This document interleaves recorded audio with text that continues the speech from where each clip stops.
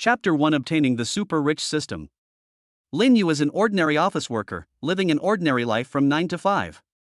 However, on this seemingly ordinary Saturday, everything changed. When he woke up, a mechanical voice suddenly sounded in his mind. Congratulations to the host for obtaining the godly rich system. You are about to start an extraordinary life. Lin Yu thought he was hallucinating, but a series of prompts from the system made him believe that all this was true. Ding, the host currently has 100 million yuan in initial funds, which can be used at will. At the same time, completing the tasks issued by the system can also obtain system points and special rewards. Lin Yu stared at the screen of his mobile phone with his eyes wide open. Postal Savings Bank, on June 6, 2000, at 8 o'clock, your account with the last digit 888 was credited via UnionPay. The income amount was 100 million yuan, and the balance was 100,700.01 yuan. I silently counted tens, hundreds, thousands, millions, trillions, and billions in my heart. It really was 100 million. This was an astronomical figure for him. He was excited and nervous, not knowing how his life would change. He decided to try out the system's functions first. He silently said in his mind, "System, system." In an instant, a virtual panel appeared in front of him, showing System points, 0. System tasks, none. System mall, not open yet. Lin Yu took a deep breath. This was all incredible. He decided to go out and enjoy this sudden wealth. Lin Yu drove his old car to the most luxurious villa area in the city. A poor man suddenly becomes rich and buys a house. He walked into the sales office and a beautiful saleswoman in professional attire immediately came up to him enthusiastically. "Welcome, sir. What kind of house would you like to see?" asked the beautiful saleswoman with a smile. Lin Yu said directly, "Introduce me to the best villa here." A hint of surprise flashed in the eyes of the beautiful saleswoman, but she quickly regained her professional smile and took Lin Yu to a large and luxuriously decorated villa. "Sir, this is our single-family villa, with an area of 500 square meters, a garden, and a swimming pool. The surrounding environment is beautiful and the supporting facilities are complete," the beautiful saleswoman introduced incessantly. Lin Yu listened to her introduction and decided in his heart that this was the one. He interrupted the beautiful saleswoman and said, "No need to say more, just tell me how much it costs." The beautiful saleswoman was stunned for a moment, then smiled and said, "This villa is priced at 58 million, including decoration and furniture, so you can move in with your luggage. If you pay the full amount, you can get a year's property fee for free." Lin Yu looked at the layout, decoration, and furniture of the villa and was quite satisfied. It was just right for him to move in with his luggage. Then he said, "If you can give me a price of 50 million and give me 5 years of property management fees, I can pay the full amount today." The beautiful saleswoman's eyes lit up, but then she hesitated. She bit her lip and looked embarrassed. "Sir, this price. I have to ask the manager for it." Lin Yu nodded and said, "Go ahead. As long as you can negotiate the price, I can pay you now." She hurried to the balcony and made a phone call. When the manager learned about this, he immediately put down his work and rushed over. He had a professional smile on his face, but his eyes revealed a hint of shrewdness. "Sir, you have a good eye, but this price?" Lin Yu raised his eyebrows, patted the manager's shoulder gently, his eyes deep and confident. "Manager, although the price of this villa with decorated furniture is much more expensive than the rough one, you should also know that not many people are willing to buy this kind of decorated one. I can be regarded as helping you solve a problem, isn't it?" The manager was slightly stunned, then nodded, still smiling, but thinking quickly in his mind, "Sir, what you said makes sense, but how about this, manager? Let's not waste time. How about this price?" Lin Yu interrupted the manager with a hint of decisiveness in his tone. The manager thought for a moment, his eyes rolled, and a decisive look appeared on his face. "Okay, then let's do as you say. Happy cooperation." Lin Yu stretched out his hand and shook it tightly with the manager. A satisfied smile appeared on his face, and the joy of success flashed in his eyes. The beautiful saleswoman watched all this from the side, secretly admiring Lin Yu's decisiveness and negotiation ability. Her face was filled with a bright smile, and the commission was not small. Excitedly said, "Sir, let's go through the formalities." While going through the formalities, Lin Yu watched the balance in his account decrease without feeling the slightest bit of distress. Instead, he felt filled with a sense of accomplishment. When the formalities were completed and the keys to the villa were obtained, Lin Yu felt that a new chapter in his life had begun. However, just as he was about to leave the sales office, an unexpected person appeared. Lin Yu was about to leave the sales office when he heard a familiar voice. He turned around and saw his ex-girlfriend Zhang Yao standing not far away, looking at him in surprise. Zhang Yao and Lin Yu were college classmates and had been in a relationship before, but because Lin Yu's financial situation was average at the time, Zhang Yao disliked him in various ways and they eventually broke up. "Lin Yu, why are you here?" Zhang Yao walked over quickly. Lin Yu smiled faintly. "Yes, what a coincidence." Zhang Yao looked Lin Yu up and down, and when she saw the villa key in his hand, a complex emotion flashed in her eyes. You bought the villa here?" Lin Yu nodded. "Yes, I just bought it." Zhang Yao was shocked. She never thought that the once ordinary Lin Yu could now afford such a luxurious villa. Where did you get so much money?" Zhang Yao couldn't help but ask. Lin Yu didn't want to explain too much, just said, "It's just good luck." Zhang Yao's eyes flickered, as if she was thinking about something. At this time, a man beside her came over and saw the key in Lin Yu's hand. His face suddenly became ugly. This man is Zhang Yao's current boyfriend, also a rich second generation, and also a college classmate of Lin Yu and Zhang Yao. He looked at Lin Yu and said in a bad tone, "Boy, are you pretending to be a big shot here? This villa is not something you can afford." Before Lin Yu could respond, Zhang Yao grabbed her boyfriend's arm and signaled him not to speak. But her boyfriend refused to give in and insisted that Lin Yu prove his strength. Lin Yu looked at the arrogant rich second generation in front of him without any fear in his heart. He smiled faintly and said, "Why? Do you think I can't afford it?" The second generation rich man sneered, "Huh, you? I think you are just trying to get attention here." Lin Yu was not angry. He took out his mobile phone, opened the bank account interface, and handed it to the rich second generation. "Look for yourself." The second generation rich man took the phone and saw the string of zeros on the account. His eyes widened and his face was full of disbelief. Zhang Yao also came over to take a look. After seeing the amount, she was also shocked and speechless. How is this possible?" The rich second generation stuttered. Lin Yu took back the phone and said with a smile, "Do you believe it now?" The rich second generation's face turned pale. He never thought that Lin Yu was so rich. Zhang Yao looked at Lin Yu with regret in her heart. She shouldn't have left Lin Yu for money. "Lin Yu, I didn't expect you to be so powerful now." Zhang Yao tried to make amends. Lin Yu didn't want to say anything more to them, so he turned around and prepared to leave. At this time, the rich second generation suddenly thought of something and started to provoke again. "Even if you have money to buy a house, so what? My family has several villas like this, and I also have a company. It's not something you can compare to." Lin Yu stopped, turned around, and a hint of coldness flashed in his eyes. "Really? Then let's wait and see." After that, he strode out of the sales office, leaving Zhang Yao and the rich second generation there. Lin Yu returned to the villa, thinking about his future life. He knew that with the godly rich system, his life would change dramatically. But he also understood that there might be more troubles and challenges. Chapter 2, Poor Little One. Lin Yu was sitting leisurely on the sofa in his newly bought villa, enjoying the relaxing weekend, when his cell phone suddenly rang. He frowned and glanced at the caller ID. It was the company manager, so he pressed the answer button. The manager's somewhat impatient voice came from the other end of the phone. "Lin Yu, why didn't you come to work today?" "Manager, today is Saturday. When I joined the company, we agreed to have 2 days off." "What's wrong?" Lin Yu said with a hint of laziness in his tone. The manager angrily said, "I don't care about the weekend off. The company has an emergency and needs you to come to work immediately." Lin Yu's face darkened instantly. He sat up straight, frowned, and a trace of displeasure flashed in his eyes. "Manager, we agreed on a 2-day weekend. This is the company's rule. I am not obliged to be on call at all times." The manager seemed to be even more angry. "Lin Yu, don't be ungrateful. I'm telling you, you're fired." Lin Yu sneered, his eyes became sharp, and his voice became a little higher. "Okay, I'll fire you. But I tell you, your salary can't be reduced by a penny. If you dare to pay less, let's see you in labor arbitration." After saying that, Lin Yu hung up the phone without hesitation. He threw the phone hard on the sofa, his chest heaving violently. His former manager squeezed his rest time and made him work overtime without paying him overtime pay. Every time he complained, he threatened to fire him.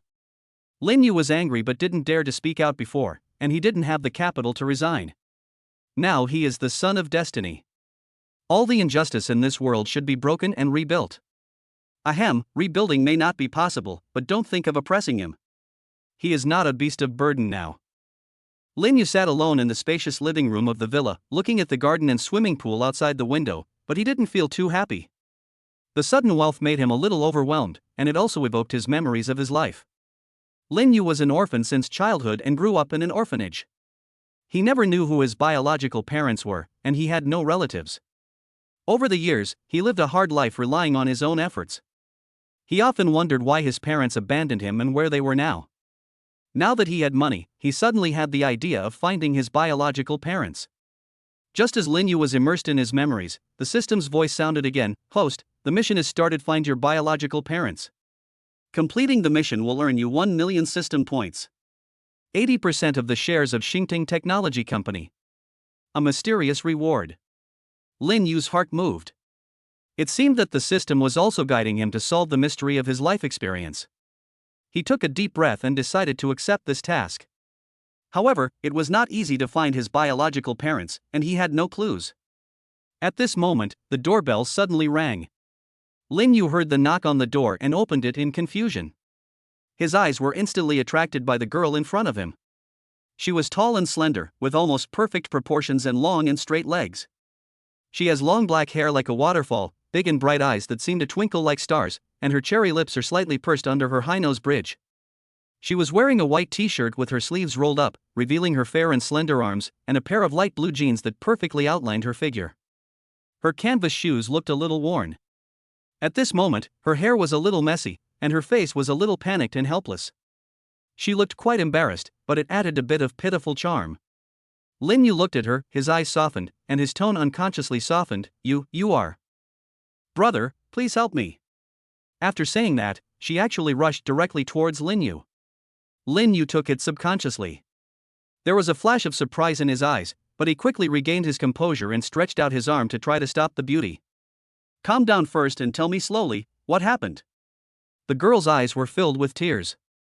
She held Lin Yu's arm tightly, her body trembling slightly, and her voice was crying, Brother, please, I really don't know what to do. They drugged me. Lin Yu's expression became serious, his eyes revealed a hint of sympathy, but he also remained vigilant. Don't panic, tell me slowly, who gave you the drug? The girl tried to calm down. She took a deep breath, her eyes a little blurry. I don't know. I drank a glass of water at home. It might be my cousin. The girl said anxiously, her face flushed. I feel a little dizzy, and my body doesn't feel right. It's so hot. Lin Yu looked at the beautiful girl in front of him, who was the flower of the garden design department of their school. A wave of sympathy surged in his heart. He hurriedly said, Come in. Since the beauty in the department didn't know him, he would just pretend not to know him. After all, he was no longer the Lin Yu of the past, he was the Lin Yu with a system. At this moment, the system sounded another reminder. Host, issuing a task, help Su Meng and make her antidote. Completing the task will earn you 1 million system points and a mysterious treasure chest. Shang Wansu couldn't help complaining in his heart. Is this system really serious? It can't be a trap. As night fell, the moonlight outside the window was like water, but the atmosphere in the room was somewhat ambiguous. After Lin Yu carried the girl into the room, time seemed to pass quickly. The girl gradually regained some of her sanity. Her face flushed, her eyes were filled with confusion and shyness, and she said weakly, What's wrong with me? Lin Yu sat on the bed and sighed softly. There were complicated emotions in his eyes, including some regret for what had just happened and worry about the girl. You should have a good rest first. I'll take you to dinner later. I'll be responsible. The girl bit her lip, her face flushed. She clutched the quilt tightly with both hands, her heart full of contradictions and entanglements. I'm sorry, I've caused you trouble. What's your name? Why are you here? Lin Yu asked softly. The girl raised her head and looked at Lin Yu with tears in her eyes. My name is Su Meng. I don't want to go home. They all want to hurt me. Lin Yu's heart tightened, and he decided to take Su Meng in first and make a decision after he understood her situation clearly. Lin Yu made a bowl of noodles for Su Meng and served it to her. After Su Meng finished eating, she felt sleepy and fell asleep on the bed. Lin Yu looked at her sleeping face, and a corner of his heart softened. He knew that he was moved by this poor little girl again. Lin Yu looked at Su Meng and secretly made up his mind to protect her well and let her live a happy life. Lin Yu arranged Su Meng in a room next to his room on the second floor. Both were suites with matching bathrooms and cloakrooms. The room was decorated very cozy. Su Meng was a little surprised, and when she thought of what happened last night, a warm feeling welled up in her heart. She got up and walked out of the room and saw Lin Yu in the living room. Lin Yu saw Su Meng and smiled and said, "Do you like it?" Su Meng blushed and nodded, "I like it, thank you, brother." Lin Yu took Su Meng to visit the villa and told her that she would live here in the future. Su Meng was surprised and moved. She felt as if she had found a warm home. In the following days, Lin Yu and Su Meng lived together in the villa. Lin Yu took good care of Su Meng, and Su Meng gradually became dependent on and fond of Lin Yu. The ambiguous atmosphere between the two became stronger and stronger. One night, Lin Yu and Su Meng sat in the garden together to watch the stars. Su Meng suddenly leaned on Lin Yu's shoulder, and Lin Yu's heartbeat accelerated a bit. "Brother, I feel so safe with you by my side," Su Meng said softly. Lin Yu turned his head and looked at Su Meng. Her face looked particularly attractive under the moonlight. Lin Yu couldn't help but reach out and gently stroked her hair. The system's voice came from my mind, "Host, congratulations on successfully completing the task. I will reward you with 1 million system points and a mysterious treasure chest. The points can be used to exchange for various items in the system mall. There are surprises hidden in the mysterious treasure chest." Lin Yu was delighted. He didn't expect to complete the task so quickly and get such a generous reward.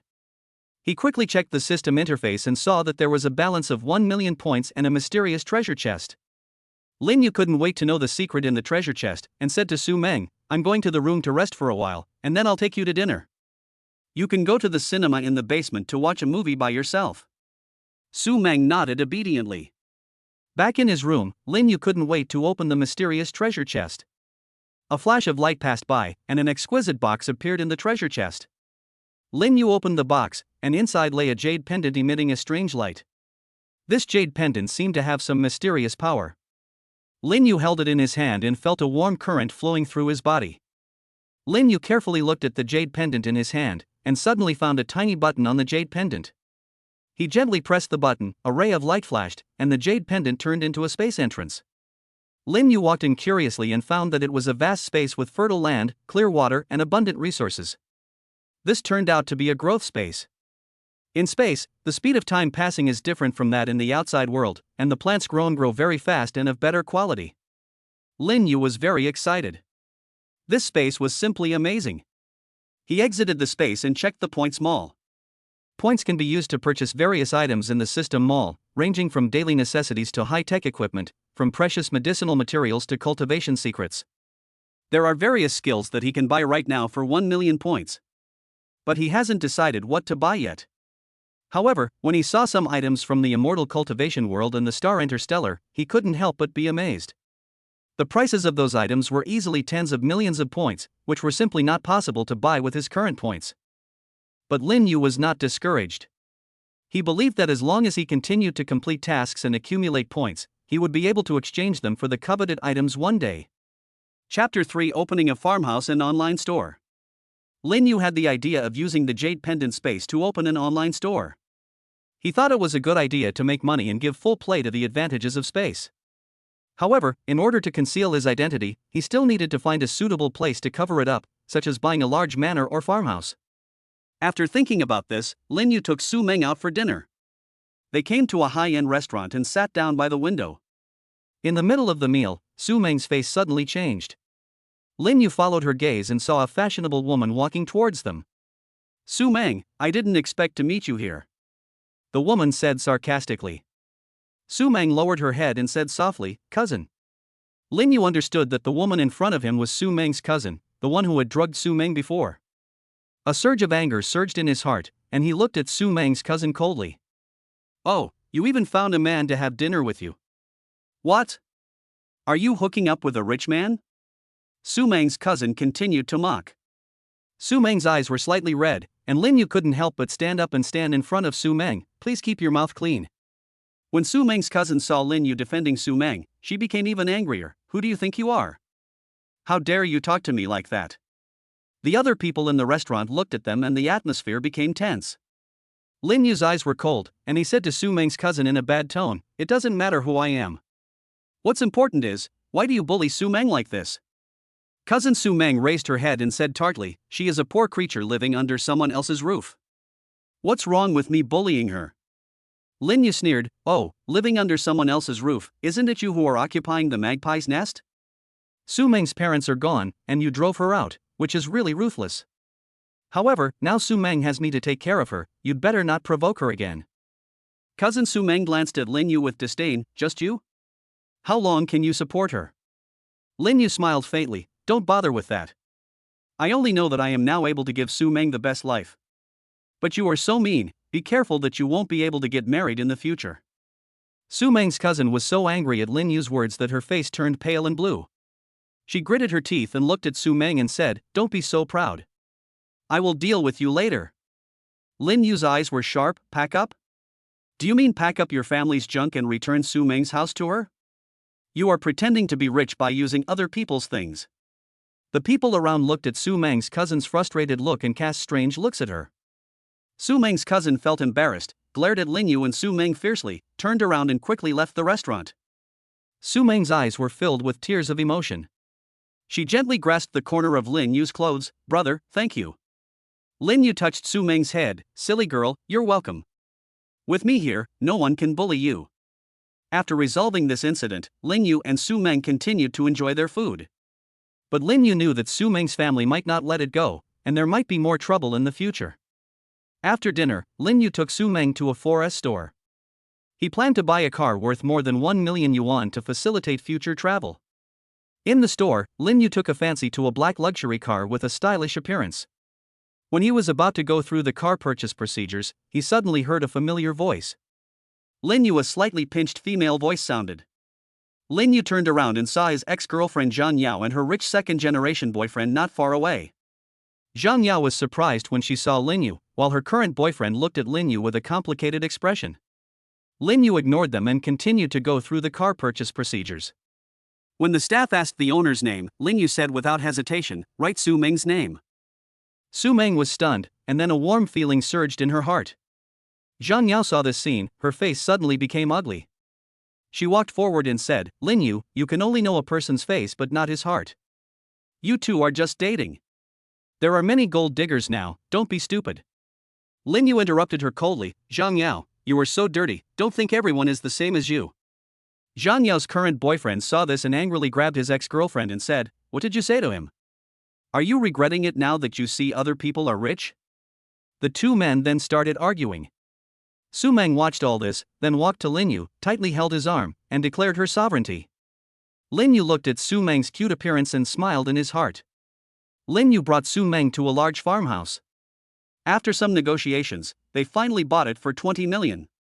Su Meng stood in the spacious farmhouse yard, her eyes sparkling. "Brother, this place is so big, it will definitely be beautiful in the future." Lin Yu smiled and nodded, then looked at Su Meng seriously. "Xiao Meng, I want you to design this farmhouse, what do you think?" Su Meng was surprised and excited. "Really? Brother, I'm afraid I can't do it well." Lin Yu encouraged, "Don't be afraid, I believe you can do it. Just design it according to your own ideas, and I will fully support you." Su Meng's eyes flashed with determination. "Okay. Brother, I will definitely work hard."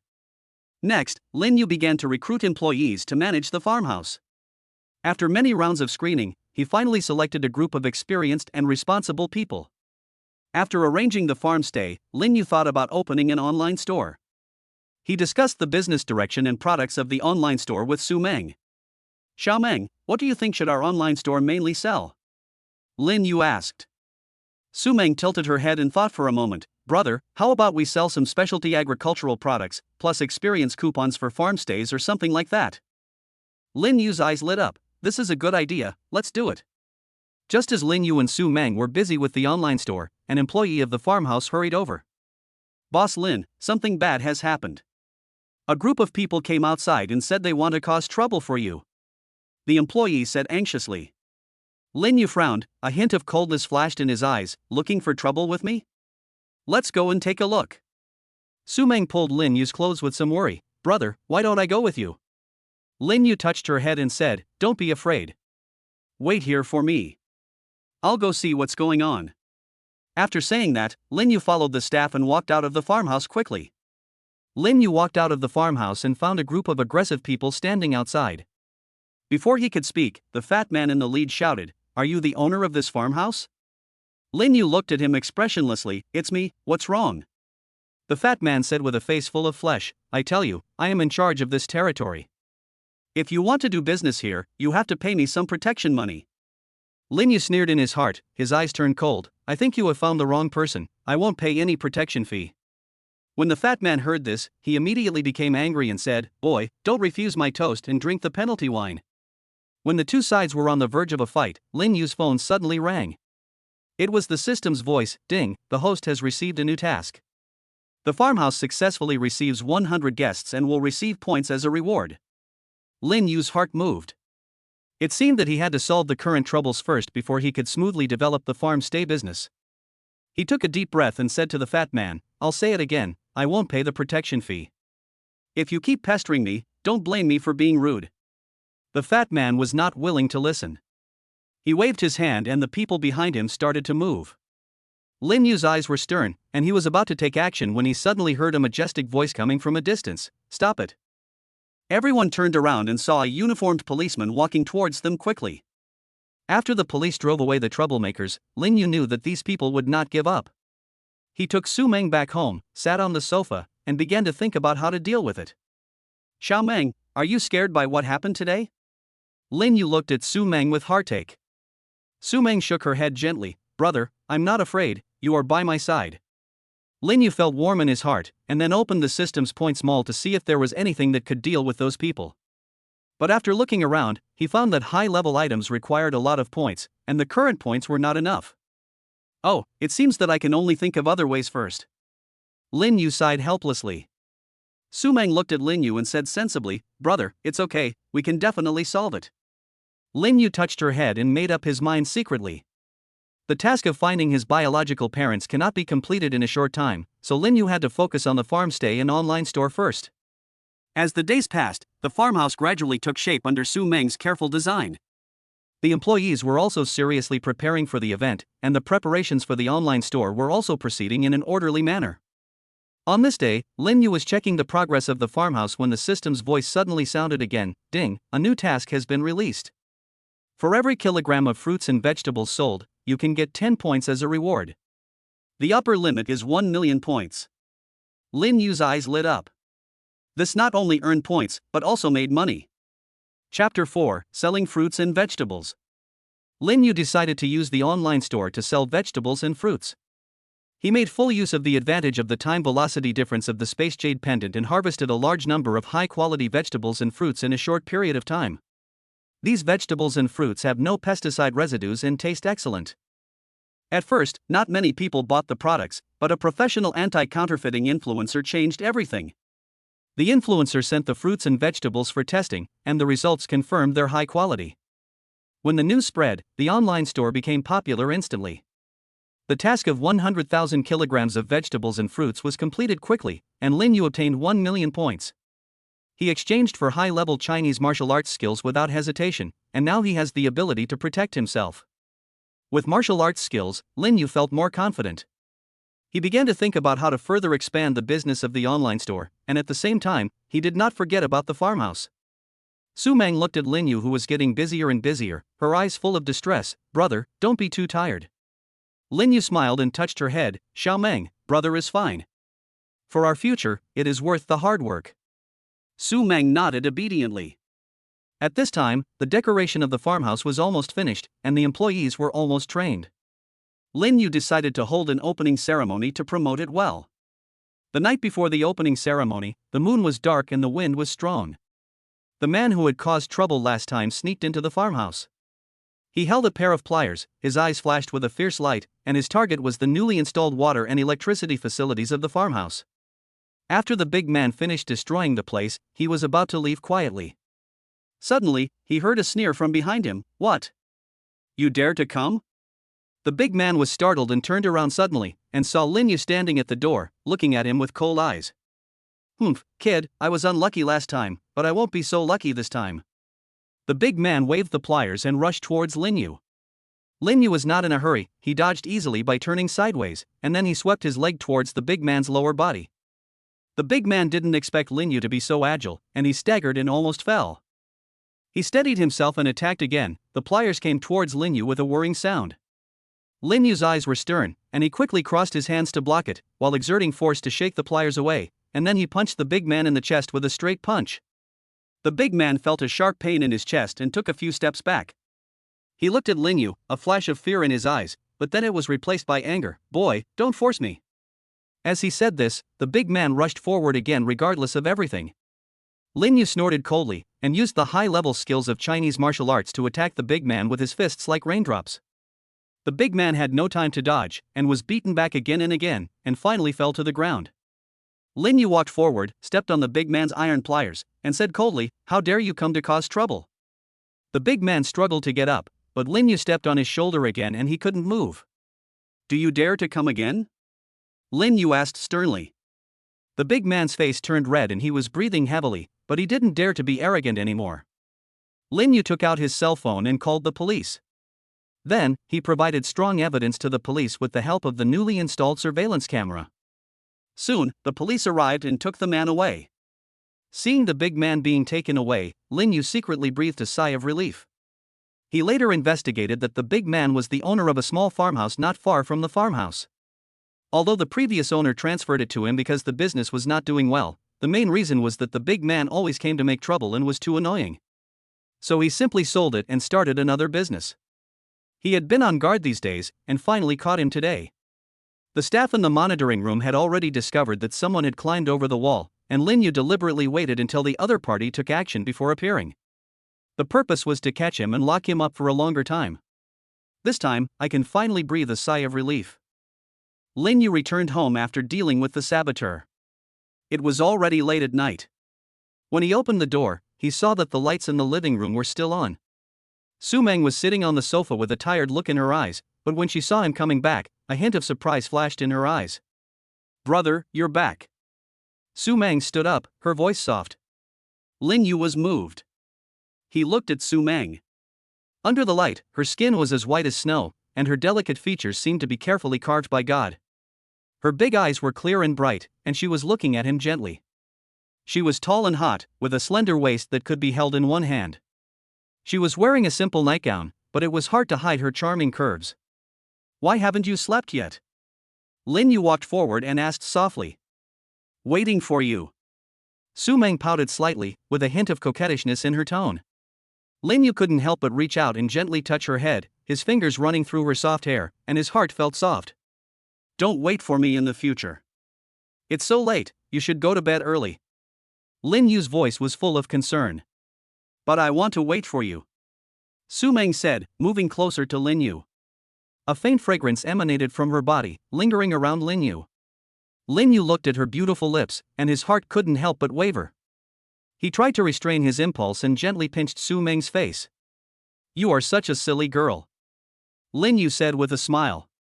Su Meng leaned gently in Lin Yu's arms, feeling his warmth. Lin Yu also hugged her, and at this moment, the room was filled with an ambiguous atmosphere.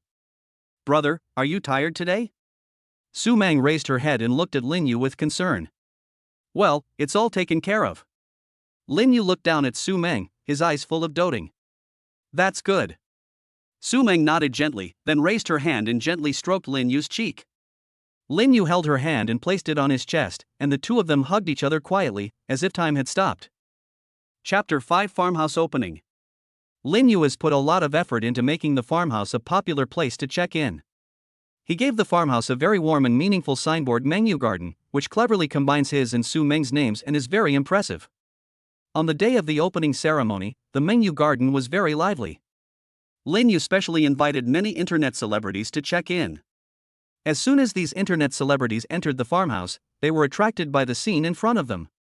The decoration of the farmhouse is very unique, full of the artistic conception of the Jiangnan water town. The white walls and black tiles, the small bridge and the flowing water make people feel as if they are in a beautiful painting. The yard is full of various flowers and green plants.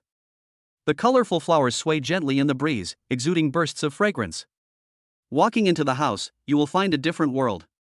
The wooden tables and chairs are antique, and there are some country-style paintings hanging on the walls. The restaurant is filled with exquisite tableware, which makes people's appetite increase. The facilities in the farmhouse are also very complete. There are comfortable guest rooms, which are warmly and comfortably decorated, and the bedding is soft and clean. There is also a spacious leisure area with sofas and coffee tables for guests to rest and chat. In addition, there is a small conference room for hosting some small events. Internet celebrities picked up their phones and took photos and videos of every corner of the farmhouse. They posted a large number of photos and videos on social media, with captions such as "Super beautiful internet celebrity check-in spot Mengyu garden and the farmhouse is like a Jiangnan water village, so beautiful."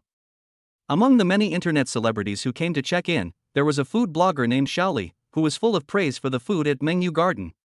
He tasted the special farmhouse dishes in the farmhouse, such as the chicken stewed with firewood, which was tender and juicy, and paired with a rich soup, which was unforgettable, and the stir-fried seasonal vegetables made from freshly picked vegetables, which retained the most original sweetness of the vegetables. Xiaoli introduced the cooking methods and taste of each dish in detail in his video, and also specifically mentioned the freshness and original flavor of the ingredients. Another travel blogger, Xiao Zhang, has a special liking for the environment of the farmhouse. He strolled along the small bridges and streams, taking photos of the quaint buildings and the gorgeous flowers. He said in the video, "This place seems to be a paradise isolated from the world, and every scene is as beautiful as a painting." He also showed the layout of the guest rooms, the comfortable beds, and the exquisite decorations, making the audience feel as if they were there. There is also a life blogger named Xiao Wang, who experienced various activities in the farmhouse. She participated in the process of picking vegetables by hand and felt the joy of rural life. She also played board games with other tourists in the leisure area, laughing constantly. Xiao Wang shared in the video, "Here, not only can you enjoy the beautiful scenery and taste delicious food, but you can also spend a good time with everyone. It's really fun." What makes Mengyu Garden different from other farmhouses is its unique artistic conception and rich activities. This is not just a place to eat, but also a good place for people to relax and enjoy life. In addition to delicious food and beautiful scenery, the farmhouse also has some special experience projects. For example, tourists can learn how to plant and fertilize with old farmers and understand the growth process of crops. They can also participate in handicrafts, such as making traditional bamboo crafts. In addition, Mengyu Garden also pays attention to details. The layout of each landscape has been carefully designed, and even the small signboards are full of artistic sense. The music in the restaurant is soft and soothing, making people feel comfortable while dining. Moreover, the service here is also very thoughtful, and the staff always smiles and is ready to help tourists at any time. With the strong recommendation of internet celebrities, the popularity of Mengyu Garden has increased rapidly. "Lin Yu, you are really amazing." Su Meng looked at Lin Yu with a smile, her eyes full of admiration. "You have done such a good job in the farm stay business and attracted so many tourists so quickly." Lin Yu shook his head slightly, looking at Su Meng tenderly. "This is all thanks to you. Your design has made an indelible contribution to the appearance of Mengyu Garden today. Without your careful creation, everyone would not like this place so much." The two stood in the courtyard of the farmhouse, surrounded by blooming flowers and gurgling water. Su Meng's cheeks flushed slightly, and she gently played with the hair beside her ears. "You are always so humble. In fact, you are also very talented in business, and you can arrange so many things in an orderly manner." Lin Yu took a step forward and got closer to Su Meng. "That's also because you are by my side supporting me and giving me advice." As he said that, he couldn't help but reach out and gently touch Su Meng's shoulder. Su Meng's heart felt like it was gently scratched by a cat's claws, and she smiled shyly. "We will have to work together in the future to make Mengyu Garden better." Lin Yu nodded, his eyes firm. "Yes, definitely." At this time, a breeze blew and blew off a few petals, one of which fell on Su Meng's head. Lin Yu reached out and gently brushed it away for her, and his fingers inadvertently touched her cheek, as if an electric current was flowing between the two of them. Su Meng's face turned even redder, and she lowered her head, not daring to look directly into Lin Yu's eyes. Lin Yu looked at her shy appearance, and his heart moved, and he couldn't help but whispered, "Su Meng, I'm really happy to do these things with you." Su Meng raised her head and met Lin Yu's gaze, her eyes sparkling. "Me too, Lin Yu." The two of them just stared at each other quietly. Everything around them seemed to be still, only the sound of each other's heartbeats and breathing intertwined. However, good times are always short-lived. Just then, a staff member ran over in a hurry and interrupted their ambiguous atmosphere. "Boss Lin, please let my son go." A white-haired old woman came to Lin Yu with a haggard woman, crying and complaining with tears and snot. Yes, Boss Lin, my husband was also confused for a moment. You are a magnanimous person. Don't bother with him. The woman also echoed, with a hint of pleading in her eyes, but a hint of threat in her words. Do you know how much damage he caused us when he came to make trouble before? Lin Yu's face was calm, but his eyes were very sharp. When the old woman heard this, she immediately started crying again. We are already poor. If he is arrested, how will we, an orphan and a widow, survive? Boss Lin, please have pity on us. That's right, Boss Lin, you are so rich, so don't pick on us poor people. The woman also began to wipe her tears and deliberately pretended to look pitiful. Lin Yu sneered, you are blackmailing me morally. He violated the law and discipline, so he should be punished. It has nothing to do with whether I have money or not. Seeing that Lin Yu didn't buy it, the old woman's tone suddenly became tough. Boss Lin, you don't want to make a big deal, do you? If it gets out that you are so cruel to us orphans and widows, it won't be good for your business. Lin Yu's eyes were stern. I always do things with a clear conscience.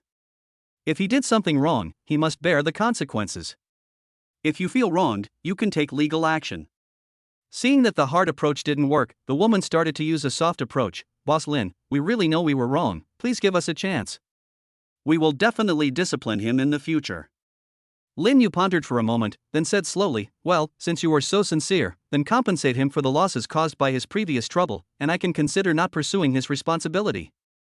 When the old lady and the woman heard this, they immediately looked embarrassed and stammered for a long time without being able to utter a word. What? Can't you do it? Lin Yu asked with a raised eyebrow. The two had no choice but to leave in disgrace.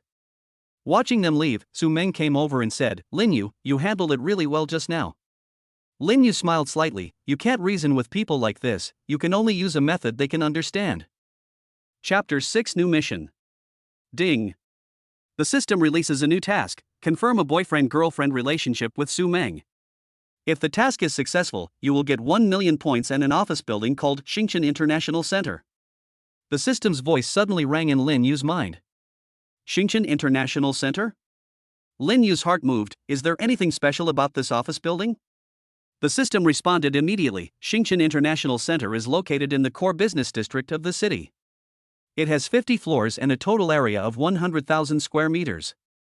The market value of each square meter is 20,000, and the total value is as high as 2 billion. Its internal facilities are luxurious, equipped with advanced intelligent office systems and high-end decoration. It is a commercial landmark with a very modern and technological feel. Lin Yu couldn't help but be amazed after hearing this. This reward was too generous. But it was not an easy thing to establish a boyfriend-girlfriend relationship with Su Meng.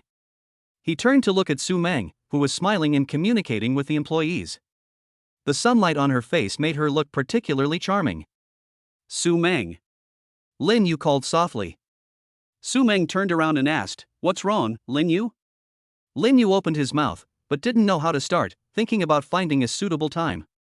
What's the matter? Su Meng asked doubtfully when she saw Lin Yu hesitated to speak. Nothing. Lin Yu shook his head, secretly regretting why he couldn't say it at the critical moment. Oh, okay then. Su Meng didn't think much about it. By the way, I think we can plant some different flowers in the yard, it will be more beautiful. Okay, I'll listen to you. Lin Yu looked at Su Meng lovingly. However, his mind was not on planting flowers, but on the system's tasks and the generous rewards. What should I do? How should I tell Su Meng? Lin Yu fell into deep thought. But Su Meng didn't know that Lin Yu was experiencing a dilemma in his heart. Lin Yu didn't hesitate for too long. He also thought that a confession must be prepared in advance. He had to plan it well. That day, Lin Yu took Su Meng shopping and met an acquaintance. Xiao Zhang, what a coincidence. Lin Yu greeted with a smile. When Xiao Zhang saw Lin Yu, a hint of surprise flashed in his eyes. Brother Lin, long time no see. Why are you here? Lin Yu asked curiously. Xiao Zhang sighed, oh, forget it. It's still the same company, and the leader is still the same. It turns out that the company they worked for before was an internet software developer. It was called Shangjia Interactive Entertainment. In order to pursue performance, the company leaders often asked employees to work overtime until late at night, and they could not rest on weekends, and the salary was not high. Brother Lin, after you left, the leader still said bad things about you in the meeting, saying that you don't know how to work in a team and have no sense of responsibility. Xiao Zhang said indignantly. Lin Yu sneered, oh, he wants to set a negative example for you. That's right. Everyone is angry but dares not speak out. Xiao Zhang shook his head helplessly. By the way, Xiao Zhang, have you ever thought about changing jobs? Lin Yu asked. Xiao Zhang hesitated for a moment and said, alas, it's not easy to find a job nowadays. Lin Yu's heart moved. I plan to open a company in Xinjiang International with the same business as the original company. Are you interested in coming? Xiao Zhang's eyes lit up. Really? Brother Lin, that's great. However, it may be difficult in the early stages, so you have to be mentally prepared, Lin Yu reminded. No problem, Brother Lin, I believe I will be right to follow you. But it's not easy to rent an office at Xinjiang International. Not only is it expensive, but you also need connections, Xiao Zhang said doubtfully. Lin Yu didn't look like a rich man before. But if the other party can really open a company in Xinjiang International, it must be easy to find someone who is not short of money, and it will definitely be a good deal if I switch jobs there. Don't worry about this. I have already found the relationship. I will inform you when it is ready. The salary will definitely be higher than Shang Jia's. Lin Yu patted Xiao Zhang's shoulder. Xiao Zhang was delighted when he heard this and said, okay, I'll wait for your news. Just then, Su Meng came over and asked, Lin Yu, what are you talking about? When Xiao Zhang saw Su Meng, his eyes lit up immediately. Today, Su Meng was wearing a light blue dress with a delicate lace trim around the neckline, which made her neck look even more slender. The hem of her dress fluttered in the wind like a blooming flower. She was tall and slender, with exquisite curves, especially her waist that could be held in one hand, which made people unable to help but take a second look. Brother Lin, this beauty is your girlfriend, right? Xiao Zhang asked with envy. Lin Yu did not deny it, but just smiled. Su Meng was about to deny it but was interrupted by Xiao Zhang. Wow, sister-in-law is so beautiful. Xiao Zhang said excitedly, she and Brother Lin are a perfect match made in heaven. Su Meng's face flushed slightly, no, Sister-in-law, don't be so modest. Xiao Zhang continued to praise, you two standing together are such a perfect match. Lin Yu looked at Su Meng's shy appearance and felt secretly proud. By the way, sister-in-law, how did you and Brother Lin know each other? Xiao Zhang asked curiously. Su Meng looked at Lin Yu helplessly, We met while working together on the farmhouse project. Lin Yu took over the conversation, Su Meng is very good. Her design makes the farmhouse very beautiful. Wow, my sister-in-law is not only beautiful, but also so talented. Brother Lin, you even opened a farm stay and invited us to have fun wherever you are, Xiao Zhang praised sincerely. Lin Yu took out a business card and handed it to Xiao Zhang, saying, here is the specific address. If you go, you can call me and I will treat you to a meal. Lin Yu didn't directly say it was free, he just said he would treat him to a meal. Although Lin Yu was rich now, he didn't want to be taken advantage of. And he knew the principle of gratitude and resentment. But Su Meng was an exception. Su Meng smiled helplessly, but felt a little sweet in her heart. Lin Yu was laughing secretly on the side, enjoying the feeling of being misunderstood. Gently holding Su Meng's little hand. After Lin Yu said goodbye to Xiao Zhang, he happily took Su Meng to continue shopping. Now he has strong financial strength. After buying a house, a car, and a farmhouse, he still has 20 million left from the 100 million rewarded by the system. In addition, with the recent profits from selling vegetables and fruits, shopping is naturally stress-free. They first came to an internationally renowned women's clothing brand store. The clothing in the store is novel and uniquely designed. Lin Yu fell in love with the white dress at first sight. The fabric of the dress was as soft as a feather, and the neckline was inlaid with a circle of crystal-clear rhinestones, which sparkled under the light. The hem of the dress was an irregular design, which looked playful and fashionable. Lin Yu picked up the dress and turned to look at Su Meng. Su Meng, try this one, I think it will look good on you. Su Meng hesitated, but still took the dress and walked into the fitting room. When she came out after changing, Lin Yu's eyes lit up. The white dress fit her body curve perfectly, setting off her figure to the fullest. The rhinestone neckline set off her fair skin, making her look more noble and elegant. The skirt fluttered in the wind, as if she was about to dance. Lin Yu's eyes were full of amazement, and the corners of his mouth rose unconsciously.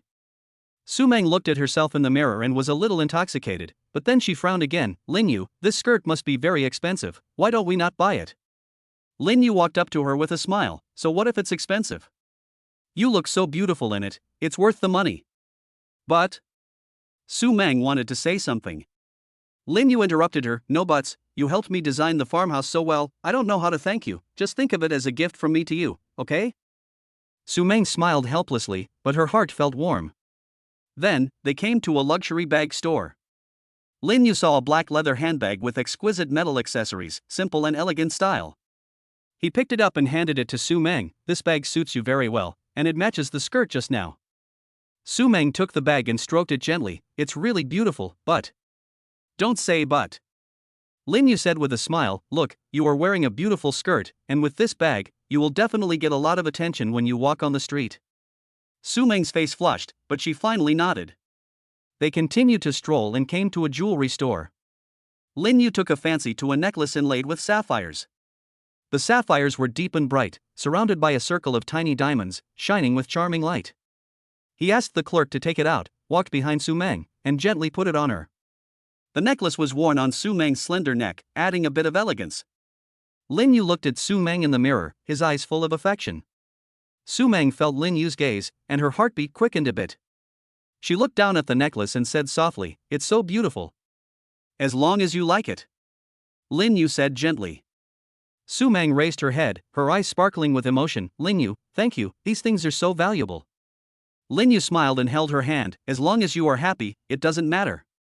Su Meng felt mixed emotions. She knew that Lin Yu was rich now, but she still didn't want him to spend so much money. However, Lin Yu's persistence and kindness made it impossible for her to refuse. She secretly made up her mind to find a chance to repay Lin Yu in the future. They walked out of the mall with a lot of gains. The afterglow of the setting sun shone on them, casting long shadows. Su Meng wore a newly bought skirt, a bag on her back, and a necklace, like a princess. Lin Yu looked at Su Meng, his heart full of happiness and satisfaction. He knew that his feelings for Su Meng had deepened a lot on this day. Chapter 7 Confirmation of Relationship. Lin Yu made careful preparations to give Su Meng an unforgettable confession. He chose a beautiful lakeside meadow surrounded by a white fence with pink ribbons and flowers wrapped around it. There were many white chairs on the lawn, with an open space in the middle, and red rose petals were laid out to form a big heart shape. On the day of confession, Lin Yu wore an exquisite white suit and a red bow tie, looking particularly handsome and energetic. His eyes revealed nervousness and expectation, and he looked at the entrance from time to time, waiting for Su Meng to arrive. Su Meng was invited by Lin Yu to come here.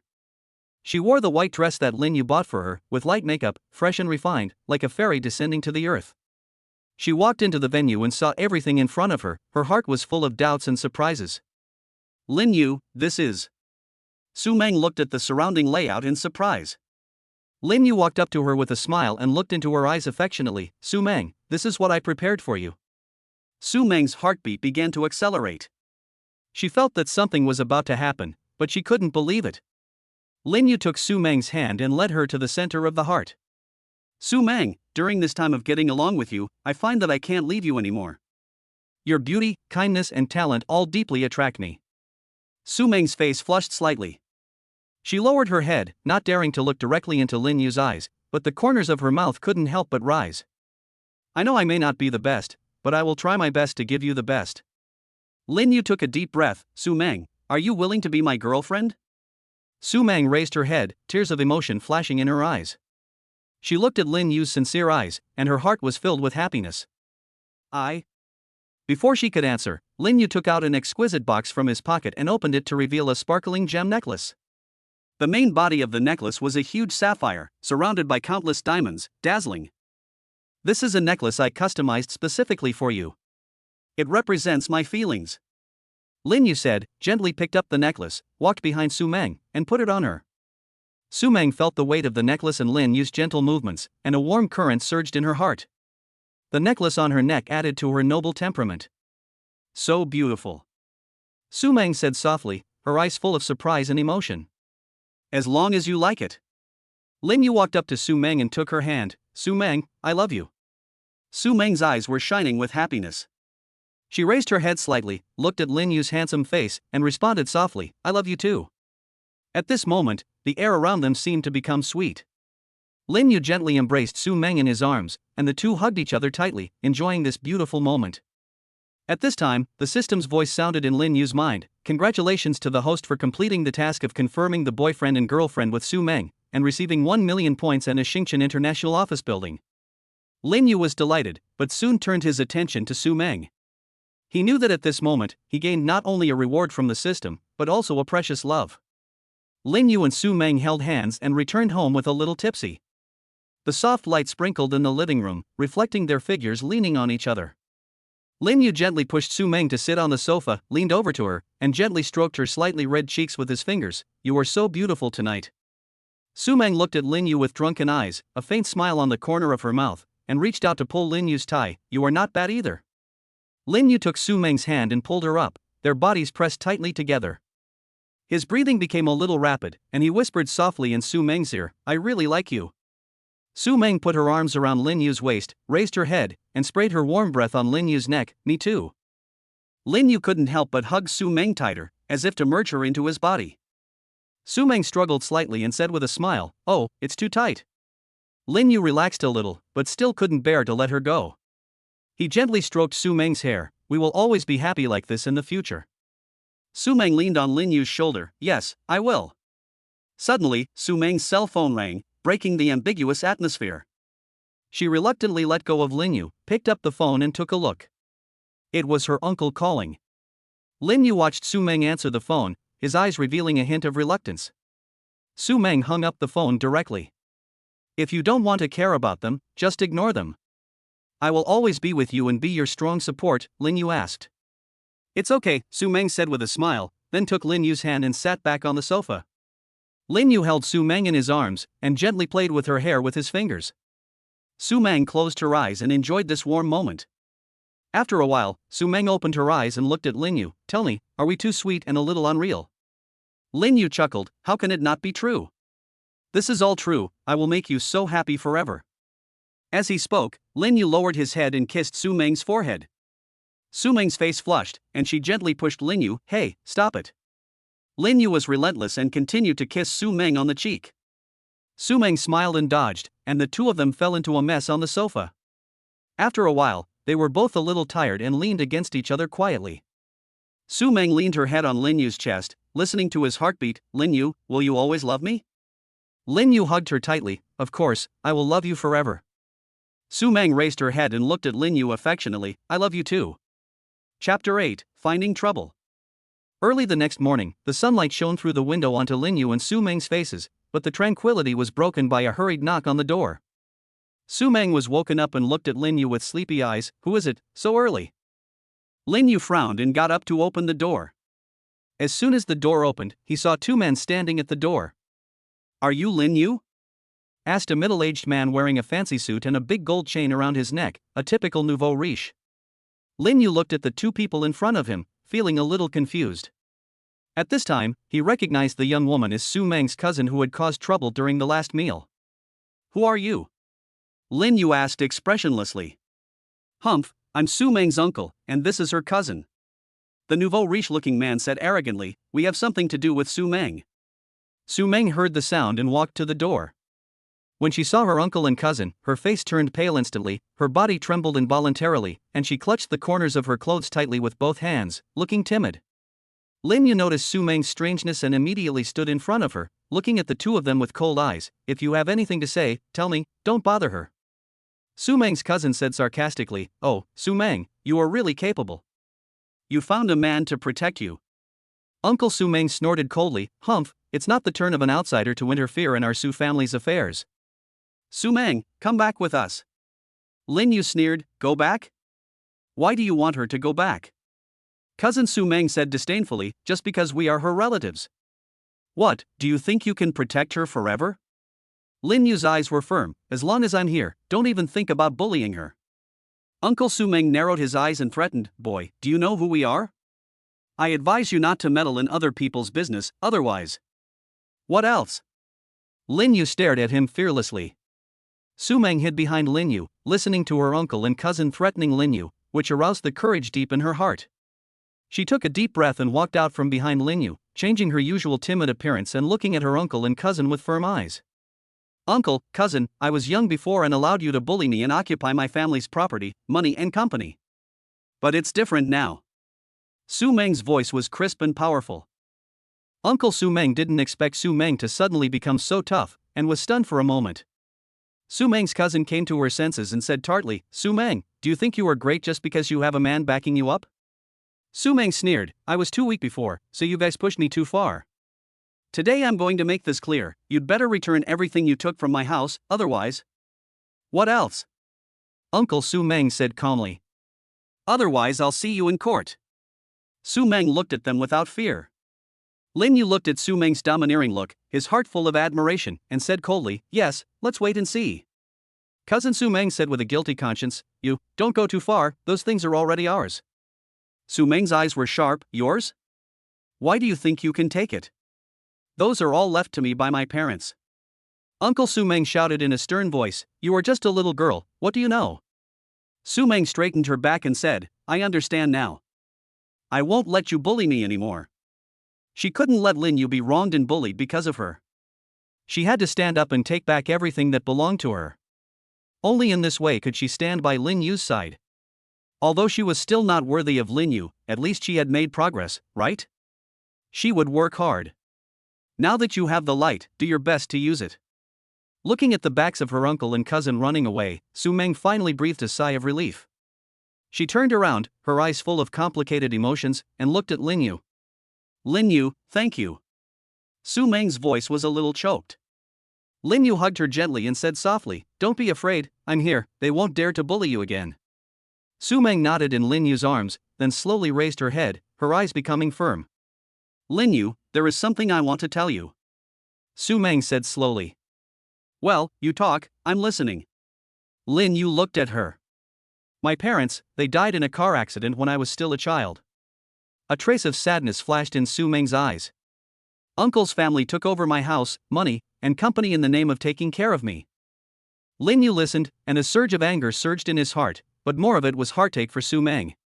He knew that things were definitely not that simple, and Su Meng must have experienced a lot of unknown pain. "What happened to the company later?" Lin Yu asked softly. "The company has closed down." Su Meng lowered her head. "But now I just want to take back what belongs to me, even if it's just part of it." Lin Yu held her hand tightly. "Don't worry, I will help you. No matter what the cost, we must make them return everything they shouldn't have taken." Su Meng's eyes sparkled with tears, and she looked at Lin Yu with emotion. "With you here, I'm not afraid of anything." Lin Yu gently wiped away the tears from her eyes. "In the future, I will always be with you and face these difficulties together." "Thank you, Lin Yu, I'm glad you're here, I'm glad you showed up." Chapter 9 School Memories. Su Meng and Lin Yu stood in front of the window, the sun shining on them. Su Meng took a deep breath, with a determined light flashing in his eyes. "Lin Yu, I have decided. I will use the knowledge I have learned to take back everything that belongs to me." Su Meng turned and looked at Lin Yu. Lin Yu smiled and nodded. "I believe you can do it. But how do you plan to do it?" Su Meng's eyes flashed with cunning. "In fact, although I majored in landscape design in college, I also minored in law, specializing in inheritance, and I have already obtained a lawyer's license." Lin Yu looked at her in surprise. "I didn't expect you to have such a skill." Su Meng smiled and said, "It's just that I can't be my own lawyer, and I just graduated and don't have any money, so I have to wait until I save enough money to sue them. But now that I have you, this is not a problem." Lin Yu gently scratched her nose. "Of course, you are my real girlfriend now, don't worry about the money. Besides, after you get your own money back, you can give it back to me." Su Meng smiled sweetly. "Well, I am confident that with what I have learned, I am capable enough to repay it. By the way, you and I are actually from the same university, Jiangda," Su Meng said. Lin Yu's heart moved. In fact, he had known about it for a long time. He had seen Su Meng when he was in school. "Oh? Really? That's really a coincidence," Lin Yu said, pretending to be ignorant. Su Meng continued, "Besides, my home is in the same community as your villa. I saw you in the community before, so I knocked on your door after I was kicked out of my home that day." Lin Yu recalled some scenes from school before. In fact, he had noticed Su Meng at that time, but he just didn't tell her. On the campus of Jiangda, the sun shines through the gaps in the leaves. Lin Yu is walking on the road to the library, when suddenly a familiar figure appears in front of him. That was Su Meng. She was wearing a white dress, the hem of her dress fluttering gently in the breeze. She was walking and chatting with a few classmates. Her smile was like the brightest flower in spring. Lin Yu's eyes were instantly attracted, and his heartbeat accelerated unconsciously.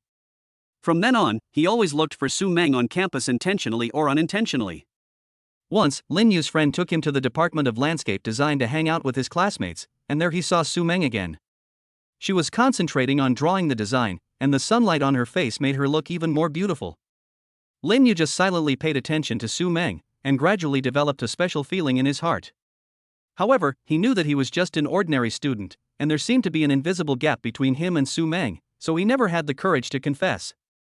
Now, when Su Meng said that she knew they were from the same school, Lin Yu was still a little surprised. After all, he was a nobody in school, and Su Meng was the most beautiful girl in the Department of Landscape Design, and her fame was much higher than his. "So you know me too?" Lin Yu said calmly. Su Meng smiled and said, "Of course, there are only so many people in the Department of Landscape Design, and you often come to play with your friends. I have only seen you a few times." A warm feeling welled up in Lin Yu's heart. All those days when he had been paying silent attention to Su Meng had now become beautiful memories. On the campus of Jiangda University, Lin Yu always paid silent attention to Su Meng. He would come to the cafeteria early every morning just to secretly take a look at Su Meng when she came to get food. Sometimes, he would deliberately take a detour and pass by the classroom of the Department of Landscape Design, slowing down his pace, hoping to run into Su Meng. When he saw her coming out with her classmates, Lin Yu's heartbeat would speed up and his eyes would become particularly gentle. Whenever the school held an event, Lin Yu would always look for Su Meng in the crowd. When he saw her smile on the stage or participating in an event, Lin Yu would think it was the most beautiful picture in the world. Once, Su Meng was sketching by the lake on campus, and Lin Yu hid behind a tree far away, watching her quietly. The sun shone on Su Meng's hair, and her focused expression intoxicated Lin Yu. He watched silently for a long time until Su Meng finished her painting and left. Lin Yu had been secretly in love with Su Meng for 2 years. During these 2 years, he never mentioned this feeling to anyone. He felt that he was not worthy of Su Meng. She was so outstanding, and he was just an ordinary student. Su Meng actually noticed Lin Yu's gaze, and she knew that Lin Yu might like her. Although she was good looking, she was from a poor family and was usually very low-key, so not many people pursued her. Those rich second generations who pursued her looked down on her, and those who had no money were afraid that she would become a burden. Therefore, Su Meng had never been in a relationship. Originally, Su Meng thought that if Lin Yu confessed to her, she would agree, and she was even prepared to take the initiative. However, just as she was about to take action, she found out that Lin Yu had a girlfriend. The reason why Lin Yu was with Zhang Yao was because Zhang Yao took the initiative to pursue him. At that time, Lin Yu had never thought of confessing to Su Meng because of his inferiority complex. Faced with Zhang Yao's initiative, he agreed. Later, Lin Yu found out that Zhang Yao was dating him just to get him to help her with her homework. During college, Lin Yu lived frugally in order to be with Zhang Yao. He would get up early every day, go to the school library to reserve a seat, and then work part-time in his spare time. He distributed flyers, worked as a tutor, and helped serve dishes in the cafeteria. In order to earn more money to buy gifts for Zhang Yao, he even didn't want to buy a new piece of clothing. Most of the money he earned from part-time work every month was spent on Zhang Yao. He would buy Zhang Yao her favorite cosmetics, take her to the movies, and go out to eat, but he always ate the cheapest meals. After graduation, Zhang Yao dumped him mercilessly. Lin Yu then realized how worthless his efforts were. Lin Yu recalled the past days with mixed feelings. He had paid so much for Zhang Yao, but ended up with such an ending. As for Su Meng, after she knew that Lin Yu had a girlfriend, her secret crush on him came to an end. She was also moved by Lin Yu's actions, but it was too late. What's past is past. Lin Yu took a deep breath and forced a smile. Su Meng looked at him, a trace of heartache flashed in her eyes. Well, it will be better in the future. Actually. Lin Yu hesitated to speak. He didn't know whether he should tell Su Meng that he had a crush on her. What's wrong? Su Meng looked at him curiously. Lin Yu hesitated for a moment, but decided not to say anything for the time being. Nothing, I just feel very lucky to be with you now. Su Meng smiled sweetly. I feel very lucky too. Lin Yu looked at Su Meng's smile and became more determined to treat her well. He wanted to be better than Zhang Yao, because Su Meng was worth it. The dream coming true after unrequited love will make the couple cherish each other even more. Chapter 10 Xingchen International Building. Lin Yu brought Su Meng to the Xingchen International Building. This modern building towered into the clouds and shone with golden light in the afterglow of the setting sun. They walked into the office building, into a spacious and bright lobby with a marble floor that was luminous, and the chandelier on the ceiling was like a starry sky, emitting a soft glow. The property manager had been waiting here for a long time. He smiled and walked up to greet Lin Yu and Su Meng. "Mr. Lin, welcome to the inspection." Lin Yu nodded slightly, and then began to carefully check the decoration and design of the office building. The interior decoration style of the office building is simple yet elegant. The corridors on each floor are covered with thick carpets and exquisite paintings are hung on the walls. The office has a reasonable layout and excellent lighting. Through the huge floor-to-ceiling windows, you can overlook the beautiful scenery of the entire city. The decoration and design are really nice, Su Meng said softly. Lin Yu smiled and responded, "Yes, indeed." Then, Lin Yu asked the property manager about the monthly rent. The property manager replied respectfully, "Mr. Lin, the rent here is currently determined according to different floors and areas. The average monthly rent is about 200 yuan per square meter."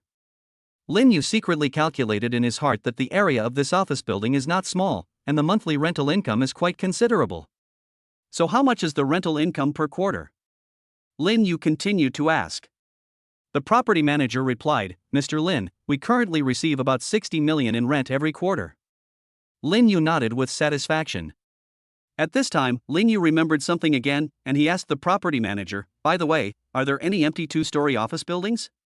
The property manager quickly replied, "Mr. Lin, there are two companies that are going to cancel their lease in 2 days. Each company rented one floor, the 16th and 18th floors respectively." A trace of thought flashed in Lin Yu's eyes, and then he turned to look at Su Meng. "What do you think of these two floors?" Su Meng thought for a moment and said, "The location of Xingchen International Building is very good, but wouldn't it be inconvenient if your company is not on the same floor, and there is a floor in between?" Lin Yu smiled slightly. "There is another layer left for you." Su Meng was puzzled, but the property manager was not in a position to ask directly. Afterwards, the property manager took Lin Yu and Su Meng to the top floor, where the property was located and which also contained Lin Yu's extra-large suite office. The office is luxuriously and comfortably furnished with a huge desk, comfortable sofas, and panoramic floor-to-ceiling windows. Lin Yu looked at his office with a lot of emotion in his heart. This office building carries his dreams and efforts, and now everything is slowly getting better.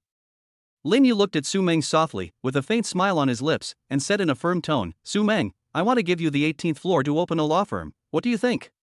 Su Meng's eyes widened when she heard this, her face full of shock. She unconsciously covered her mouth with both hands, her voice trembling slightly. "Lin Yu, this is too expensive, Lin Yu took a step forward and closed the distance between him and Su Meng, his eyes sincere. "It's nothing, I believe you can run the law firm well." As he said that, he stretched out his hand and patted Su Meng's shoulder gently.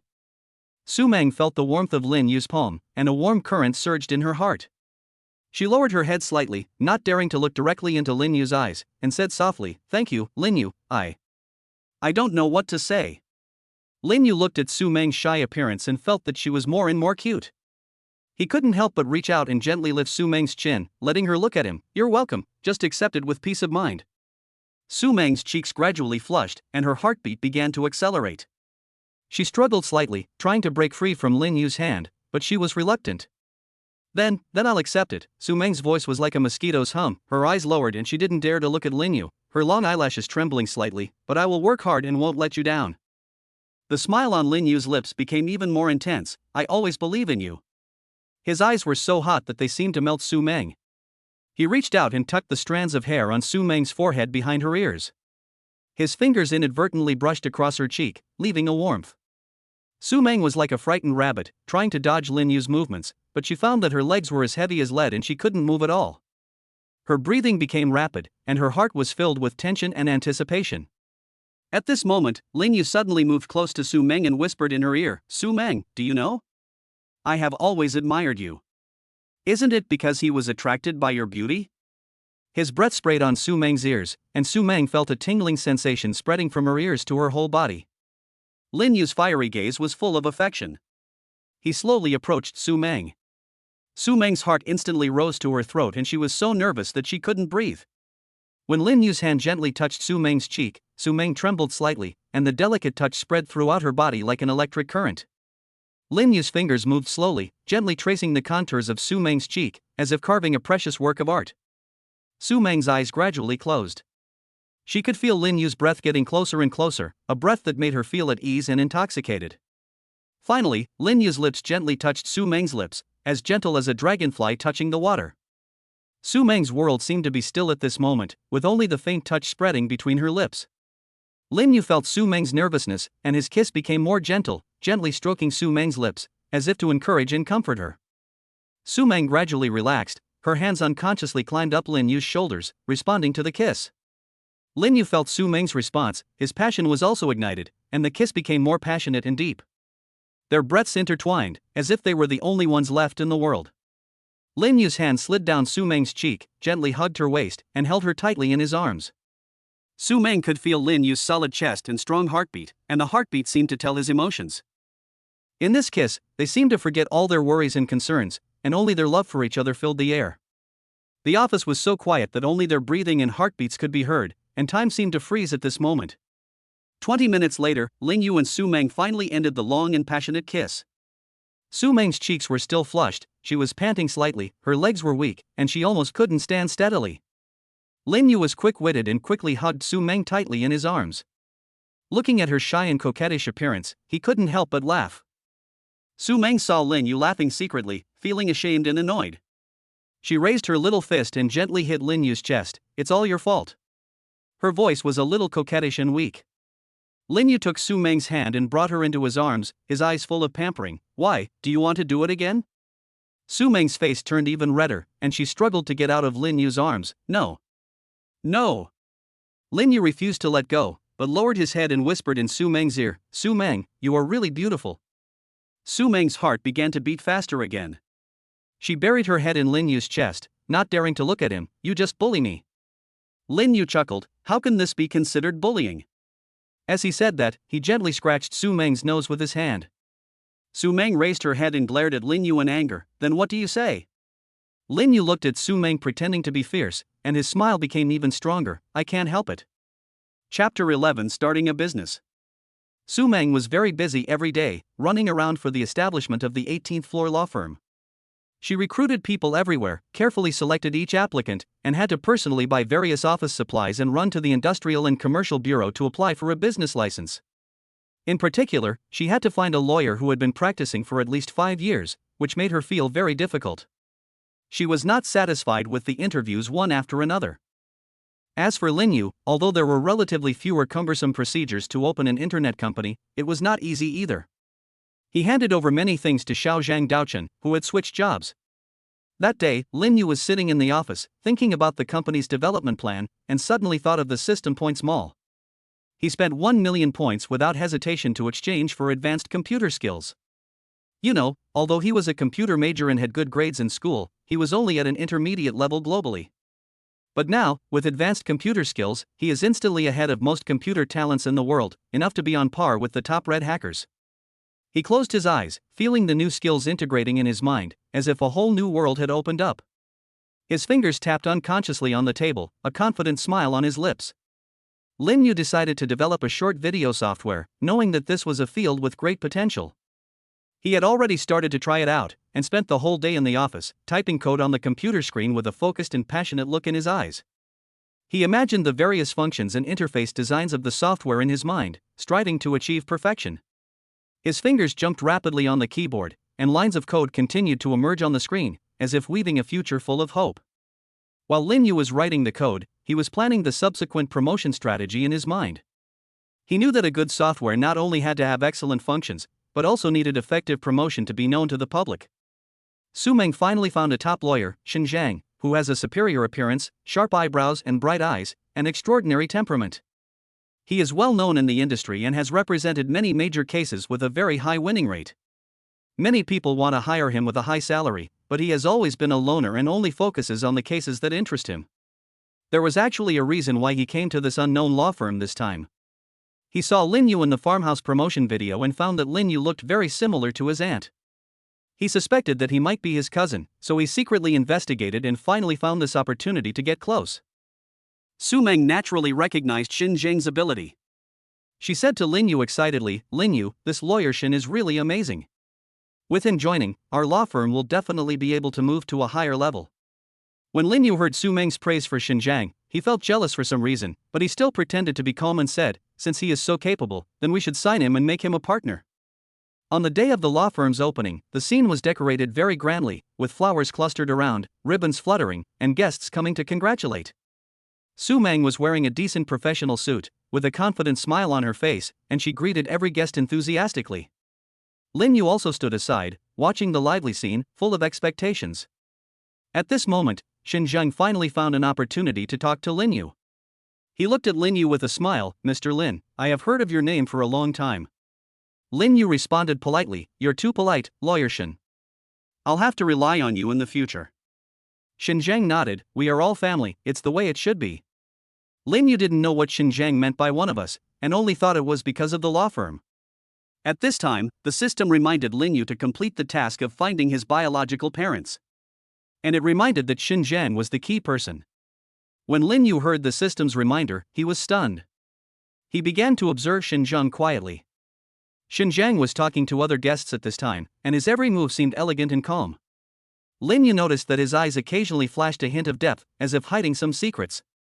Lin Yu thought to himself, "Xinjiang is the key figure? Could he have any relationship with my biological parents?" He stared at Xinjiang, trying to find some clues from his expression and words and actions. Lin Yu's doubts grew deeper and deeper. He felt that if he could figure out why Xinjiang came to work at the law firm, he might be able to find clues about his biological parents. After returning home with Su Meng, Lin Yu couldn't wait to use his hacking skills to check Xinjiang's family background and family information. However, the results surprised him a little. He didn't find any missing children in his family or relatives. However, there was one suspicious thing. He found out that Xinjiang's sister had a son who died at the age of 2, and the year of birth was the same as his own. Xinjiang, on the other hand, was also planning what to do next. He thought that it would be great if he could find his aunt and uncle's hair to do a paternity test. Chapter 12 Life Story.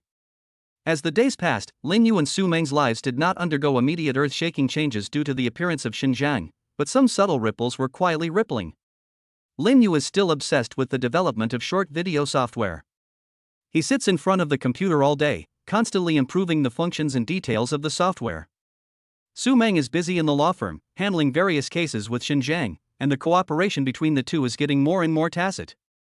However, Lin Yu was always thinking about the relationship between Xinjiang and his biological parents. Occasionally, he would secretly continue to investigate Xinjiang's background after work, trying to find more clues. Xinjiang seemed to have noticed Lin Yu's attention. He remained calm on the surface, but privately he was also speeding up the pace of finding his aunt and uncle's hair. One night, Lin Yu walked out of the study tiredly and saw Su Meng sitting on the sofa watching TV.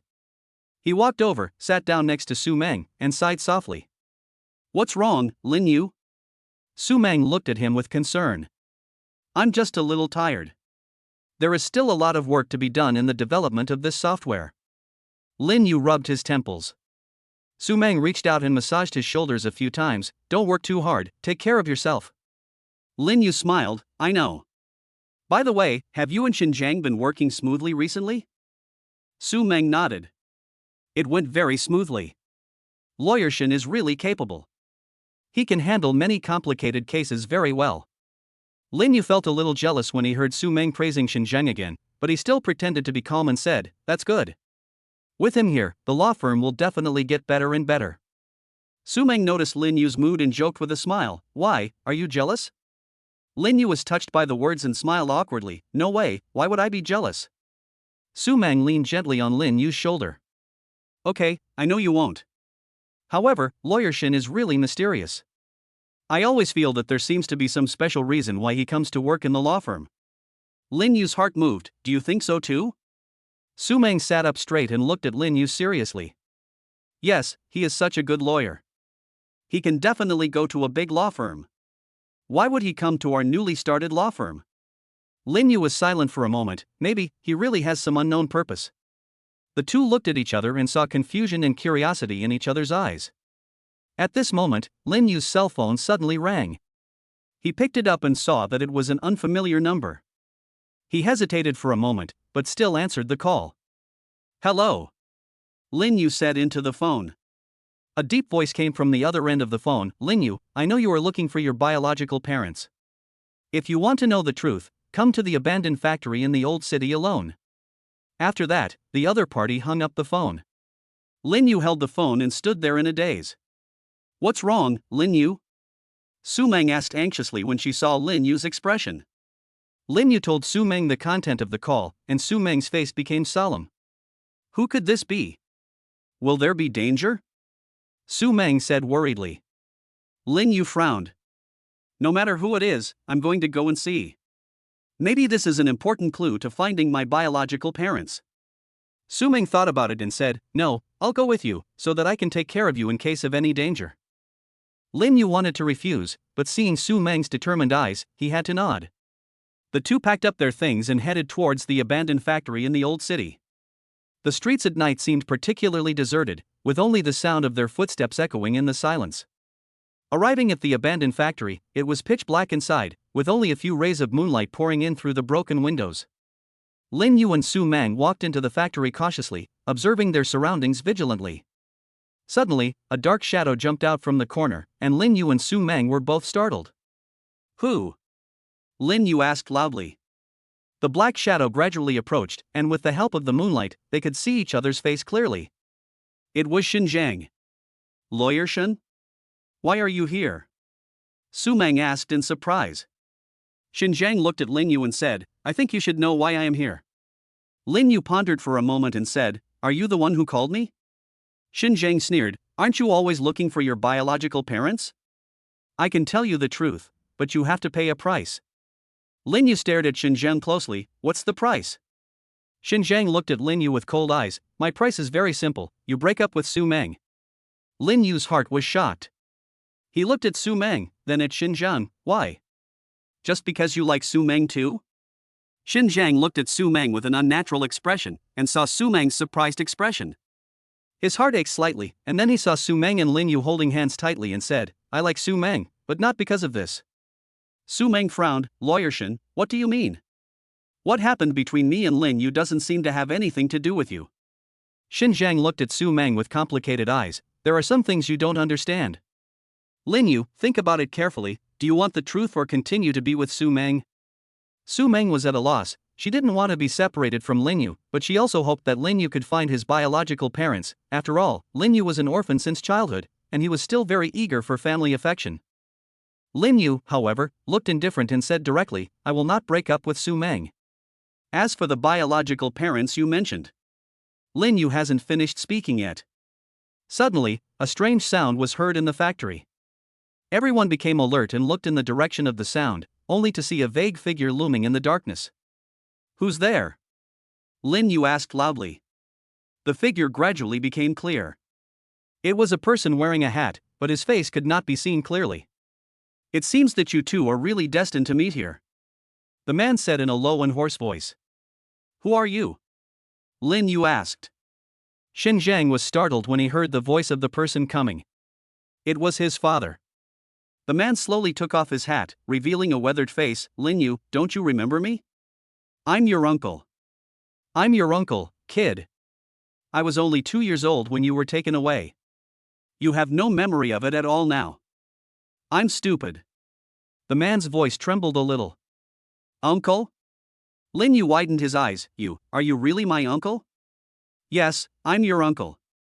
After you were taken away, your mom and dad were almost crazy and had been looking for you everywhere." Tears glistened in your uncle's eyes. Lin Yu was very excited. Then are my biological parents okay?" My uncle sighed. "Your parents? Alas, they have been blaming themselves for many years, and their health is not as good as before." Lin Yu's eyes were also wet. I want to see them." My uncle nodded and said, "Okay, I'll take you to see them now." At this moment, Xinjiang suddenly said, "Wait a minute." Everyone looked at him, wondering what he was going to do next. Lin Yu's uncle Xinjiang scolded, "Xiao Xiang, what are you doing? You found your cousin, why didn't you tell your family?" Xinjiang clenched his hands slightly. He originally wanted to use the news about Lin Yu's biological parents to separate Su Meng and Lin Yu. Who knew that his father would suddenly appear? His father must have seen the paternity test he did secretly. The hospital where he did the paternity test is his family's, and his father is the chairman. If there is any movement, his father must be the first to know. Xinjiang was filled with regret for a moment. Chapter 13 Parents Past. Xin Zhang took a deep breath, looked at Su Meng with complicated eyes, and glanced at Lin Yu again. Yes, I do have a good impression of Su Meng, he said in a low voice with a hint of helplessness, but this is not the whole reason. Xin Zhang looked at his father, Xin Zhangwo, and said anxiously, Dad, tell Lin Yu and Su Meng. The Shangguan family will not let them be together. Xin Zhangwo was slightly startled, and saw Su Meng and Lin Yu holding hands tightly. He sighed. His eyes became distant, as if he was lost in memories. Your mother, my sister, and your father were childhood sweethearts. They were secretly in love. Your father's family is powerful and wealthy. Your father is the only son of the Shangguan family, so he will definitely marry a woman with a matching family background in the future. Although our family is not bad, it is still far behind your Shangguan family. After their relationship was discovered, they were naturally separated. Xin Zhangwo's expression was much more relaxed at this time, and he continued with a smile on his face, but your father is very determined. He would rather give up the family property and be with your mother. It wasn't until you were born that your mother was recognized by the Shangguan family. But the good times didn't last long. You disappeared when you were 2 years old, and your nanny also disappeared, he paused, frowning. The nanny was also arranged by the Shangguan family. Your mother was worried at first and insisted on taking care of the child herself. But the Shangguan family insisted that everyone in their family had their own nanny since childhood. Your father is the only son of the Shangguan family. If you don't have one, you will be looked down upon by others. So your mother had to agree.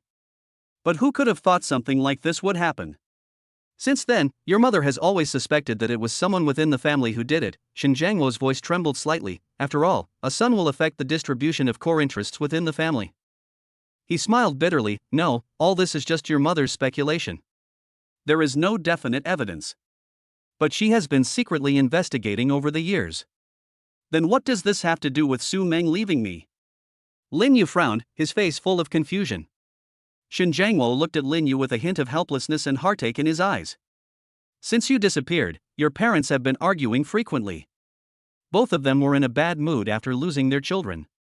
In addition, the Shangguan family has been suppressing your mother. Finally, they had a car accident during an argument. Your father lost his memory when he woke up. The Shangguan family was overjoyed when they found out. They kept saying bad things about your mother in front of your father. They also blamed your mother for your disappearance. When your mother saw that your father had lost his memory and forgot about her, she recalled the previous quarrel and the pain of losing you. In the end, she divorced your father. Xiao Zhang is probably afraid that you will part ways with this girl unhappily for various reasons after returning to Shangguan's house. Lin Yu looked at Su Meng and said firmly, Meng, do you believe me? I will protect you.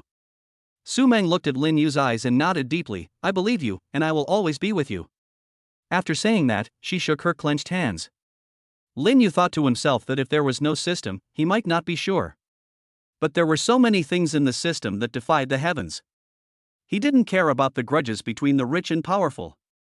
At that time, he would exchange a secret guard for Su Meng to protect her closely. Although it would cost 2 million points, he thought it would be easy if he tried hard.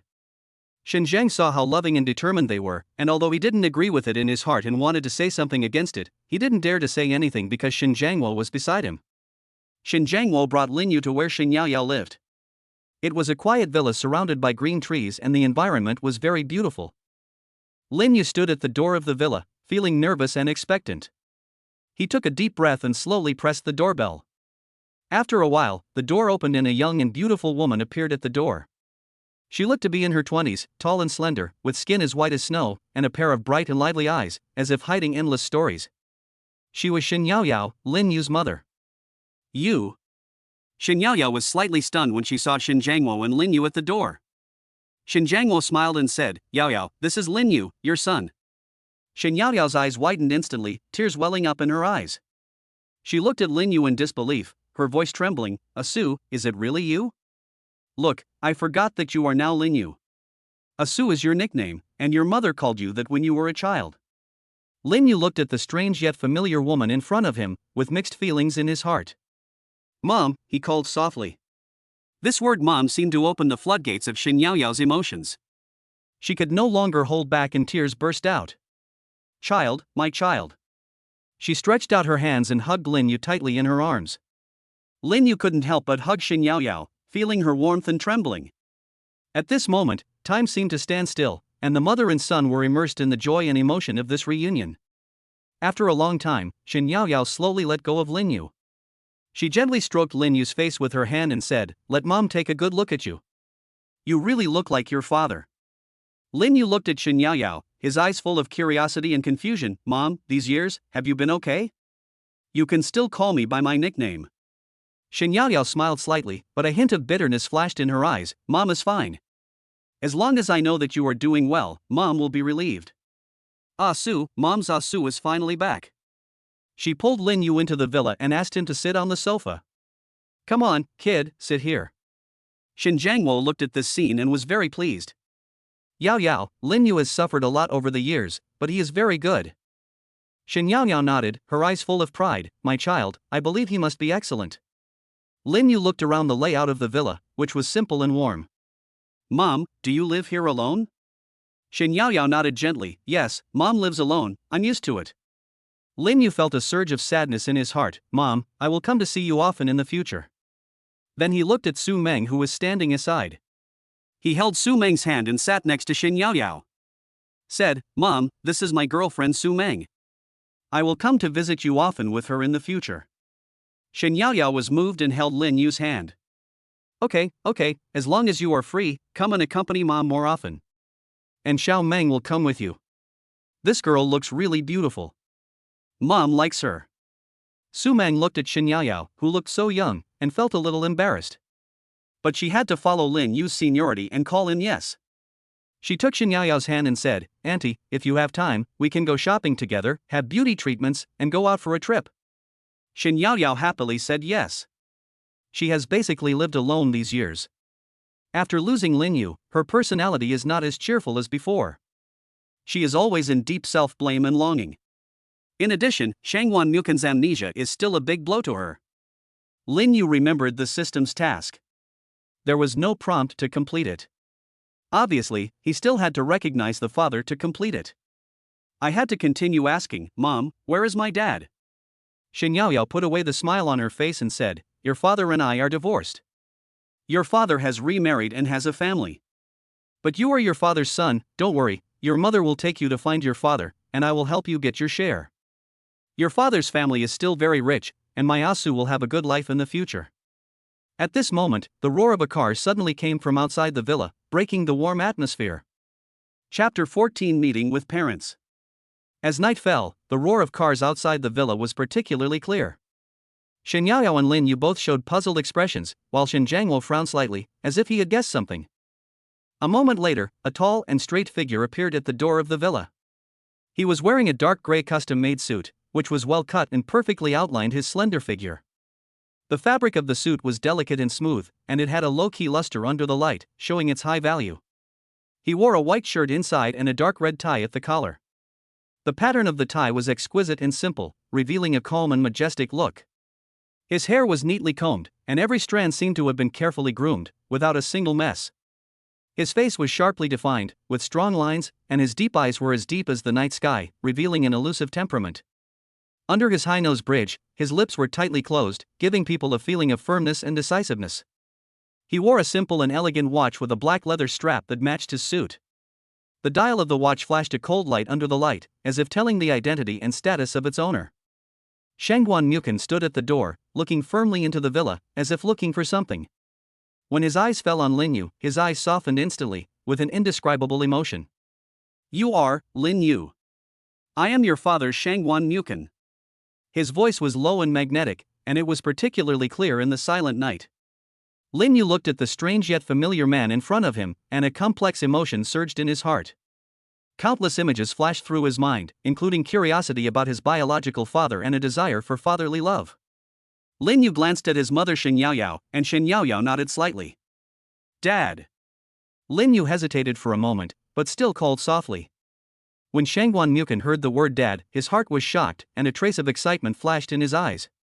He walked into the villa slowly, and every step seemed so steady and powerful. He hugged Lin Yu gently. "Yao Yao." Shangwan Mukan's gaze lingered on Shen Yaoyao, with a hint of emotion in his voice. Shen Yaoyao was slightly startled, then regained her composure. Shangguan Mukan, how did you find yourself here? Shangguan Mukan smiled slightly and said, I want to find my son. It's not difficult. His eyes never left Lin Yu. Lin Yu stood there, looking at Shangguan Mukan and Shen Yaoyao, feeling a little overwhelmed. He didn't know how to face this biological father who suddenly appeared, nor did he know what changes this would bring to his life. Seeing this, Shen Jiangwo quickly came out to smooth things over. Okay, everyone please sit down first and talk slowly if you have anything to say. A mechanical voice suddenly sounded in Lin Yu's heart, telling him that he had completed the task of finding his biological parents and recognizing them. He was also given 1 million points in the reward system, 80% of the shares of Xingteng Technology Company, and a mysterious treasure chest. He was slightly stunned, secretly happy in his heart. But his face remained calm. Everyone sat down one after another, and the atmosphere in the villa became a little subtle. Shangguan Mukan looked at Lin Yu with love in his eyes. Lin Yu, these years, have you been doing well? Lin Yu nodded. Yeah, not bad. Shangguan Mukan nodded slightly. That's good. He paused, as if organizing his words. In the future, are you willing to return to your father? Lin Yu's heart tightened. He looked at Shen Yaoyao, then at Shangguan Mukan, and for a moment he didn't know how to answer. Lin Yu stared at Shangguan Mukan closely, and finally asked the question in his heart, Dad, when did you know that I am your biological son? Shangguan Mukan sighed slightly, his eyes became deep, as if he was lost in memories. Although I have lost my memory, I know that one of my sons is missing, and I have been sending people to look for him over the years. He paused and continued, it was because a while ago many internet celebrities went to promote Su Meng's house and included you in the photos, which attracted the attention of my men. Then, we followed the clues and recently confirmed that you are my son. Lin Yu listened to Shangguan Mukan's words, and couldn't help but feel a lot of emotion in his heart. It turned out that the mystery of his life was revealed in this way. If there was no system, he would not open a farmhouse. It would not be posted online. Will he never recognize his parents in this life? But Lin Yu didn't think too much about it. After all, there was no if. His eyes fell on the ground involuntarily, and he was silent for a moment. Then, Dad, why did you lose your memory before? Lin Yu raised his head and asked cautiously. A trace of pain flashed across Shangguan Mukan's eyes, and his fists clenched unconsciously, as if he was trying to suppress something. It's a long story. Something happened back then that caused me to lose some of my memory. Shen Yaoyao was listening at the side, feeling mixed emotions. She looked at Shangguan Mukan, with a hint of complex emotions flashing in her eyes. So, do you remember everything now? Lin Yu asked. Shangguan Mukan frowned slightly and shook his head. I haven't remembered it completely yet, but... His eyes became firm. I will continue to look for the truth. Lin Yu nodded, and secretly made up his mind to help his father regain his lost memories. Shangguan Mukan looked at Lin Yu with burning eyes and said earnestly, Lin Yu, come back to the Shangguan family with me. I will let you inherit the company and my personal property, and you will change back to your original name Shangguan Su. As soon as these words came out, the villa fell into a brief silence. A trace of worry flashed in Shen Yaoyao's eyes. She looked at Lin Yu, hesitant to speak. Lin Yu was willing to go back in his heart. After all, he had never met his father, but he had given him a huge temptation. He still liked money. It was just that now that he had the system, he was no longer short of money, although he could not compare to the Shangguan family. But it was hard to say what the future would be like. But as his mother said, why didn't he want what was his own? Dad, I have no objection to changing my name. I can also go back to the Shangguan family. But I hope you agree to a few conditions. First, you cannot interfere with my life, especially when I clearly express my unwillingness. Second, Su Meng is my girlfriend, and I don't want to and won't do a so-called business marriage. Or some people are arranging some so-called suitable people for me under the pretext of doing good for me. Lin Yu spoke slowly, his voice was not loud, but his tone was firm. After saying that, he raised his hands which were tightly clasped with Su Meng and looked at Su Meng affectionately. Su Meng also looked at Lin Yu with red eyes and smiled slightly. Shangguan Mukan felt a little embarrassed when he heard Lin Yu's request. He knew that Lin Yu must have known about him and Yaoyao. He nodded slightly. Don't worry, I will never interfere with your love and marriage. But you still need to go to work with Dad. Dad will help you take over step by step. Otherwise, if Dad directly gives the company to you, I'm afraid it won't convince everyone. Shangguan Su thought about it and said, okay. Anyway, even if his company is not as good as Shangwan's, he still wants to start a business, and now that he has a ready-made one, it might not be a bad idea. However, he will not give up his internet company, and at most he can just hire more people. Shen Yaoyao looked at Shangwan Su from the side, feeling very satisfied. He knew that this was a major life choice for Shangwan Su, and she also felt that the Shangwan family's things should be inherited by her son, especially Shangwan Mukin's things. Chapter 15 System Rewards. After saying goodbye to his parents and uncle, Shangwan Su took Su Meng back to his villa. As soon as he entered the room, he couldn't help but hold Su Meng in his arms and kissed her lips deeply. Su Meng was stunned at first, and then responded enthusiastically. The kiss between the two gradually deepened, as if time had stopped for them. After a long time, Shangwan Su reluctantly let go of Su Meng and gently stroked her cheek. "Su Meng, I love you." Shangwan Su said affectionately. "I love you too." Su Meng's eyes were full of tenderness. Having just found his parents who had been separated for 20 years and about to go to Kyoto, Shangwan Su felt a little uneasy and wanted to kiss Su Meng to comfort her. The two said goodbye reluctantly and sent Su Meng to her room. Shangwan Su returned to his room and began to study the system's rewards. Not to mention the 1 million mall points, he focused on the 80% shares of Xingting Technology Company. As far as he knew, Xingting Technology Company was a company with considerable achievements in the field of science and technology. It has developed rapidly in recent years and its market value has reached 10 billion. I didn't expect the reward to be so generous. Shangwan Su was secretly surprised. Then, he looked at the mysterious treasure chest. When he opened it, a ray of light flashed, and 11 cards appeared in the treasure chest. This is... Shangwan Su picked up the card and looked at it carefully, and found the information of senior talents written on it. They are actually high-level talents. Shangwan Su couldn't help but get excited. With these talents, his career would surely reach a higher level. Shangwan Su looked at the senior talent cards one by one, and the introductions and notes on them amazed him secretly. These talents not only had outstanding abilities, but also had special backgrounds. They were all orphans from orphanages, without family concerns, and could devote themselves to their work wholeheartedly. Most importantly, once they were employed, they would automatically contact him and remain loyal to him forever, and would not even marry or have children in the future, as if they had dedicated everything to his career. With these people, my plan can be advanced faster. Shangwan Su was full of anticipation. Shangwan Su looked at these high-level talent cards and was filled with excitement. First of all, there is the doctor, who graduated from a top medical school, has excellent insights in the diagnosis and treatment of difficult diseases, has participated in many international medical rescue operations, and has accumulated rich experience. The senior butler is an experienced and well-organized middle-aged man.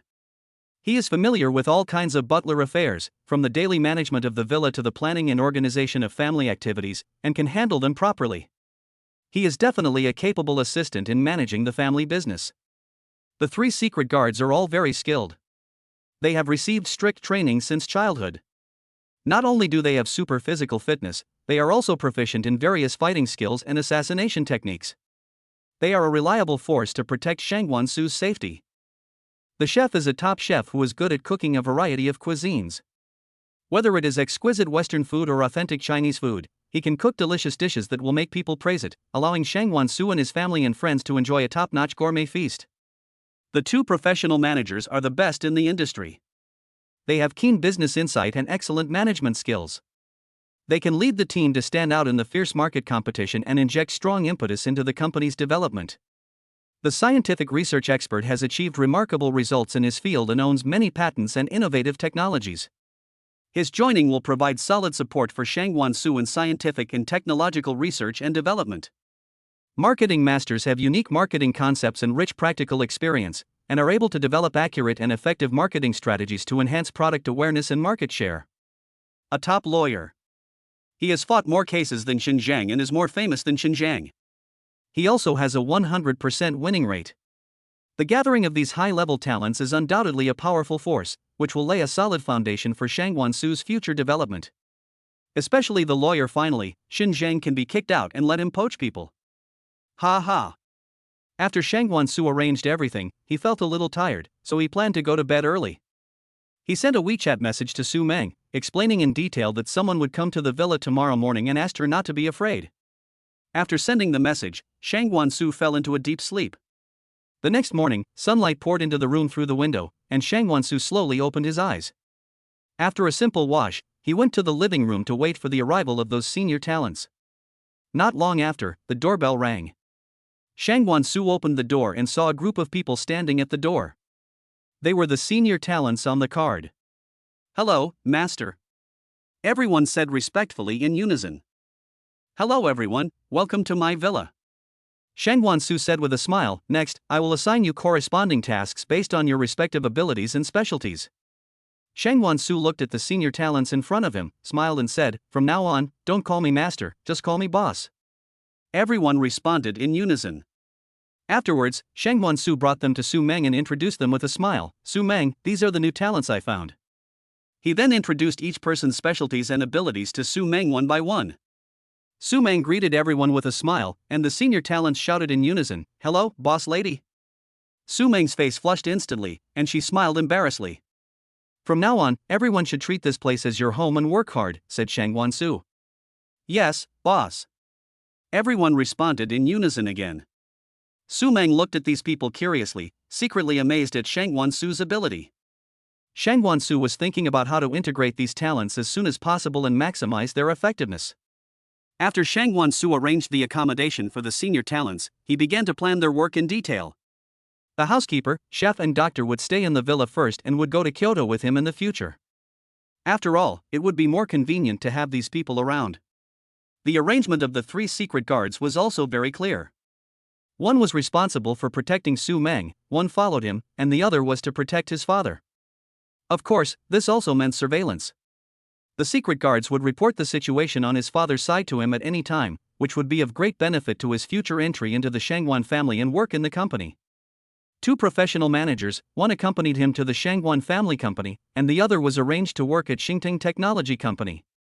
The 2 cooperated with each other and also helped him manage the internet company. The marketing master also entered Xingting and worked together with the professional managers.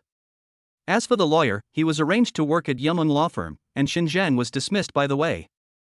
After everything was arranged, Shang Wansu looked at Su Meng anxiously. "Su Meng, I want to beg you to go to Kyoto with me, okay? You don't have to worry about the lawyers. You are still the boss. And among the lawyers I found, there is a top-ranked lawyer who can replace Xinjiang and help you manage the lawyers. You can also come back here at any time. There is also your parents' inheritance. We have already filed a lawsuit. I will come back with you after the court hearing. We can open a branch law firm in Kyoto. You can still do the job you like. Okay, Su Meng, I really need you." Shang Wansu looked at Su Meng sincerely, his hands clenched unconsciously, and he took a deep breath. Su Meng was slightly stunned. She looked at Shang Wansu's expectant eyes, and a warm feeling welled up in her heart. In fact, she had thought about it last night. Shang Wansu must go to Kyoto to inherit the Shangwan family. She was very moved to hear that he was going to take her there and arranged so many things. She didn't have anything to worry about in Jiangcheng. It was not impossible to go. "Kyoto," she repeated softly, "then your family." Shang Wansu quickly explained, "Don't worry, I'm here, no one dares to embarrass you." Su Meng bit her lip lightly, and after thinking for a moment, a determined light flashed in her eyes. "Okay, I'll go to Kyoto with you." Shang Wansu instantly showed a surprised smile on his face. He excitedly held Su Meng's hand. "Really? That's great. With you by my side, I'm not afraid of anything." Su Meng looked at Shang Wansu's excitement and smiled happily. Afterwards, Shang Wansu began to prepare for his trip to Kyoto, and the senior talents also got busy preparing for the upcoming trip. Chapter 16, Heading to Kyoto. Shang Wansu took Su Meng, his mother Shen Yaoyao and a group of senior talents on a plane to Kyoto. In the first-class cabin, Shang Wansu and Su Meng were talking quietly, enjoying the quiet moment. However, the sound of 2 girls talking loudly not far away broke the peace. One of the girls was tall and good-looking, with delicate makeup and long black hair draped over her shoulders.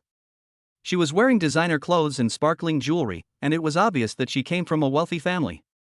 She raised the corners of her mouth, with a condescending look, and her voice was sharp and piercing. "Oh, look at this first-class cabin, it's just like this," she said disdainfully. "I thought it would be so luxurious." Her friend, who was also a fashionable girl, agreed, "That's right, it's not as good as my living room." These 2 girls are the daughters of Shangwan Yukin's current wife. One is called Shangwan Yao, and the other is the daughter of the Lin family named Lin Yu. Shang Guanyao continued to show off. Do you know that my father is Shangguan Mukin, a big shot in Kyoto? Lin Yu smiled flatteringly. Of course, Yao Yao, you are the eldest daughter. In the future, everything in the Shangguan family and the Shangguan family's Wunmu group will be yours. As they spoke, they glanced at the people around them with disdain. When they saw Shangguan Su and others, their eyes were full of contempt. In fact, Shang Guanyao said this on purpose. She secretly heard her parents quarreling. Dad found his ex-wife's son. And Dad wanted to bring him back and arrange for him to work in Yunmu Group. Mom disagreed, but it was no use. Grandpa, who always supported her and loved her, also stood up to support Dad. Shang Guanyao secretly came to Jiangcheng and took Lin Yu to inquire about Shangguan Su's news. She wanted to find a way to make him give up. Seeing that they ignored her, she continued, Tisk, look at those people over there, they are dressed so casually, how can they get into first class? Shang Guanyao said, pointing at Shangguan Su and others. Su Meng frowned when she heard this and looked at Shangguan Su. Shangguan Su looked calm, as if he hadn't heard it. Maybe he got in by buying the plane ticket with a loan. Lin Yu said sarcastically. At this moment, Shang Guanyao suddenly saw Shen Yaoyao. Her eyes lit up and she showed a malicious smile. Hey, isn't this the old lady who was kicked out of my house? Shang Guanyao said loudly, why, you are in such a miserable situation now, and you still need others to take you on a plane. Although Shang Guanyao was born when Shangguan Mukin and Shen Yaoyao had already divorced, and Shen Yaoyao had already left Kyoto and returned to Jiangcheng, her parents had often quarreled over Shen Yaoyao since she could remember. She had secretly seen photos of Shen Yaoyao when she was a child, and had to admit that she was really beautiful, like a vixen. Her father had lost his memory, and they were divorced, but she could still seduce her father to ignore her mother, and seduce them to quarrel. Her father rarely came home since she could remember. So she hated Shen Yaoyao since she was a child and thought it was her fault. Shangguan Su heard Shang Guanyao say that her mother didn't pamper her. He went up and slapped Shang Guanyao twice. Of course he heard Shang Guanyao said that she was Shangguan Mukin's daughter, but what did it have to do with him? He couldn't say that about his mother. Shen Yaoyao originally wanted to get angry with Shang Guanyao, but when she saw her son protecting her like this, she was no longer unhappy at all. Watch your mouth. Shangguan Su's voice was low and powerful. Shang Guanyao was startled by Shangguan Su's action, but she quickly regained her arrogant look. You dare to hit me?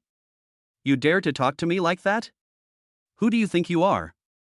I will have someone beat you to death when we get to Kyoto. Shang Guanyao's eyes widened with anger. She wanted to fight back, but was restrained by Shangguan Su, so she could only rage helplessly. His good friend Lin Yu wanted to help, but was also subdued by Shangguan Su's secret guards. Who am I? I am Shangguan Su, the legitimate son of the Shangguan family. Shangguan Su said neither humbly nor arrogantly. When Lin Yu heard this, she was about to refute that it was impossible. But when she saw that her friend Shang Guanyao was not surprised, she knew that she had brought her to Jiangcheng to hide the truth. Humph, you still dare to call yourself the legitimate son? You've been abandoned a long time ago, and now you're just a stray dog. Shang Guanyao sneered. Whether you are qualified or not is not up to you. Shangguan Su's eyes became colder and colder. I advise you to stop at the right time. And what you said about throwing it away, when we get to Kyoto, I will definitely talk to Shangguan Mukin, my father, and let him investigate the truth. Stop it? What can you do to me? I am my father's biological daughter and the eldest daughter of the Shangguan family. I was just talking nonsense about throwing it away just now. Don't talk nonsense. Otherwise I will let grandfather teach you a lesson. Shang Guanyao began to get a little scared and started talking nonsense. Lin Yu started to get scared when she heard Shangguan Su talking about the legal heir. It was no secret in the circle that the eldest son of the Shangguan family had disappeared since childhood. In addition, the truth behind Shang Guanyao's words is self-evident. Now she didn't dare to speak for Shang Guanyao. Shen Yaoyao on the side deliberately said, I'll have to ask Mukin's wife how she disciplines their daughter later. Shen Yaoyao deliberately called her affectionately. The gossip made Shang Guanyao very angry. As soon as Shen Yaoyao said this, Shang Guanyao became so angry that her face turned red and her chest heaved violently. You old thing, stop pretending here. Shang Guanyao glared at Shen Yaoyao with gritted teeth. My mother doesn't need you to tell her what to do. Shen Yaoyao continued to speak slowly. Oh, I am concerned about Mukin's daughter. It will be difficult for her to find a husband with such a bad temper. You! Shang Guanyao was almost mad with anger. She raised her hand and was about to slap Shen Yaoyao in the face. Shang Guansu was quick-witted and quick-handed. He grabbed Shang Guanyao's wrist and squeezed it hard. Shang Guanyao immediately cried out in pain. Still want to fight? Shang Guansu's eyes were cold, and the strength in his hands increased a little. Seeing this, Su Meng hurried forward to help and also slapped Shang Guanyao twice. Shang Guansu didn't expect Su Meng to be so fierce, and was slightly stunned. It's good not to be bullied by others. What bullying? It's obviously Shang Guanyao who was bullying too much. Su Meng saw Shang Guansu looking at her. Her expression was a little unnatural, but she quickly returned to her usual expression and said, "Brother, I was just angry when I saw her scolding you and auntie."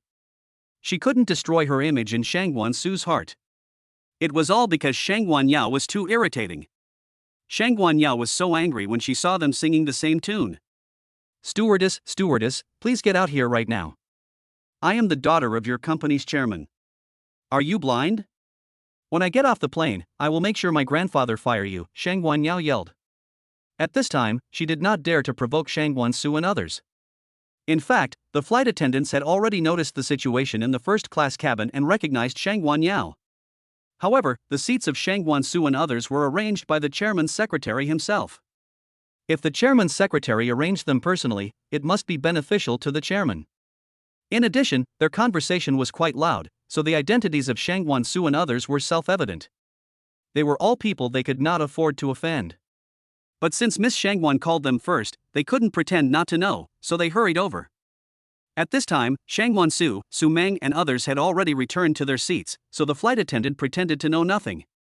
He smiled and said, "Dear passengers, please remain calm and do not get into conflict on the plane to avoid danger."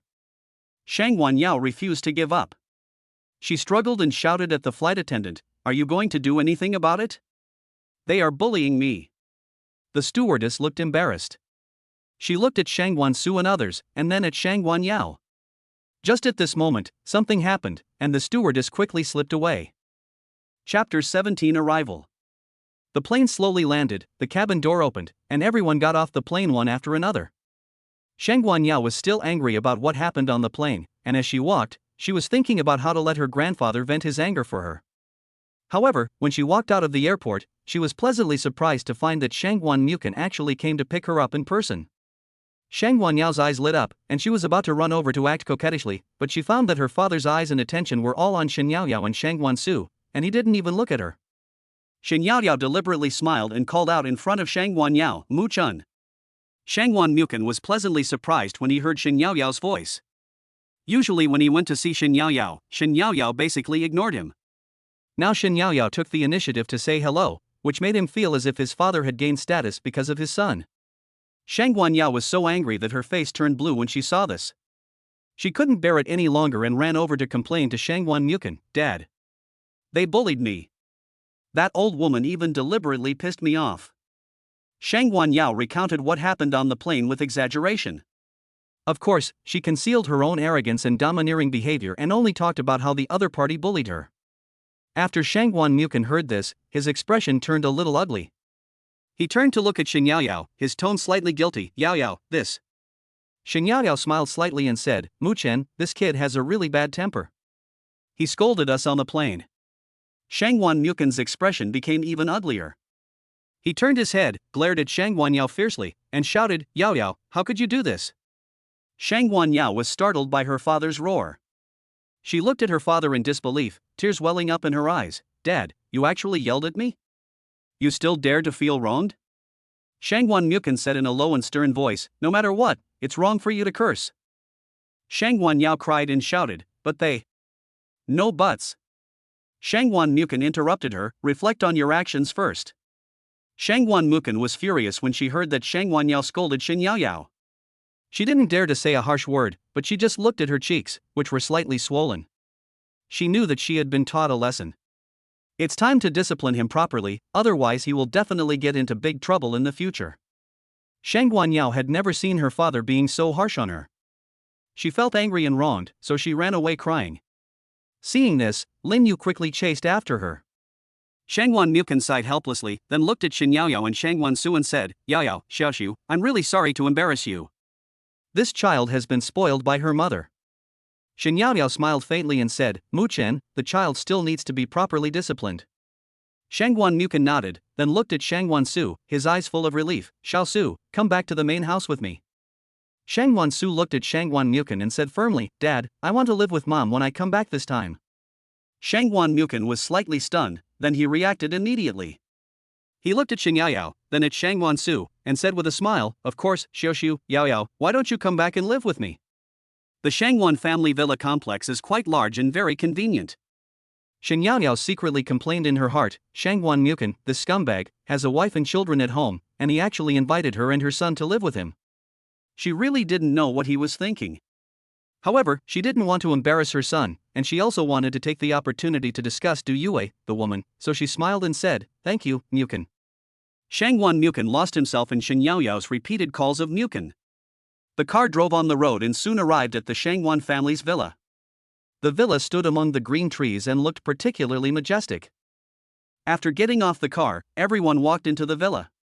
The villa was luxuriously decorated, and the spacious living room was filled with all kinds of high-end furniture. Shen Yaoyao looked around, and couldn't help but feel a little emotional. He had lived here before, but the memories were not very pleasant. But now that he was here with his son, it must be a pleasant and wonderful experience. Shangguan Mukan brought Shangguan Su, Shen Yaoyao, Su Meng and others into the familiar villa.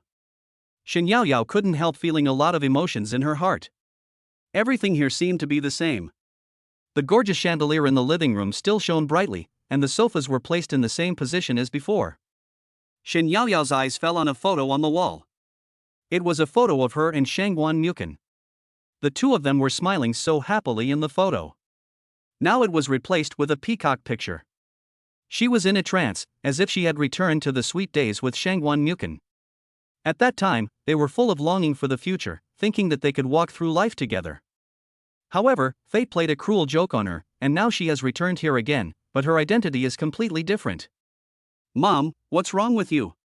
Shangguan Su noticed something was wrong with his mother and asked softly. Shen Yaoyao came back to his senses, shook his head gently, and forced a smile. Nothing, it's just that seeing this reminded me of some things in the past. Shangguan Mukan also noticed Shen Yaoyao's expression. A complex emotion flashed in his eyes, but it was quickly concealed. Shen Yaoyao smiled bitterly in her heart. Those memories were now more bitter to her. She slowly walked to the window and looked at the familiar garden outside the window. She used to walk here with Shangguan Mukan and enjoy the beauty of the 4 seasons together. It's still the same here, Shen Yaoyao said softly, but the people have changed. Shangguan Mukan walked up to her and said softly, Yaoyao, the past is in the past. Aren't we together again now? Shen Yaoyao turned to look at him, a hint of mockery flashing in his eyes. Shangguan Mukan, some things can't just be forgotten. Shangguan Mukan opened his mouth as if he wanted to say something, but in the end he didn't say anything. At this time, Su Meng walked to Shen Yaoyao, gently held her hand, and said, Aunt Shen, don't think too much. There are still many days to come. Su and I will always be with you. Shen Yaoyao looked at Su Meng's gentle eyes, and a warm feeling welled up in her heart. She smiled and nodded. Well, Xiao Meng is right, there are still many days to come. Shangguan Su walked over silently and gently hugged Shen Yaoyao and Su Meng. Chapter 18 Eating. After Shangguan Su arranged accommodation for the senior talents, he took Su Meng and her mother Shen Yaoyao and followed Shangguan Mukan to the main building for dinner. Inside the main building, a large round dining table was placed in the spacious restaurant, which was filled with a variety of delicious dishes. Shangguan Zhengting sat in the main seat. He was old and his hair was gray, but his eyes were still bright and his face had a majestic temperament. Shangguan Su and the others walked into the restaurant. Shangguan Zhengting walked down from his seat and looked at Shangguan Su, with a hint of excitement in his eyes. Xiao Su, I'm your grandpa. Shangguan Su walked forward quickly, bowed slightly, and said in a trembling voice, Grandpa, I am Shangguan Su. Shangguan Zhengting looked at Shangguan Su, his expression softened, a hint of relief flashed in his eyes. Xiao Su, it's good that you're back, it's good that you're back. Shangguan Su looked at his grandfather's slightly old face, and a complex emotion surged in his heart. There were memories of the hardships he experienced in the orphanage when he was a child, feelings, and a trace of indescribable family affection. At this time, Shangguan Yao suddenly spoke up, with a tone of complaint, Grandpa, my brother bullied me and beat me on the plane, and this bad woman also beat me. You can make the decision for me. Shangguan Yao walked to Shangguan Zhengting and held his arm and said. With the other hand, she pointed at Su Meng. Shangguan Zhengting's face darkened slightly, and he looked at Shangguan Yao with a low and serious voice. Yao, did you do something bad on the plane? Shangguan Yao was willful and unruly, and Shangguan Zhengting knew it. It was okay for her to bully outsiders in the past, but Shangguan Su was his only beloved grandson. Shangguan Yao was scolded by her grandfather, and her face showed an expression of grievance and disbelief. Grandpa had never scolded her for anyone. But she didn't dare to refute it. Although her grandfather rarely doted on her, he was also a man of his word. And the ones who could make the decisions in this family were her grandfather and her father never paid any attention to her. Shangguan Su looked at Shangguan Yao, a hint of ruthlessness flashed in his eyes, then he turned to look at Shangguan Zhengting, smiled and said, Grandpa, she was the first to mock us for no reason on the plane, wearing tattered clothes. I grew up in an orphanage. Although I am successful in my career now, I am also used to saving money. Unlike her, a rich girl, she grew up in luxury. I can't compare to her. As for beating her, it was because she cursed my mother first. If I can't even protect my own mother, how can I be worthy of being a member of the Shangguan family? And I don't have a sister, my mother only gave birth to me. This statement not only played the pity to win the old man's sympathy, but also used Shangguan Yao's life to highlight his difficulties. It's really not simple. After hearing this, Du Yue knew that the other party was not a good person. Shangguan Zhengting gave Shangguan Yao a look and said, Well, Xiaoxiu, it's your duty to be filial. All that Grandpa has lost in the past will be given to you. Our Xiaoxiu should use the best. Afterwards, Shangguan Su took Su Meng's hand, walked to Shangguan Zhengting, and introduced with a smile, Grandpa, this is Su Meng, she is my girlfriend. Su Meng bowed slightly to Shangguan Zhengting obediently and said sweetly, Hello, Grandpa. Shangguan Zhengting looked at Su Meng, a trace of satisfaction flashed in his eyes, and he said with a smile, Okay, Xiaoxiu, you have a good eye. Shangguan Zhengting surprisingly did not criticize Su Meng, nor did he mention the fact that Shangguan Su did not recognize Shangguan Yao. In fact, Shangguan Zhengting was thinking that because Shen Yaoyao's family background was not good, Shangguan Zhengting opposed it. As a result, his son has always been estranged from him. Now he can't make the same mistake with his grandson. What's more, his grandson didn't grow up with him, so he was not close to him. If he made a fuss again and directly disowned him, it would be more trouble than gain. Fortunately, their Shangguan family is already very rich, and they don't lack the small things of a granddaughter-in-law. As long as the grandson is happy, it's fine. Just then, Du Yue came out to smooth things over. She smiled and said, Okay, everyone please sit down and eat. The food is almost cold. Du Yue acted like a hostess. Everyone took their seats and started eating. The atmosphere at the table was a little subtle. In front of Du Yue, Shangguan Mukin was very considerate to Shen Yaoyao, constantly picking up food for her and asking her if the food was to her liking. Shen Yaoyao wanted to refuse at first, but when she saw Du Yue's face, she quickly cooperated and called him Mukin. She laughed in her heart, she was happy to make Du Yue unhappy, so she also cooperated very well and accepted Shangguan Mukin's care with a smile. Du Yue sat aside, looking a little ugly. She held the chopsticks tightly, with a hint of anger and unwillingness in her eyes. She didn't expect Shangguan Mukin to treat Shen Yaoyao like this in front of everyone, making her so embarrassed. But she didn't dare to get angry. First, she had to maintain her image as a good wife and mother in front of everyone. Second, she was afraid that if she made any move, Shangguan Mukin would kick her out of the house. He had never paid attention to her in these years. If she didn't have a daughter like Shangguan Yao, she would have been kicked out long ago. Shangguan Yao saw that her father was so considerate that she had never been before, and her dissatisfaction reached its peak. She stared at her father and Shen Yaoyao with wide eyes, wanting to say something, but was stopped by her mother. Her mother winked at her, signaling her not to speak out. Shangguan Yao was very upset. She didn't understand why her mother was like this, and her grandfather didn't say anything about her father.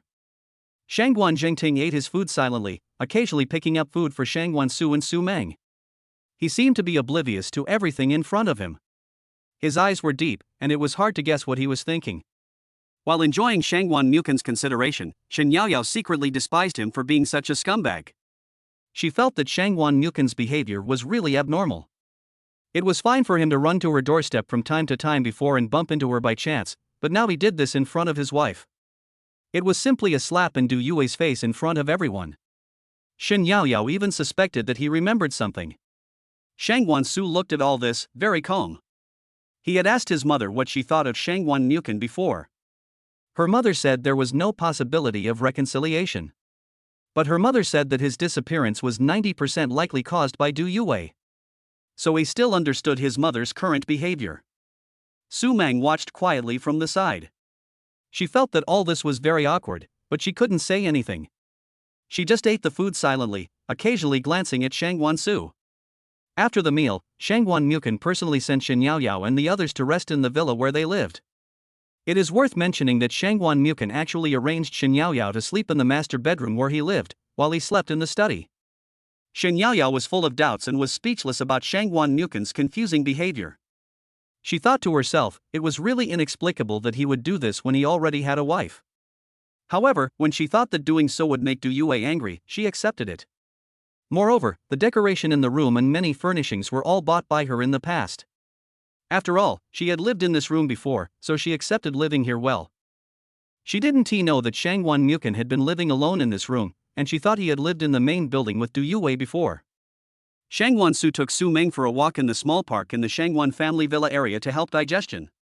The moonlight was like water, sprinkling on the path in the park, and the surrounding flowers, plants and trees swayed gently in the breeze, making rustling sounds. Shangwan Su and Su Meng walked side by side. Shangwan Su's eyes were always on Su Meng, full of affection. He said to Su Meng softly, "Don't worry, I will never be as fickle as my dad.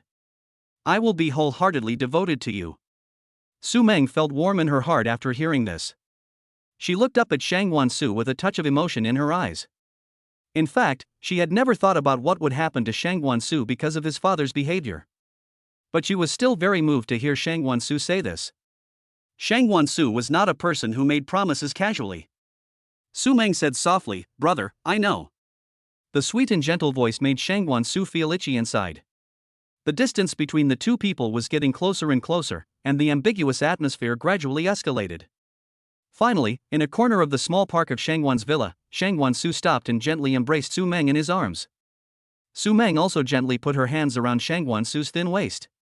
She leaned quietly in Shangwan Su's arms, feeling his body temperature and heartbeat. The two of them were very close to each other. Shangwan Su could even feel the softness of the bulge.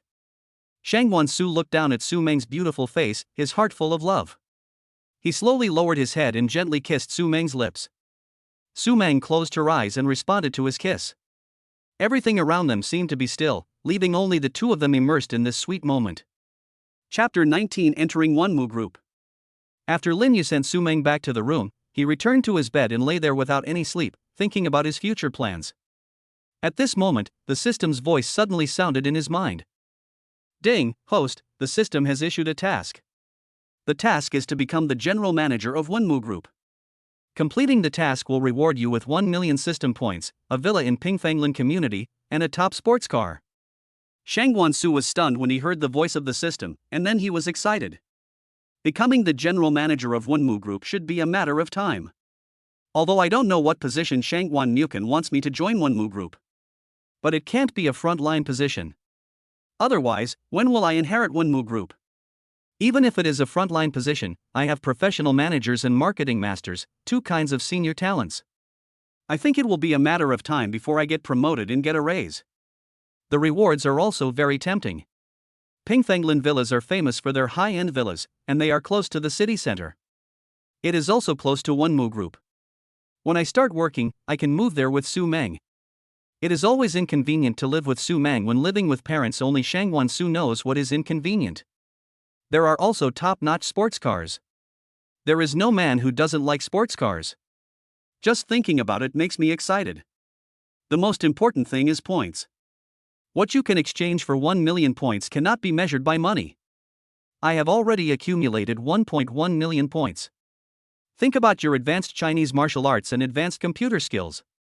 Neither is easy. Shangwan Su recalled the information and arrangements of the 11 senior talents. First, there are 2 professional managers. One is Chen Yu, male, 1.85 meters tall, handsome, with deep eyes, rich management experience and keen business insight. He is arranged to go to Xingting Technology Company and help me manage the internet company in Jiangchang. The other is Li Ting, female, 1.7 meters tall, sweet-looking, quick-thinking, and good at corporate strategic planning. Follow me to Wunmu Group first. Be a special assistant. Then there was a marketing master named Zhang Feng, a man, about 1.8 meters tall, with a square face and short hair. He had unique insights and excellent methods in marketing. He went to Xingting Technology Company with Chen Yu. There are 3 more secret guards, namely Li Yan, Wang Hu, and Zhao Gang. Li Yang is a tall and thin man with sharp eyes and agile movements. He is assigned to follow me. Wang Hu is burly with a serious face, giving people a strong sense of security. He is assigned to protect Su Meng. Zhao Gang is of medium build and ordinary looks, but he has extraordinary skills. He is assigned to protect Xin Yao Yao. The next chef is Mr. Liu, a fat man who always smiles. His cooking skills are unparalleled and he is good at all kinds of cuisines. He will cook for them at the old house first. Later, we will go to the villa in Pingfanglin community. After eating the food cooked by the senior chef of the system, I really don't want to eat outside. Moreover, the dishes are all taken by Shangguan Su from the flight attendants. They are not only delicious but also free of pesticides. They are also good for the body. There is another butler named Uncle Wu, a man with gray hair and a kind face. He is thoughtful and meticulous in his work and has rich experience as a butler. Let's make the same arrangement as Master Liu. A lawyer named Zhou Ming, male, wearing glasses, well-mannered, with high attainments in the legal field. Currently staying in Jiangcheng to help Su Meng run Yumeng Law Firm.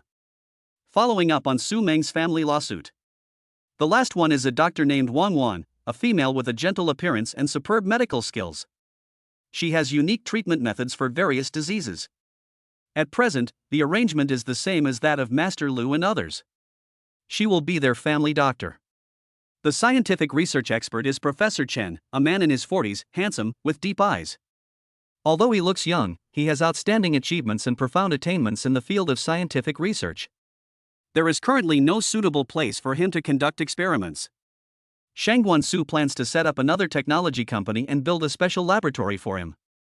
Shangguan Su currently has 100 million yuan in funds. It is used as research and development funds for Professor Chen. 100 million sounds like a lot, but it is not much for scientific research.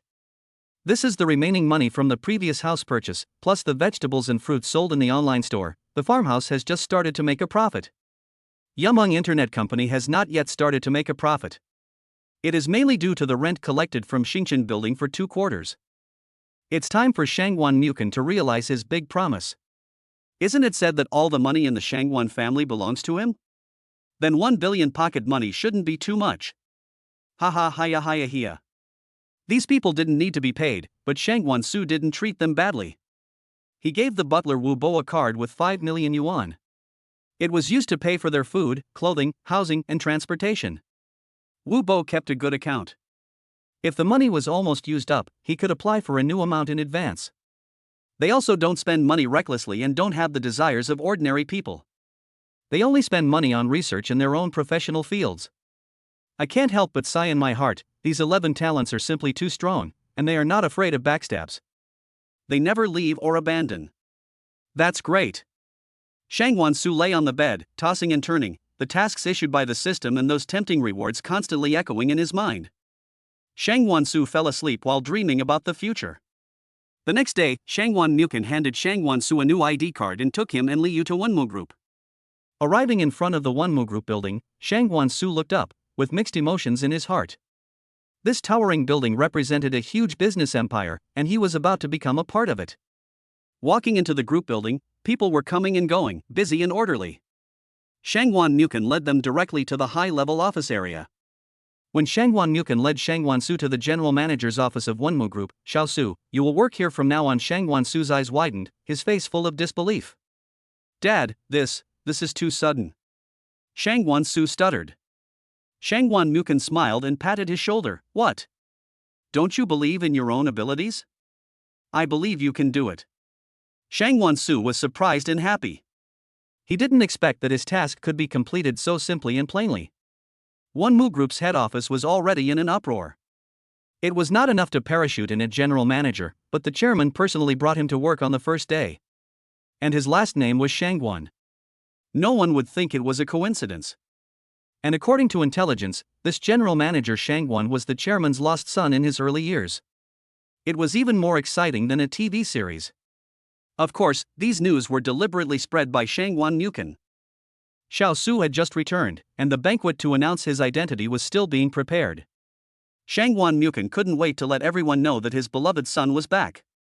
Li Ting on the side had a calm expression. She looked around the surroundings and secretly thought about her future work plans. Shangguan Su took a deep breath, calmed down his excitement, and then walked into the general manager's office with Li Ting. The office was spacious and bright, luxuriously decorated, and there was a lounge, bathroom, and shower room. The huge floor-to-ceiling windows overlooked the beautiful scenery of the entire city. Shangguan Su walked to his desk and sat down, feeling the sudden responsibility and honor. Li Ting stood by and looked at him with a smile. From now on, we will start a new journey here. Shangguan Su turned to Li Ting and said, "Well, I believe we can do the job well." Li Ting nodded in response. Chapter 20 Villa and Sports Car. As Shangguan Su became the general manager of Wunmu Group, the system prompt sounded, "Congratulations host, the mission is completed, and the reward has been issued." In an instant, Shangguan Su felt that there was something more in his mind. It was the reminder that 1 million system points had arrived. At the same time, relevant information about the villa in Pingfanglan community and information about the top sports car also appeared in his mind. Wow, this reward is so generous! Shangguan Su thought excitedly. He couldn't wait to see the villa and the sports car. After get off work, Shangguan Su stood up and said to Li Ting, "Li Ting, come on, let's go see my new villa and sports car." Li Ting followed him with a smile. Shangguan Su couldn't suppress his inner excitement and took Li Ting to the Pingfanglan villa awarded by the system. Shangguan Mukan arranged a driver and a special car for Shangguan Su. Shangguan Su asked the driver to drive to Pingfanglan community. Pingfanglan Villa. The villa is located in a green area surrounded by trees, with a unique environment, showing nobility and elegance. Walking into the gate of the villa, there is a spacious courtyard filled with various flowers and plants, and an exquisite fountain. Shangguan Su took her into the villa. The decoration inside the villa was extremely luxurious, with high-end sofas and coffee tables in the living room and exquisite paintings hanging on the walls. This sofa is so comfortable to sit on. Shangguan Su sat on the sofa and felt it. Look at the huge LCD TV and the advanced audio equipment. Next, they came to the kitchen, which was fully equipped with kitchenware, all of which were top brands. I can let Master Lu cook delicious food here in the future. Shangguan Su thought. Upstairs are bedrooms and study rooms, each of which is decorated very delicately and has a full sense of design. After looking at the villa, Shangguan Su and Li Ting went to the garage again and saw the top sports car. The sports car has smooth lines and bright colors, exuding charming charm.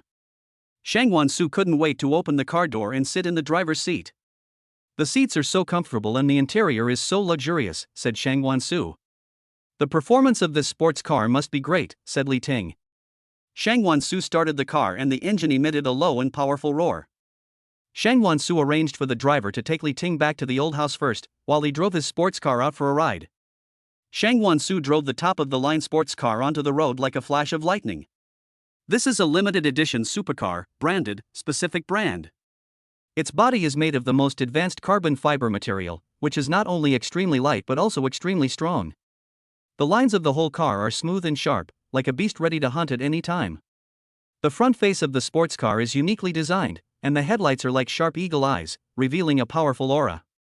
The air intake grille adopts a unique shape, which not only provides sufficient air for the engine, but also adds a bit of dynamism. Coming to the side, the smooth lines of the car body make people can't help but admire it. The door adopts the design of scissor door. When it opens upwards, it looks like a pair of wings spreading out, which is very visually impactful. The rear part has a huge spoiler and 4 exhaust pipes on both sides, which show its high performance. The taillights are also very unique in design, and they look like sparkling gems when lit. Entering the car, the seats are made of top-grade leather, which is not only soft and comfortable, but also has excellent wrapping. The instrument panel is fully digital, and all information is clear at a glance. The center console is equipped with an oversized touchscreen, which integrates various advanced technology systems. The sports car is equipped with a high-performance engine of specific displacement, with a maximum power of specific power, and a maximum torque of specific torque. Its acceleration performance is extremely amazing, accelerating from 0 to 100 km/h in just specific time, seconds. Shangguan Su stepped on the accelerator, and a strong push on his back instantly hit him, and the car sped away like an arrow from a bow. The roar of the engine echoed in the street like a roaring beast. Passers-by stopped to watch, their eyes full of amazement and envy. Some young people even took out their mobile phones to take pictures. Wow, what kind of car is this? It's so cool. I've never seen this logo before. A young man shouted. Passers-by were discussing enthusiastically around Shangguan Su's sports car. This is specific brand, that car is not something that ordinary people can own, said a middle-aged man wearing glasses. Yeah, not only are they ridiculously expensive, they are also limited editions. You can't buy them just because you have money. A fashionable young man nearby echoed. I heard that every car of this brand is carefully built and one of a kind. The craftsmanship is so exquisite that it's amazing. Another passerby looked longing. Look at the lines of the car body and the gloss, it's simply perfect. A car enthusiast exclaimed while taking photos. What kind of person can drive a car like this? Someone speculated curiously. He must be a super rich second generation or a big boss or something like that. Someone gave his own answer. Wow, I'm so envious. I wish my boyfriend had a car like this. A hot girl in hot clothes said enviously. Shangguan Su was enjoying the driving pleasure when suddenly a luxury car rushed out from the intersection ahead. Shangguan Su was quick to brake and the sports car came to a steady stop. But unfortunately it still hit. What's going on? Shangguan Su frowned. At this time, a young man got out of the luxury car. He looked at Shangguan Su's sports car and a hint of jealousy flashed in his eyes. How do you drive? Do you know how to look at the road? The young man shouted at Shangguan Su. Shangguan Su was unhappy, but he remained calm. You suddenly came out of the intersection, and I braked in time. Stop talking nonsense. Do you know who I am? Do you know who is in my car? The young man said arrogantly. I don't care who you are. You have to obey traffic rules when driving on the road. Shangguan Su responded neither humbly nor arrogantly. Shangguan Su saw that the other party was coming aggressively, so he decisively called the police. Soon, the traffic police arrived at the scene. After the traffic police briefly understood the situation, he actually began to favor the young man. How do you drive, young man? The traffic police said to Shangguan Su. Shangguan Su was stunned. Comrade police, it was clearly him who suddenly came out of the intersection, and I had already braked. The traffic police frowned and said, he is the second son of the Lin family in Kyoto. Don't make trouble here. It will be bad for both you and me in the end. Shangguan Su was angry, but he still argued, no matter who you are, you have to obey traffic rules. At this time, Lin Yukai, the second son of the Lin family, laughed proudly. Wu Ruoxuan, who was sitting in the car, watched all this with interest through the window. The traffic police continued to put pressure on Shangguan Su, and passers-by around him began to whisper. Chapter 21 An Accident. At this time, Wu Ruoxuan got off the car. She was wearing a well-cut dress that perfectly outlined her graceful figure. There was a bit of innate nobility between her eyebrows and eyes, and her cherry mouth was slightly raised, with a hint of interest in her smile. The Wu family, to which Wu Ruoxuan belongs, is one of the four major families in Kyoto, on par with the Shangguan family. The Wu family became wealthy in recent years. They ranked fourth among the four major families. In the eyes of the aristocratic families in Kyoto, they were considered nouveau riche. But they were not comparable to ordinary families. Wu Ruoxuan is the second daughter of the Wu family. She has a distinguished family background in good looks. She has been highly sought after since she was young. Lin Zixiang from the Lin family is one of her lickers. Wu Ruoxuan saw Shangguan Su's sports car at the intersection, but before she had time to take a closer look, the idiot George Lam ran into it. Her brother also had a sports car of a specific brand, but he treasured it so much that he was unwilling to let her, a road killer, drive it. Shangguan Su can drive a sports car of a specific brand, which means he has a good family background. When standing next to George Lam, his aura completely crushes the latter. Plus, he looks good. George Lam is also stupid. Can an ordinary person who can drive this car be an ordinary person? And he embarrasses others like this. Be careful that he will be in big trouble. Although her Wu family is not afraid of trouble, isn't it better to have one less enemy and one more friend? The traffic policeman didn't recognize this brand. You don't recognize it either? Wu Ruoxuan complained in her heart. Recently, her father wanted to arrange a marriage for her. She didn't want to, she wanted to be in a free relationship. The man in front of her was a good choice. She felt that he was quite interesting, so she got out of the car and asked George Lam to compensate Shangwan Su for the car repair. She also admitted her mistake to the traffic police. George Lam was puzzled. He even wanted to put eye drops on Wu Ruoxuan. But Wu Ruoxuan ignored him. George Lam knew the value of the car. Although the collision was not serious, it would still cost 1 million yuan for the 4S shop to repair it. Although George Lam's family had some money, his monthly living expenses were only 100,000 yuan, and he was a moonlighter and did not have that much money. He had no choice but to call home. Although he would be scolded by his father when he returned, his father would definitely help him pay because Wu Ruoxuan was in the car. When Shangwan Su sent his car to the 4S shop for repair, he called Uncle Wu on the way and asked him to send a car to pick him up. It's hard to get a taxi near the 4S shop at night. When Su Meng found out, she was so worried that she followed the driver. Su Meng followed Uncle Wu to the 4S store. She was wearing a light blue dress with a beige sweater on the outside. The hem of her dress swayed gently with her steps. Although she didn't show much, her skin was as white and delicate as mutton fat jade, and it seemed to emit a soft glow in the sun. In comparison, Wu Ruoxuan's skin color seemed a little inferior. Su Meng is tall and well-proportioned, with a slender waist that can be held in one hand, which makes her figure even more curvy and exquisite. Because she came in a hurry, she did not put on proper makeup and dress up, but her temperament was fresh and refined, and her unmade-up face had a natural beauty, like a lily blooming in a valley, exuding a delicate fragrance. When she walked into the 4S shop, George Lam's attention was instantly attracted by her. He was stunned and stared at Su Meng, as if he had forgotten that he was Wu Ruoxuan's dog. Wu Ruoxuan also saw Su Meng. She was secretly unhappy. She didn't like people who were prettier than her. Su Meng was unaware of this, her mind was focused on finding Shangwan Su. At this time, Shangwan Su came out of the bathroom and Su Meng immediately went to greet him. "Brother, are you okay?" Su Meng's watery eyes were full of concern. She gently pulled Shangwan Su's sleeve and looked around to see if he was injured. Her voice was crisp and gentle. Shangwan Su looked at Su Meng's nervous expression and felt warm in his heart. He smiled and said, "I'm fine, Meng, don't worry." After saying that, he turned around for Su Meng to show her that he was really not injured. Su Meng heaved a sigh of relief, with a sweet smile on her face. "I'm glad you're okay." Then she threw herself into Shangwan Su's arms. Shangwan Su smiled and comforted her. The interaction between the two was natural and intimate. Seeing this, Wu Ruoxuan felt a little sad. Her eyes dimmed for a moment, and her hands clenched unconsciously, but she soon returned to her elegant and calm appearance, but her smile seemed a little forced.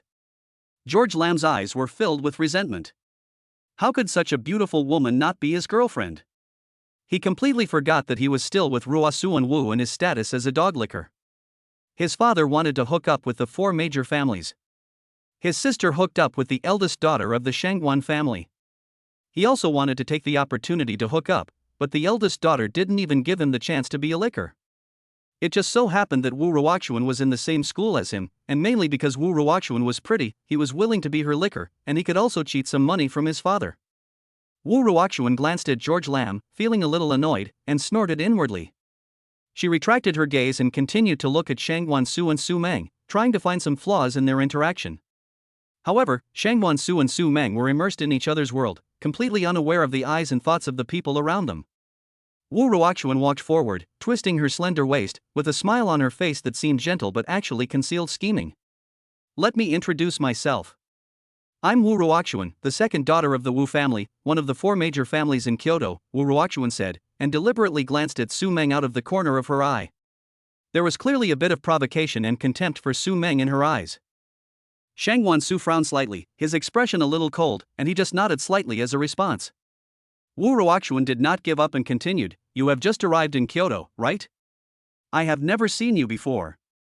People who can afford a specific brand of car must not be an unknown person. Can we get to know each other?"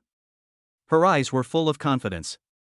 Shangwan Su was already unhappy when he saw the way the other person looked at Su Meng, and he didn't want to get to know her at all. "I'm sorry, I really don't know anything about the Wu family. I'm just an ordinary person. How can I be friends with you, Miss Wu?" Shangwan Su said coldly. After that, he took Su Meng away from the 4S store. He had just confirmed the repair amount in the store. George Lam had already transferred the money to him, so he didn't want to have anything to do with them anymore. When Su Meng heard Shang Guansu's words, she felt sweet in her heart, knowing that he was protecting her. Wu Ruoxuan was extremely angry. She glared at Su Meng and Shang Guansu, who were leaving, and left too. Although George Lam was just amazed by Su Meng, he still did not give up the role of Wu Ruoxuan's bootlicker and hurriedly chased after her. Su Meng looked out the window and asked casually, "Brother Su, that Wu Ruoxuan, the Wu family should be quite powerful, right?" Shang Guansu knew Su Meng was jealous as soon as he heard it. He couldn't help but smile, then moved closer to Su Meng and whispered, "What's wrong, Meng Meng, are you jealous?" Su Meng's face flushed slightly, and she said stubbornly, "No, I'm just asking casually." Shang Guansu looked at Su Meng's cute appearance and felt happy. He continued to tease her, "The Wu family is indeed quite powerful, but in my eyes, it's nothing special. I am the heir of the Shangguan family, the first, and I am a man with a system." Su Meng glanced at him secretly delighted, but said, "Oh, so that's it." Shang Guansu gently pulled Su Meng's hand, placed her hand on his knee, and then gently held it with his hand. "Meng Meng, don't worry. In my heart, no one can compare to you." Shang Guansu's voice was low and gentle, full of doting. Su Meng's heartbeat quickened. She felt Shang Guansu's gaze on her and her face turned even redder. At this time, Uncle Wu and the driver raised the baffle with great tact, separating the front and back rows into two independent spaces. Su Meng was a little shy and wanted to pull her hand back, but Shang Guansu held it tighter. He gently leaned close to Su Meng, and his warm breath sprinkled in her ears. "Meng Meng, you are so cute, I can't help but want to bully you." Su Meng's body trembled slightly. She bit her lips and hummed like a mosquito, "Brother, don't be like this." Shang Guansu was not willing to listen. He gently pinched Su Meng's chin, lifted her head, and then slowly approached her. Shang Guansu gently supported the back of Su Meng's head with one hand and put his other hand around her waist, slowly bringing her into this passionate kiss. Su Meng's eyes slowly closed, her long eyelashes trembled, and her hands unconsciously grasped the corner of Shang Guansu's clothes. Shang Guansu's hand on the waist slowly moved up, caressing the softness. Su Meng groaned, but gave up the struggle after failing to resist. The kiss was gentle and passionate, as if time had stopped for them. Shang Guansu's lips had a power that made Su Meng feel at ease. Su Meng gradually sank into it, and her breathing became rapid. She felt the changes in Shang Guansu. After a long time, the two finally separated. Su Meng's cheeks were as red as ripe apples. She was breathing slightly and did not dare to look Shang Guansu in the eye. When she recovered, she realized that the car had already stopped and Uncle Wu was very tactful and did not disturb them. Su Meng was even more embarrassed and she wished she could find a hole in the ground to crawl into. Shang Guansu looked at Su Meng's shy appearance, his heart full of love. He gently lifted Su Meng's head and let her look into his eyes.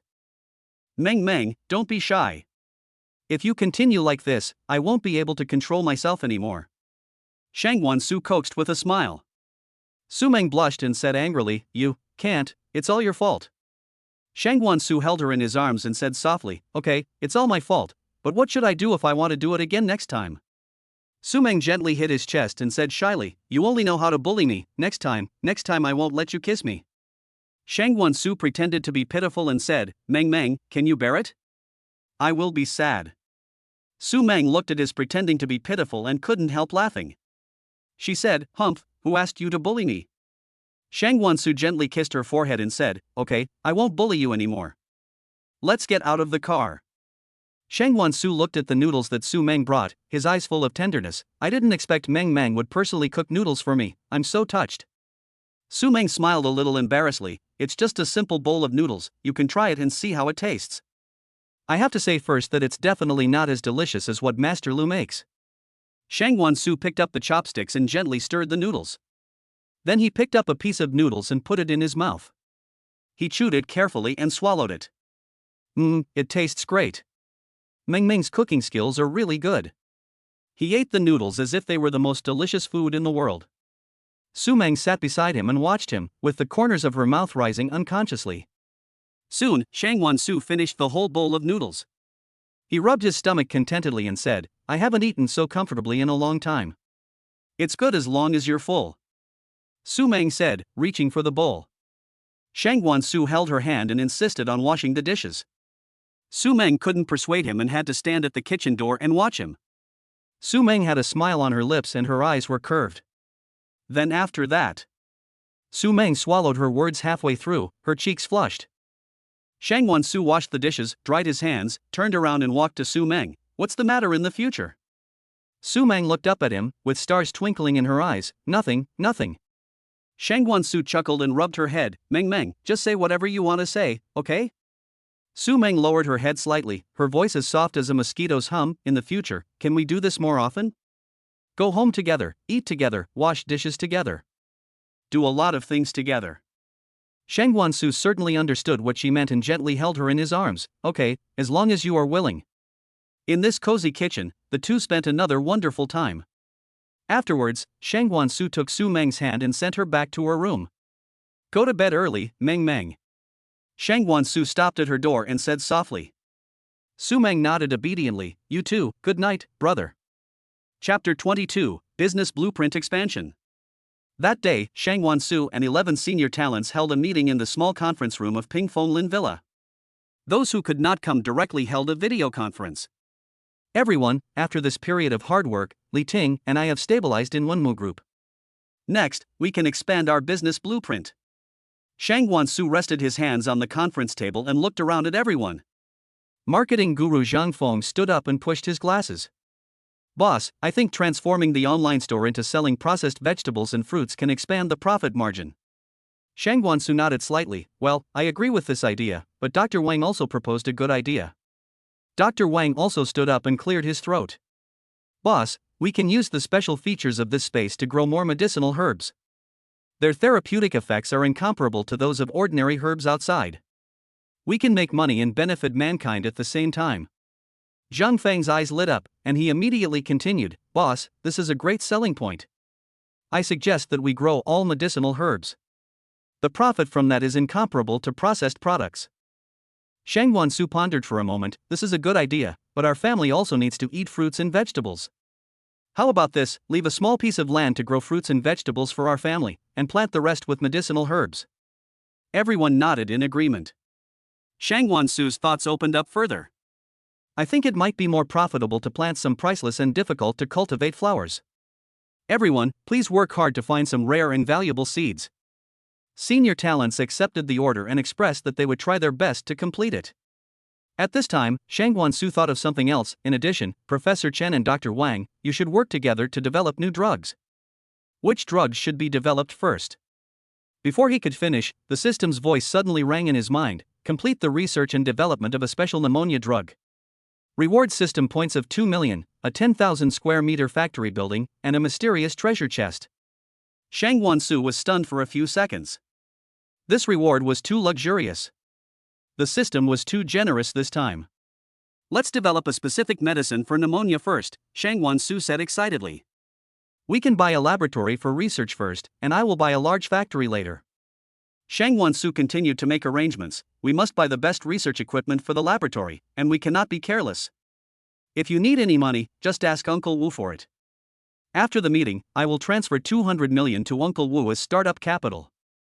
Professor Chen and Dr. Wang stood up and said, Boss, rest assured, we will try to develop a special pneumonia drug as soon as possible.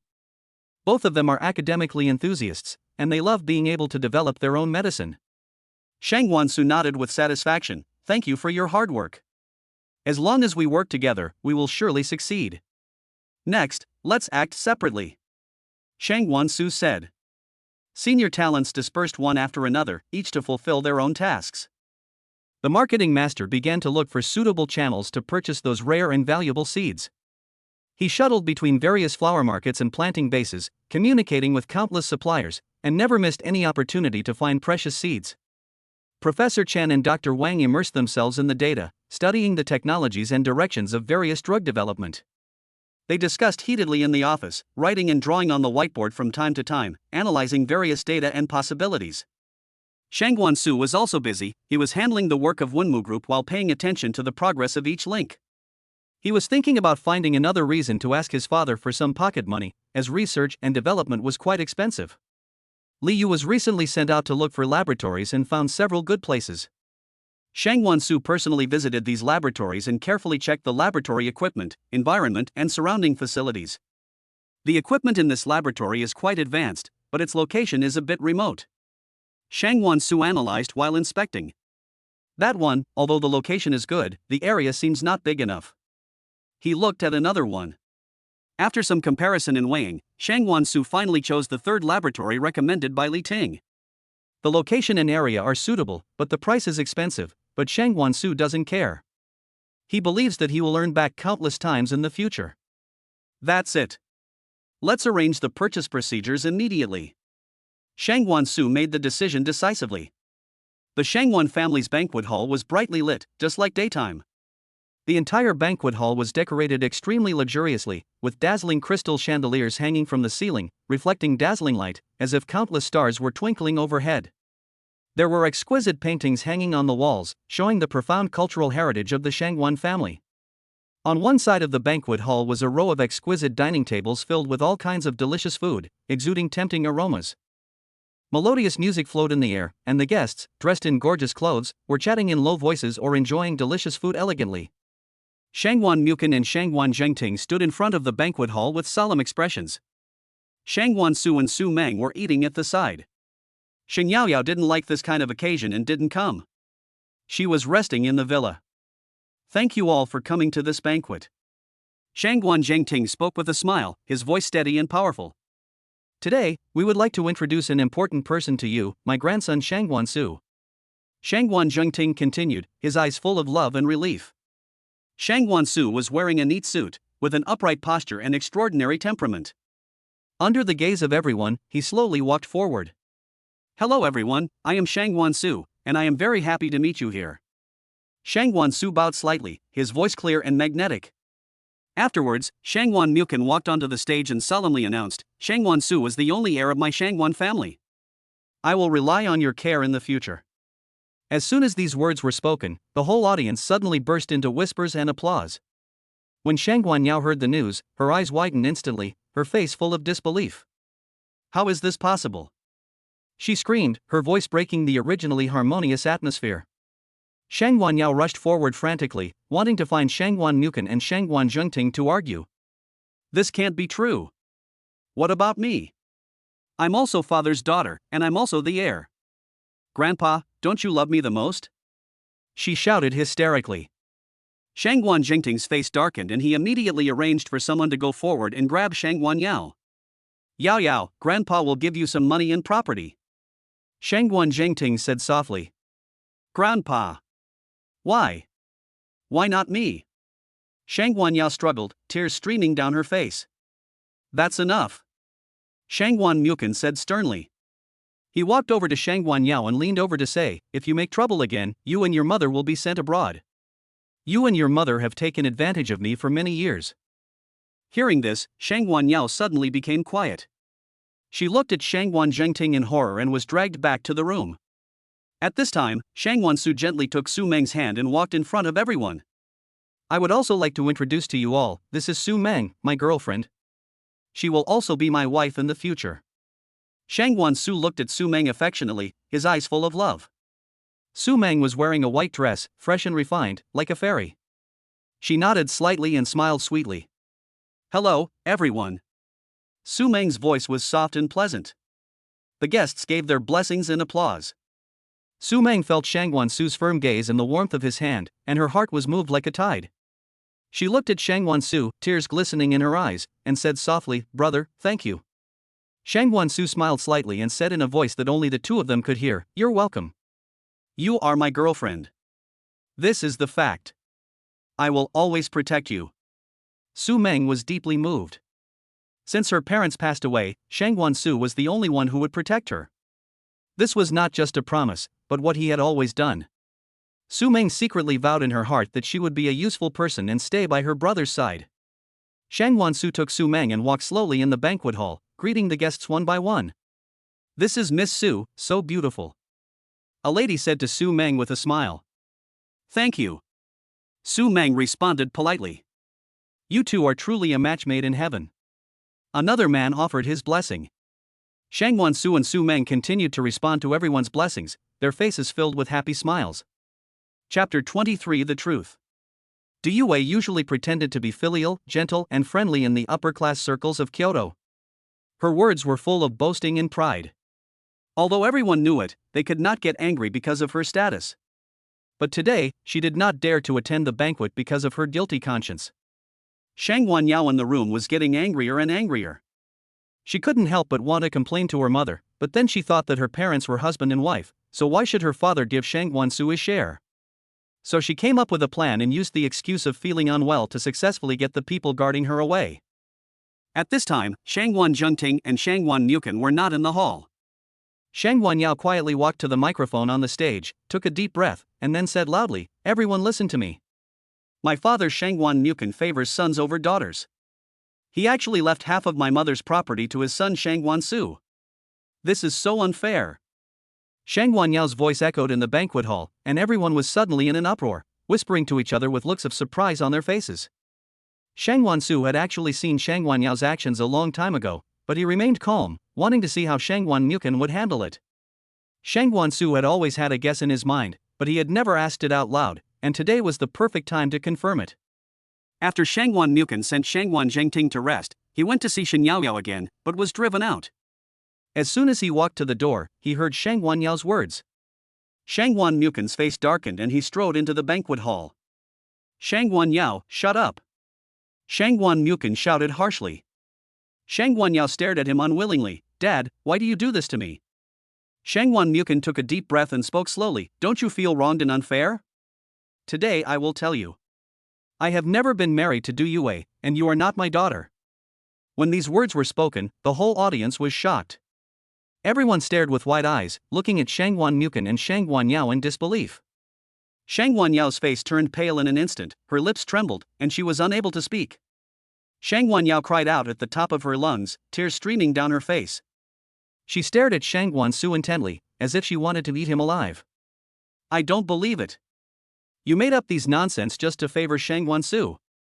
Shang Guanyao clenched her fists, her body shaking with anger and excitement. Shang Guanyukan looked at her expressionlessly, with a hint of disdain in his eyes. He waved his hand, signaling his men to bring the things up. After a while, his men came quickly with a file bag. Shang Guanyukan took the file bag and took out a document from it, which was the paternity test report. "At this point, you still don't believe it?" Shang Guanyukan said coldly. At this time, Du Yue was also brought over. Shang Guanyao saw Du Yue, as if she had found a life-saving straw, and rushed over, crying and telling Shang Guanyukan's crimes. "Mom, please tell me, it was Dad who lied. How could I not be his daughter? Please tell me quickly." Du Yue was trying to remain calm, but when she heard Shang Guanyukan say in person that they had never been married and that Shang Guanyao was not his daughter, her eyes went dark and she fainted on the ground. Shang Guanyukan frowned and said to his men without hesitation, "Bring some cold water and splash her to wake her up." The subordinate immediately did as he was told and poured a basin of cold water on Du Yue's face. She suddenly woke up and sat up coughing. How could you do this to me?" Du Yue said weakly. Shang Guanyukan threw the paternity test report in her face. "Look, this is the evidence. From now on, you and your daughter are not allowed to live in Shangguan's house. Return the money you took from our house within a week, otherwise you know the consequences." Then he walked up to Du Yue and whispered in her ear, "You'd better pray that Xiao Su's disappearance has nothing to do with you, otherwise you and your daughter will not be able to live a good life." Du Yue picked up the report with trembling hands, and scanned its contents in panic, her face becoming paler and paler. "No. It's not me," Du Yue murmured to herself. Shang Guanyao rushed over, snatched the report, and looked at it carefully. When she confirmed the contents, she felt as if her soul had been sucked out of her. Why is it like this?" Shang Guanyao muttered in despair. "From today on, you are not allowed to have the surname Shangguan anymore. Leave the Shangguan family immediately," Shang Guanyukan said in a cold tone. "I won't leave. I am from the Shangguan family." "Grandpa, I want to find you," Shang Guanyao suddenly shouted like crazy. "It's none of your business." Shang Guanyukan's eyes flashed, and several of his men immediately stepped forward, carried Shang Guanyao and walked out. Shang Guanyao struggled desperately, kicking and hitting, but in the face of absolute strength, her resistance seemed so powerless. Du Yue looked at this scene and wanted to step forward to stop it, but was frightened by Shang Guanyukan's eyes and dared not move. "Are you not leaving yet? Do you need me to ask someone to ask you to leave?" Shang Guanyukan looked at Du Yue coldly. Du Yue's legs went weak and she almost fell down again. She followed Shang Guanyao, who was forcibly taken away, and left Shangguan's house crying. Shang Guansu stood there, looking at the direction Shang Guanyao and Du Yue left, and the haze that had been suppressed in his heart for a long time finally dissipated. He took a deep breath, as if from this moment on, he truly belonged to this family. During this period, the existence of Shangguan Yao and Du Yue was like a thorn in his heart, making him feel alienated from the Shangguan family. He always felt that he was an outsider, and even though he had the blood of the Shangguan family, he could not integrate into this family. But now, everything is different. Those who prevented him from feeling the warmth of family have left, and the door of Shangguan's house seems to be truly open to him at this moment. Finally. Shangguan Su murmured softly, the corners of his mouth unconsciously rising, revealing a smile from the heart. He began to look around, and the familiar yet unfamiliar environment made him feel extremely familiar. Every corner and every decoration seemed to be telling the story of the Shangguan family, and he finally became one of the protagonists of this story. Home. Shangguan Su slowly closed his eyes and felt the meaning of the word with his heart. He was no longer the ignored and excluded one, but a full-fledged member of the Shangguan family. This feeling made him excited and emotional. He was excited because he finally didn't have to see the people he hated. He was emotional because he had been so lonely all the way. He had gone through so many difficult years before he was able to have so many people to accompany him. At this moment, he couldn't help but think that without the system, he might never find his biological parents in his life. He wouldn't have the chance to be with Su Meng. Fortunately, there are no ifs, everything went as expected. Chapter 24, Telling Each Other. After the banquet was over and the lights were on, Su Meng and Shangguan Su strolled along the path in Shangguan Villa district. The moonlight was like water, casting long shadows on them. Su Meng raised her eyes, and in the moonlight, she could clearly see that Shangguan Su's face seemed to be shrouded in a layer of worry. She frowned slightly, and an urge to comfort him surged in her heart. Brother Su. Su Meng called his name softly, her voice gentle and soft, as if she was afraid of disturbing the quiet night. Shangguan Su heard Su Meng's call, turned around and met her eyes.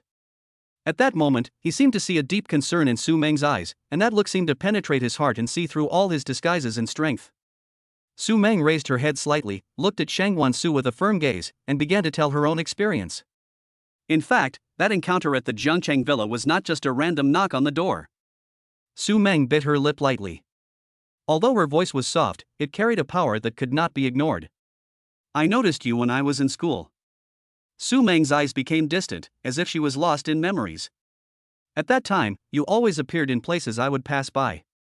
But you never approached me. Because of my childhood experiences, my inner defenses were very high. Su Meng paused for a moment, took a deep breath, and continued, I gradually became attracted to you and got used to your frequent appearances. But I didn't dare to get close to you. I could only silently pay attention to you and watch your every move on campus. Later, I heard that you had a girlfriend, and my heart felt really bad. Su Meng's voice trembled slightly. She lowered her head, then raised it again after a moment and bravely looked into Shangguan Su's eyes. But I have decided that if you break up one day, I will take the initiative to tell you my feelings. There was a firm light in Su Meng's eyes. Later, I learned that you broke up with that girl. It was also at that time that I found out that you moved to my neighborhood. The corners of Su Meng's mouth rose slightly, revealing a slightly shy smile. So, when I went to knock on your door that day, I wasn't just looking for someone randomly, but because I knew you were there, and I wanted to see you, wanted to find you. Su Meng's voice gradually lowered, and a blush appeared on her face. Shangguan Su listened to Su Meng's story quietly, with mixed emotions in his heart. He didn't expect that Su Meng would have such thoughts, and he almost missed her because of his inferiority complex. Su Meng. Shangguan Su called her name softly, with a hint of emotion and guilt in his voice. Shangguan Su looked at Su Meng. Under the moonlight, her face looked particularly soft and beautiful, with red eyes and affectionate eyes, as if reflecting her inner sincerity and courage. Shangguan Su opened his mouth, but found that he didn't know what to say for a moment. Su Meng's eyes were full of anticipation. She bit her lower lip slightly and her hands unconsciously clenched the corners of her clothes. Actually, Shangguan Su finally spoke, his voice low and magnetic, I never thought before that you would like me. Su Meng lowered her head slightly, her hair falling from her shoulders. She said softly, so, now that you know, what do you think? Shangguan Su was silent for a moment, then slowly said. I just realized that you have always been by my side, silently supporting me and caring about me. Shangguan Su stretched out his hand and gently wiped away the tears from the corners of Su Meng's eyes. Shangguan Su took a deep breath and then exhaled slowly, as if trying to calm himself down. From now on. Shang Wansu's eyes became firm. I won't miss you again. We will always be together. When Su Meng heard this, she couldn't help but burst into tears, but they were tears of joy. I definitely will. Su Meng's voice was tearful, but full of joy. Shang Wansu nodded gently, and then held Su Meng in his arms. Meng gently leaned on Shang Wansu's chest, and could clearly feel his heart beating. She raised her head slightly, with the moonlight reflected in her eyes, and looked at Shang Wansu tenderly. Brother, everything that has passed is over. Su Meng's voice was as gentle as a whisper in the night wind. We all have a home from now on. Shang Wansu met Su Meng's gaze, and the corners of his mouth rose unconsciously, and the emotion in his eyes was gradually replaced by warmth. Two lonely people became each other's support. We are lovers, and we are also each other's relatives. Su Meng stretched out her hand and interlocked her fingers with Shang Wansu. The slender fingers seemed to carry endless power, giving Shang Wansu a sense of security. Let's work together. Shang Wansu held Su Meng's hand tightly, and a firm belief surged in his heart. Okay, let's do it together. The two stood quietly in the garden, the flowers around them swaying gently in the breeze, as if applauding their determination. The moonlight was like water, sprinkling on them, outlining a warm and beautiful picture. The next morning, Su Meng found Shen Yaoyao excitedly, and couldn't wait to share the wonderful moments she missed at yesterday's banquet. Auntie, you don't know, yesterday's banquet was so interesting. Su Meng's eyes sparkled and she began to tell the story with gestures and excitement. At the beginning, everyone was wearing gorgeous dresses and talking elegantly. Su Meng said, while gesturing at the styles of the dresses. Then, guess what? Shen Yaoyao approached Su Meng curiously. What's wrong? What's wrong? Tell me quickly. Last night Shang Guanyao and Du Yue were kicked out of the Shangguan family by their uncle. Su Meng couldn't help laughing out loud. What's going on? Shen Yaoyao asked anxiously. My uncle announced my brother's identity at the banquet. He also announced that my brother was the only heir. Shang Guanyao was not convinced at the time. Then my uncle sent someone to take him away. Later, she came out again, saying that her uncle and her mother were married, so why did he give her mother's share to her brother? She also scolded her uncle, and then her uncle said that he had never been married to Du Yue, and Shang Guanyao was not his daughter. He also took out a paternity test. Shang Guanyao still didn't believe it, and finally Du Yue came and pretended to be unconscious. She was finally woken up by the water, and then the two were kicked out of the house. Su Meng said, staring at Shen Yaoyao curiously to see her reaction. According to her observation, her uncle was very attentive to her aunt. She had always thought that this was not right since she had a wife. But now she knew that he had never remarried. So maybe there was still a possibility for her aunt and uncle, but she didn't know what her aunt thought. Shen Yaoyao was so shocked that he didn't react for a long time. Before, he always thought Shangguan Mukin was a scumbag. He had a wife but he was still courting her. Now that he knew that he had no intention of remarrying, his various behaviors seemed to be justified. But on second thought, if she was not his biological daughter, why didn't he deny it before? They must have been husband and wife, scumbag. That's good now. Xiaosu has no more obstacles in Shangguan's house. Let's go celebrate. Let's go shopping. Auntie will buy you and Xiaosu lots of gifts. Let's go, let's go. Shen Yaoyao was very happy and said as she pulled Su Meng out of the house. So the two of them came to a bustling commercial street. They first walked into a famous luxury store. Shen Yaoyao fell in love with a limited edition bag at first sight. She couldn't let it go because of its exquisite design and delicate leather. Meng, look at this bag, isn't it very beautiful? Shen Yaoyao picked up the bag and held it next to Su Meng to show it. Well, auntie, you have a really good taste. It's really beautiful. Su Meng nodded in praise. Give me one of this white and pink pack. Shen Yaoyao said to the clerk. Then, they came to a women's clothing store. Shen Yaoyao picked out a white dress that was simple yet elegant. Let me try on this skirt. Shen Yaoyao walked into the fitting room holding the skirt. After a while, she changed into her skirt and came out, and Su Meng's eyes lit up. Wow, auntie, you look so beautiful in this dress. Su Meng exclaimed. Shen Yaoyao looked at herself in the mirror and was very satisfied, so she bought it without hesitation. They continued shopping and bought a few more pairs of shoes, all of which were the most popular styles at the time. Su Meng wanted to pay the bill, but Shen Yaoyao insisted on paying for it, saying that she was using Shangguan Yukin's card. The two went shopping for jewelry together and bought a lot. What a great harvest today, Shen Yaoyao said happily. Su Meng and Shen Yaoyao were walking on the bustling commercial street, carrying large and small bags, their faces filled with the joy of shopping. I had a really great time shopping today, Shen Yaoyao said happily. I haven't had such a great time shopping in a long time. Yes, the main thing is that I'm spending the richest man's money, so I don't feel bad for him, nor do I feel bad for him, huh? Su Meng cried out in her heart. At this moment, Su Meng suddenly felt a strange gaze behind her. She subconsciously looked back, but only saw people coming and going, nothing special. What's wrong? Shen Yaoyao noticed something was wrong with Su Meng and asked with concern. It's nothing, maybe I'm overthinking it. Su Meng frowned, but still felt a little uneasy. The two continued to walk forward, but Su Meng still felt something was wrong. She always felt that someone was following them. Auntie, let's walk faster. Su Meng quickened her pace. Although Shen Yaoyao was a little confused, she still followed Su Meng's pace. They came to a corner where there were fewer people. Su Meng stopped and looked back again. This time, she finally spotted a suspicious figure. It was a man wearing a hat and a mask, hiding stealthily in a corner, looking at them from time to time. Auntie, the man in the hat at the corner of the store where we bought the bag has been following us. Don't look back or he will know that he has been exposed. Su Meng lowered her voice. Who is that? Why is he following us? Shen Yaoyao asked nervously.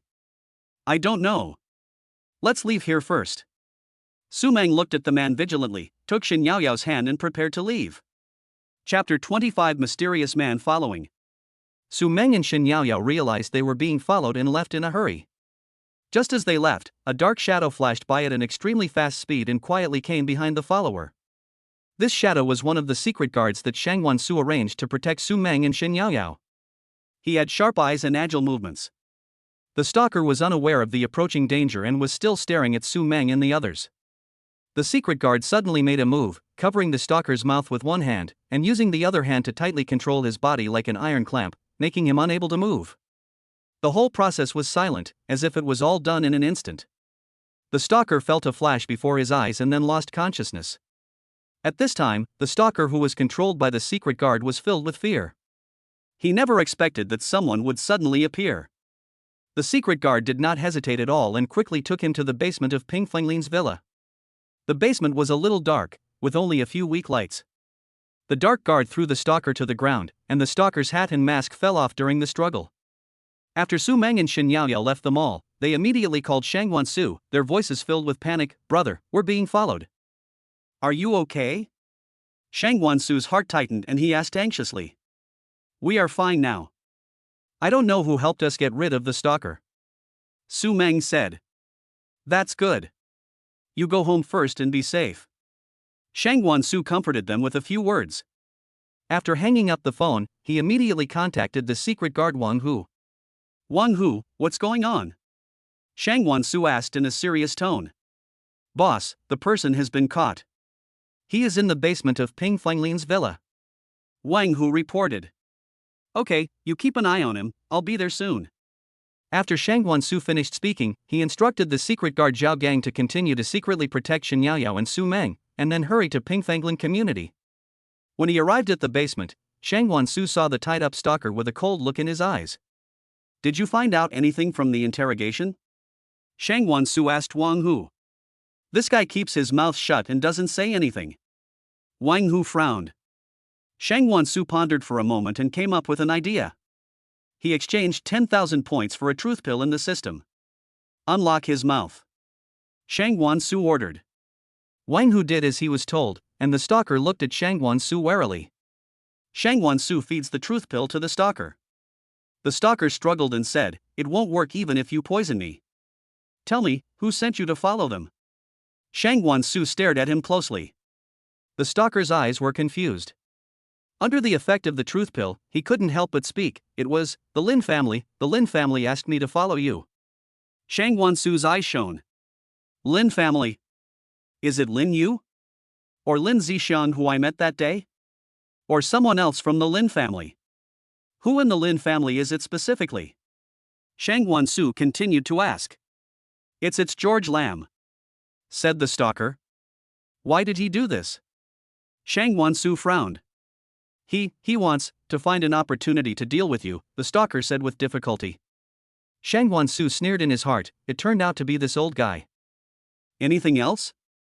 Shang Wansu persisted. He also said he wanted to take Su Meng away." The stalker's voice became smaller and smaller.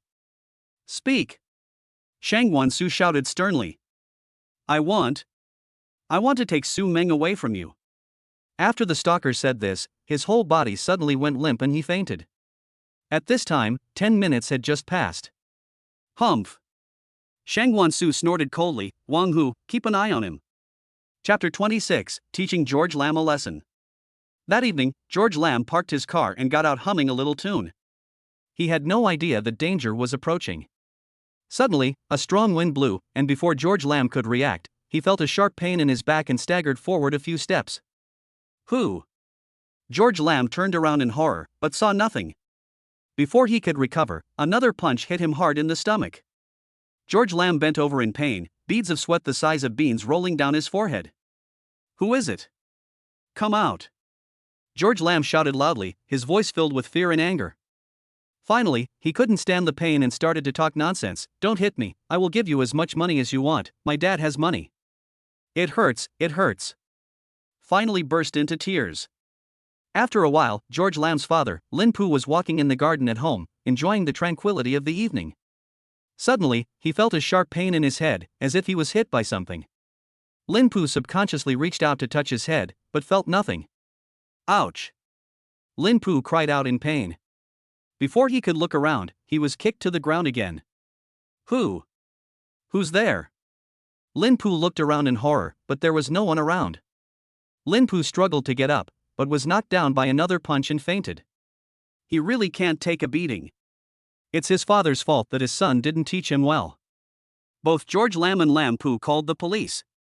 When the police arrived and checked the surveillance footage, they found nothing unusual, only that they had fallen to the ground inexplicably.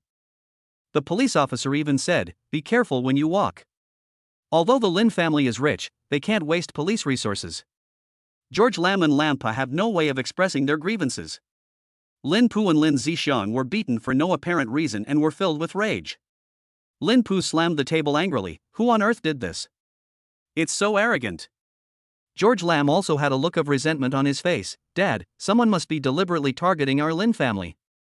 "Have you offended anyone from the 4 major families in Kyoto recently?" Lin Pu guessed with a frown. Don't say Lin Pu is quite good at guessing. "No, Dad, how could I possibly offend the people from the 4 major families? I usually obey them. They don't even play with me, so how can I offend them? The only one who cares about me is Wu Ruoxuan, and I am her lackey." George Lam echoed. Jillian Lam has a clear understanding of himself. But there's nothing in the surveillance video and the police can't find anything. What's going on? Did we really encounter a ghost? Lin Pu was a little annoyed. Maybe. Lin Zixiang gritted his teeth and said. In fact, Lin Zixiang already had a guess in his mind. The person he sent to keep an eye on Su Meng could not be contacted. It was very likely that Shang Guansu had discovered him. The other party had such means, and he didn't dare to bother him anymore. He didn't dare tell his father. If his father knew that he was beaten because he coveted someone else's girlfriend, the consequences would be more than just a beating. I will send people to investigate and will never let this person go. Lin Pu's eyes flashed with ruthlessness. Upon learning that his father and brother had been beaten, Lin Yu rushed home anxiously.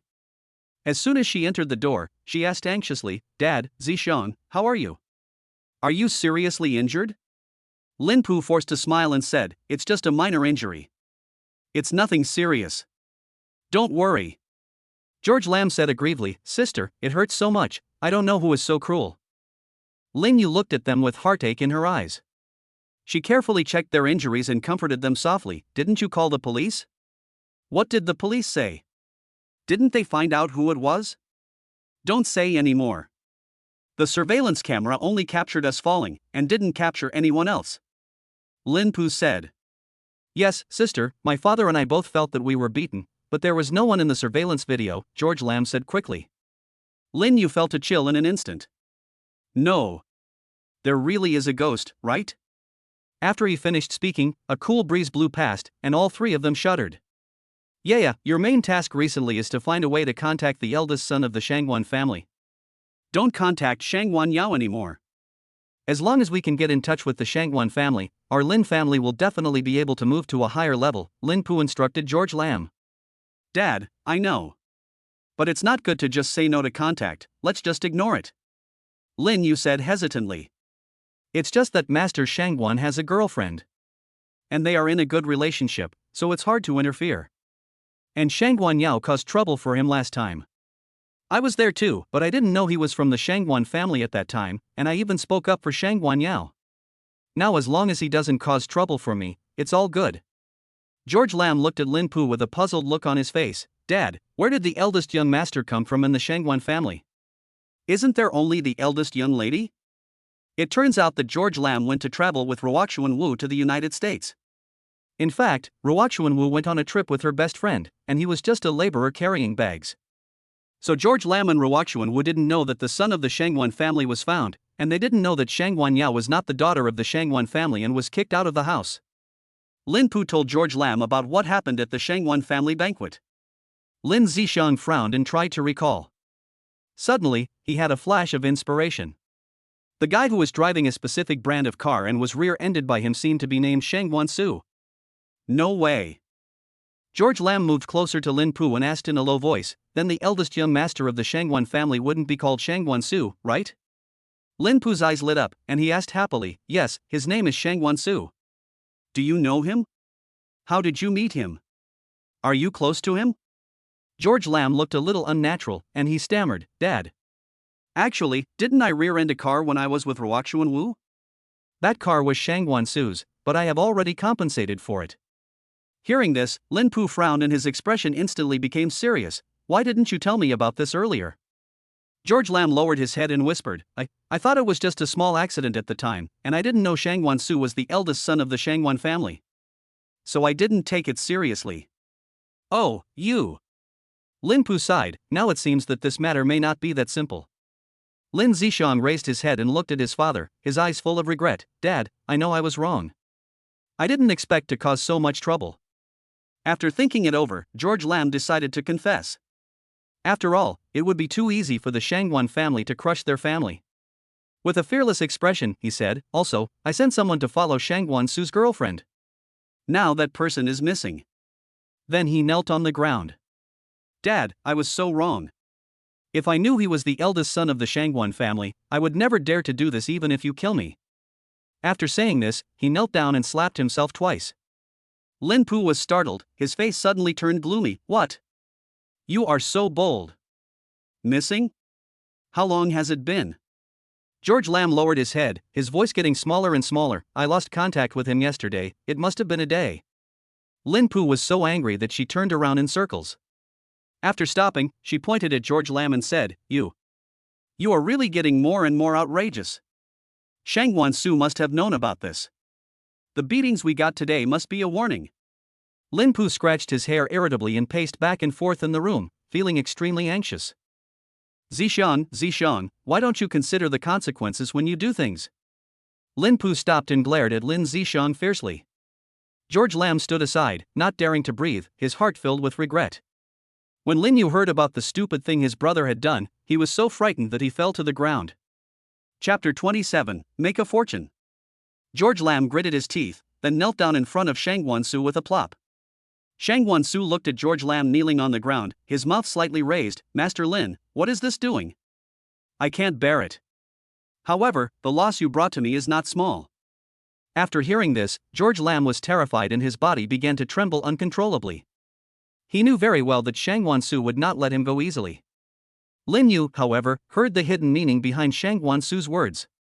She cautiously asked, Then, can you pay me some money? Shangwan Su secretly laughed in his heart. This Lin Yu was quite sensible. But he said, My time is very valuable. Lin Yu's heart was set, and he immediately changed his words, pay a lot of money.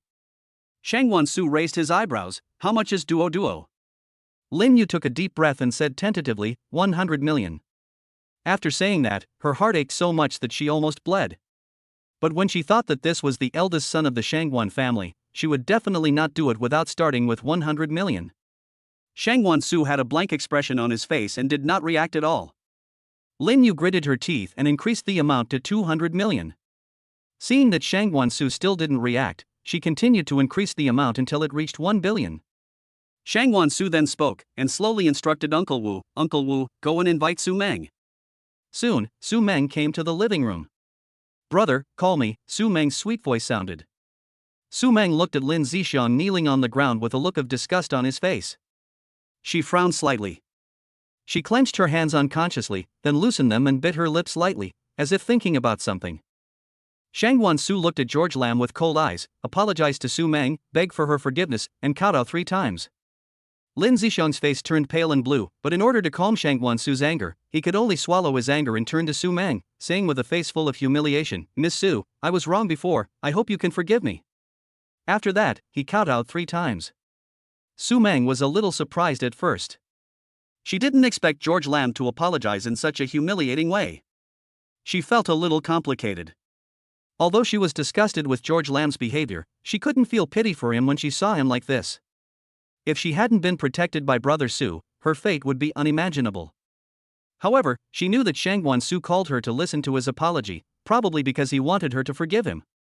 Su Meng was silent for a moment, then slowly said, "Forget it, Brother Su, forgive others when you can." Shangwan Su looked at Su Meng, then at George Lam who was kneeling on the ground and the nervous Lin Yu, and raised the corners of his mouth slightly. "Since Su Meng said so, this matter ends here. However, the money still needs to be delivered as soon as possible." George Lam and Lin Yu secretly breathed a sigh of relief. After George Lam and Lin Yu left, Shangwan Su gently put his arm around Su Meng's shoulders and said softly, Meng, don't worry, I won't let George Lam off easily. This is just the beginning." Su Meng leaned in Shangwan Su's arms, looked up at him slightly, her eyes full of trust. "I believe you, Brother Su. But don't take too many risks." Shangwan Su lowered his head and kissed Su Meng's forehead gently, then said with a smile, "With you by my side, I'm not afraid of anything." Su Meng's cheeks turned slightly red and she lowered her head slightly. Shangwan Su lifted her chin and asked her to look into his eyes. "No matter what happens in the future, I will always be by your side." Su Meng raised the corners of her mouth, revealing a sweet smile. Shangwan Su was worried that Su Meng would be afraid to go out, so he said softly, "Before, I was afraid that you would feel uncomfortable, so I arranged for Wang Hu to protect you secretly. You can't see him normally, but if you need him, you can call his name and he will appear. But Meng, don't think too much, I'm just protecting you, not monitoring you." Su Meng felt that it was great to have someone secretly protecting her. She had been bullied since she was a child, so she was cautious. Her weakness was actually her protective color. Otherwise, how could she have grown up and finished college under the control of her uncle's family? Su Meng's eyes were filled with emotion.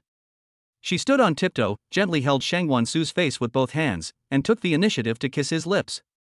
Shangwan Su was stunned at first, but then he reacted and responded to her kiss gently. Su Meng's heartbeat quickened. She could feel Shangwan Su's breath and body temperature, and her heart was filled with happiness and security. Shangwan Su put one arm around Su Meng's waist, holding her tightly against himself, and gently stroked her hair with the other hand. Their kiss was so passionate and long that it seemed as if everything around them was dyed pink. After the kiss, Su Meng leaned into Shangwan Su's arms and said softly, "Brother, thank you for always protecting me." Shangwan Su hugged her tightly, with a determined light in his eyes. Meng, I said, I won't let anyone hurt you." Su Meng raised her head, looked into Shangwan Su's eyes, smiled and said, "I believe you." Shangwan Su gently scratched Su Meng's nose and said, "We will face the future together." Su Meng nodded gently in Shangwan Su's arms and replied sweetly, "Okay." Just then, Su Meng's cell phone rang, and Su Meng answered the call embarrassedly. "Okay, Oklahoma." Su Meng hung up the phone and said happily, "Brother, my best friend is back home, I'm going to the airport to pick her up now." Shangwan Su nodded lovingly and said, "Go ahead." Shangwan Su returned to the room with a sneer on his face. He really didn't intend to let George Lam off so easily at the beginning, and this compensation was just the first step. He knew clearly that the Lin family had about 200 million in liquid funds, and the land in the south of the city was currently worth 1 billion. There was a high probability that the Lin family would use this land to pay for the compensation. This was exactly what he wanted, because the system had previously given him a task, which was to purchase the land in the south of the city. This Alan Tam really helped me a lot. Shang Wansu muttered to himself. Lin Pu, George Lam, and Lin Yu were discussing countermeasures in the study. We have limited working capital now, and it is indeed difficult to come up with 1 billion in cash at once, Lin Pu said with a frown. Lin Yu sighed. Why not use the land in the south of the city as collateral? George Lam said with some concern, Dad, that piece of land is our important asset, although it is of little use now. Will it have a big impact on the company if it is mortgaged? Lin Pu was silent for a moment, then said helplessly, There is no better way now, let's just get through this first. After some discussion, the Lin family finally decided to use the land in the south of the city to compensate Shang Wansu for the 1 billion yuan in compensation. When Shang Wansu heard the news, he was secretly proud of himself. Everything was in his plan. Both parties quickly arranged relevant personnel to carry out the handover procedures. Seeing the land deed being handed to Shang Wansu, Lin Pu's heart was filled with bitterness. Shang Wansu frowned slightly when he learned that the reward issued by the system was only 1 million points. This reward seems a bit small, Shang Wansu thought to himself. However, he soon let it go. After all, getting the land in the south of the city was a huge gain in itself. Anyway, let's first see what useful things I can exchange for the existing points, Shang Wansu murmured to himself. Shang Wansu entered the system interface and began to check the items that could be exchanged for points. After some selection, he found a book on cultivation. There should be no Chinese who does not want to cultivate immortality, and Shang Wansu is no exception. However, it requires 3 million points. At present, he only has 2.09 million points, which is not enough for him. Let's put it aside for now. Chapter 27 New Cell Phone. On this day, Su Meng and her best friend Xiao Shi walked hand in hand on the bustling commercial street, enjoying this rare leisure time. Xiao Shi is one of the few good friends Su Meng has had since childhood. When Xiao Shi was a child, she lived with her grandmother, who happened to be a neighbor of Su Meng's family. The two grew up together and played together every day. They have a very good relationship. Xiao Shi's father is in Kyoto. But later, Xiao Shi was sent abroad by his father, and the two could only communicate by phone. Su Meng's parents died after Xiao Shi passed away. Since then, her life has been gloomy, but fortunately they are both alive now. Meng, I haven't seen you for a long time. Tell me what interesting things have happened recently. Why did you come to Kyoto? Are you waiting for me to return home? Xiao Shi said excitedly. Xiao Shi has always known about Su Meng's family affairs, as her grandmother had told her about them. So Su Meng only talked about school and what happened after she met Shang Wansu. She also only talked about the happy things. Meng, even though he treats you very well now, you must have your own career, Xiao Shi said worriedly. Su Meng knew that Xiao Shi was really doing this for her own good, so she quickly said, Xiao, don't worry, I know. Although I'm not at Zhangcheng law firm for the time being, I'm still involved in the management. I am now suing my uncle's family. The trial will begin next month. I believe I can get back the inheritance that belongs to my parents. I will also open another law firm in Kyoto. Can you help me find a place? Xiao Shi was very happy. She had heard about Su Meng's family before and wanted to help, but Su Meng always refused. Now that she was asked, she was willing. She quickly took out her cell phone and showed it to Su Meng. Meng, look at this storefront, isn't it nice? It's 2 stories and a single building. I asked my dad for it before I went abroad to study. It's now a cafe. Business isn't very good, so I was planning to rent it out, so I'll open a law firm for you. You can decorate it yourself. It won't be too late to pay me the rent when you make some money. Su Meng felt very warm-hearted. How could she be so lucky to have such a good sister? She walked up to Xiao Shi and hugged her. She said in a low voice, Xiao, you are so kind. Don't worry, I will run the business well. I will give you a lot of rent. Xiao Shi gently hugged Su Meng back, patted her on the back and said softly, Okay, aren't you hungry? Let's go eat hot pot. The two came to a hot pot restaurant, found a seat and sat down while waiting for the food to be served. While waiting, Su Meng and Xiao Shi played with their phones. Xiao Shi was sharp-eyed and suddenly saw the phone in Su Meng's hand. She said in surprise, Meng, your phone is the latest model of Xingteng technology. It has just been released and is hard to get. And it seems to be a custom model. Su Meng smiled, her eyes full of happiness. Yes, my boyfriend gave it to me. Your boyfriend is so awesome. Xiao Shi came closer curiously and looked at the phone carefully. Su Meng picked up the phone and showed it to Chao Qian. This phone is equipped with the latest 6G chip. It runs super fast. All kinds of large games and software can be opened in seconds without any lag. Meng, didn't you never pay attention to mobile phone parameters before? Are you checking it specifically because it was given to you by your boyfriend? Xiao Qian teased in surprise. Su Meng's cheeks flushed slightly, and she continued. Also, its camera has super high pixels, and the photo-taking effect is particularly good. Whether it is scenery or people, the pictures can be taken very clearly and delicately, and there are also many special shooting modes. Su Meng continued to introduce. It looks very stylish, and the body is very light and thin. It feels really good in the hand. Su Meng said as she handed the phone to Chao Qian. She took the phone and looked at it carefully. The color is also very unique, and the customized pattern is so exquisite. There are also the letters XM on the side. Are they the abbreviations of your names? Yes, this is a couple's version. My boyfriend specifically asked for it to be customized. Su Meng smiled sweetly. Wow, how romantic. Xiaoxi continued to tease, your boyfriend is so thoughtful. Yes, he is really good to him. Su Meng's face was filled with a happy smile. Then when will you introduce this outstanding boyfriend of yours to me? Xiaoxi looked at Su Meng curiously. I have to ask him when he is free and then make an appointment. Su Meng replied. Then you have to confirm it as soon as possible. I'm very anxious, Xiaoxi said disappointedly. The two of them went out shopping early in the morning. After dinner, they went to a shopping mall full of luxury brands. It was mainly purchased by Xiaoxi. Xiaoxi's family is also very powerful and is ranked second among the 4 major families in Kyoto. Xiaoxi took Su Meng into Hermes. Xiaoxi went to look at the latest handbags. Su Meng's eyes were quickly attracted by a pile of cufflinks.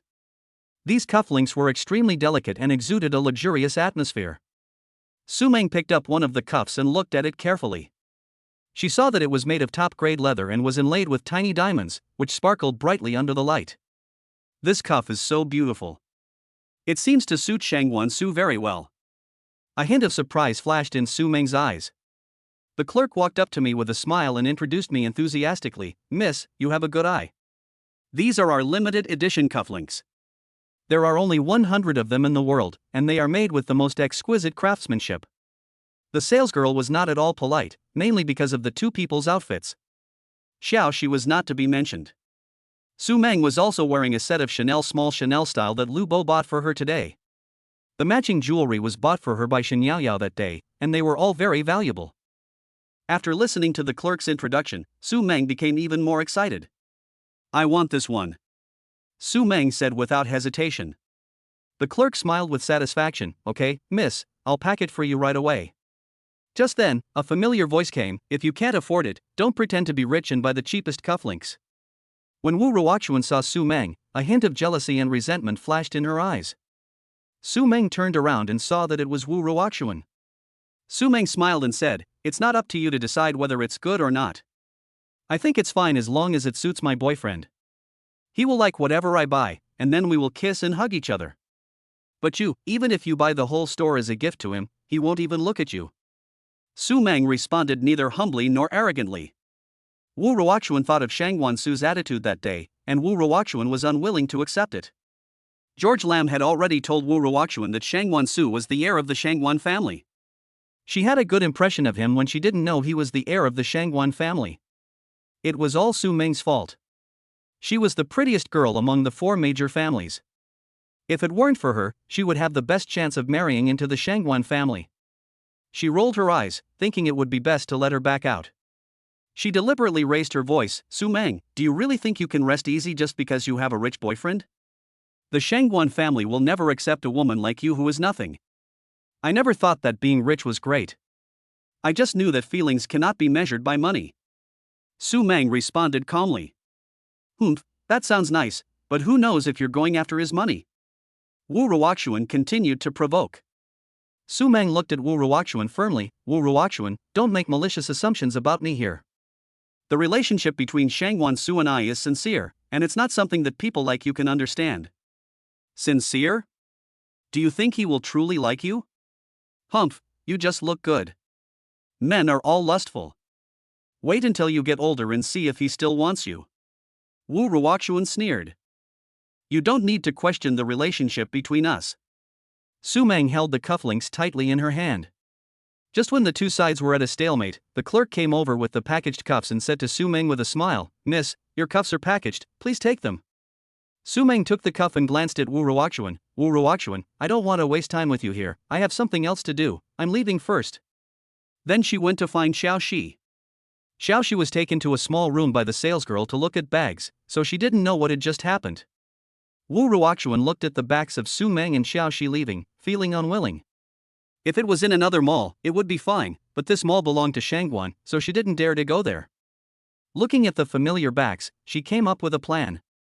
Chapter 28, Ancestors of Kyoto. Take out your phone and send a message to the group. Group name Ancestors of Kyoto. Miss Wu at Princess Chiao, is your sister back? I just saw her at Hermes and bought several bags. Princess Chiao, yes, my dad didn't let her come back, but she insisted on coming back. How annoying. Princess Chiao is the daughter of Xiaoxi's stepmother and her younger sister. However, the two do not have a good relationship. This group is basically made up of young masters and young ladies from the 4 major families in Kyoto. There are both side branches and main branches. There are dozens of people. Shangguan Yao used to be in this group and was an administrator, but she was kicked out of the group chat after the banquet that day. Group name Ancestors of Kyoto. Fu Chen at Princess Chiao, please bring your sister in. Princess Chiao at Fu Chen, why do you keep asking Xiaoxi? Do you like her? Fu Chen, yes, if you don't invite Xiaoxi, I will disband the group chat. Miss Wu at Princess Chiao, just bring her in. She is good friends with the girlfriend of the new heir of the Shangguan family. They were just shopping together. Aren't you curious? Fu Chen, the Shangguan family heir is not in the group, which doesn't live up to its name. It's still Miss Wu who is on top. Princess Chiao, then I'll try to pull her. After Qiao Dingding sent the message, her delicate face was full of anger, and her big eyes were staring at the ground fiercely, as if the ground was Xiaoxi. She twisted her fingers hard, and her neatly trimmed nails almost sank into her palms. Humph, isn't it just that I'm friends with Shangguan Su's girlfriend? There's nothing to be proud of. Xiao Dingding bit her lip, thinking angrily, her chest heaving violently. In the past, those people in the circle would not play with Xiaoxi, but now, they all rushed to find her. The more Xiao Dingding thought about it, the angrier she became. She curled her lips in disdain, and it seemed that a bottle of oil could be hung on that little mouth. Isn't she just good at currying favor with people? What's so great about that? Xiao Dingding muttered softly, pacing back and forth in the room as she spoke. Her high heels made a tapping sound on the ground, just like her irritable mood at the moment. It's just a girlfriend. Maybe she won't be one in a few days.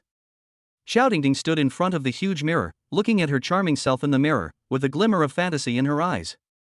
She reached out to tidy up her long, smooth hair, and the corners of her mouth rose unconsciously, as if she was imagining herself replacing Su Meng. However, Xiao Dingding was not completely determined. She frowned slightly, pinched the corner of her clothes with her hands, and was a little hesitant. But Shangguan Su is such an outstanding man, what charm does Su Meng have to attract him? Xiao Dingding's eyes revealed a trace of confusion and unwillingness. She was unwilling to be outdone by Xiaoxi, but she couldn't find a way to surpass her. Thinking of this, Xiao Dingding's jealousy flared up again. She glared at herself in the mirror, turned around and walked to the sofa, sat down, picked up her phone and started looking through Shangguan Su's photos. I must find a way to make Shangguan Su notice me and surpass Su Meng. Xiao Dingding gritted her teeth, secretly made up her mind, with a firm and crazy light flashing in her eyes. Xiao Dingding put down her phone, narrowed her eyes, and fell into deep thought. After a moment, she stood up suddenly, with a sly smile on her lips. I know what to do. Xiao Dingding found a gentle white dress and some exquisite cosmetics. She planned to start with Xiaoxi. First get close to Shangguan Su's girlfriend and become good friends with her. Then you can take it step by step. Even if it doesn't work, it's good to discuss Xiaoxi. Xiao Dingding said to herself while applying lipstick, and her red lips looked particularly dazzling under the light. After finishing her dress, Xiao Dingding stood in front of the mirror and looked at herself with satisfaction. She was tall and curvy, and the dress perfectly set off her figure. I'm so beautiful, Shangguan Su will definitely like me. Xiao Dingding shook her hair confidently, picked up her bag and prepared to go out. Xiao Tingting twisted her slender waist and came to her father Xiao Guojun with a flattering smile on her face. She took her father's arm and said softly, "Dad." "What's wrong, Tingting?" Xiao Guojun looked at her lovingly. Xiao Tingting pouted slightly and pretended to be aggrieved and said, "Dad, I think my relationship with my sister was not very good before. I want to improve it." A trace of relief flashed in Xiao Guojun's eyes, and he asked with a smile, "Then what do you want to do?" Xiao Tingting blinked her big eyes and said pitifully, "Dad, can you help me ask my sister where she is now?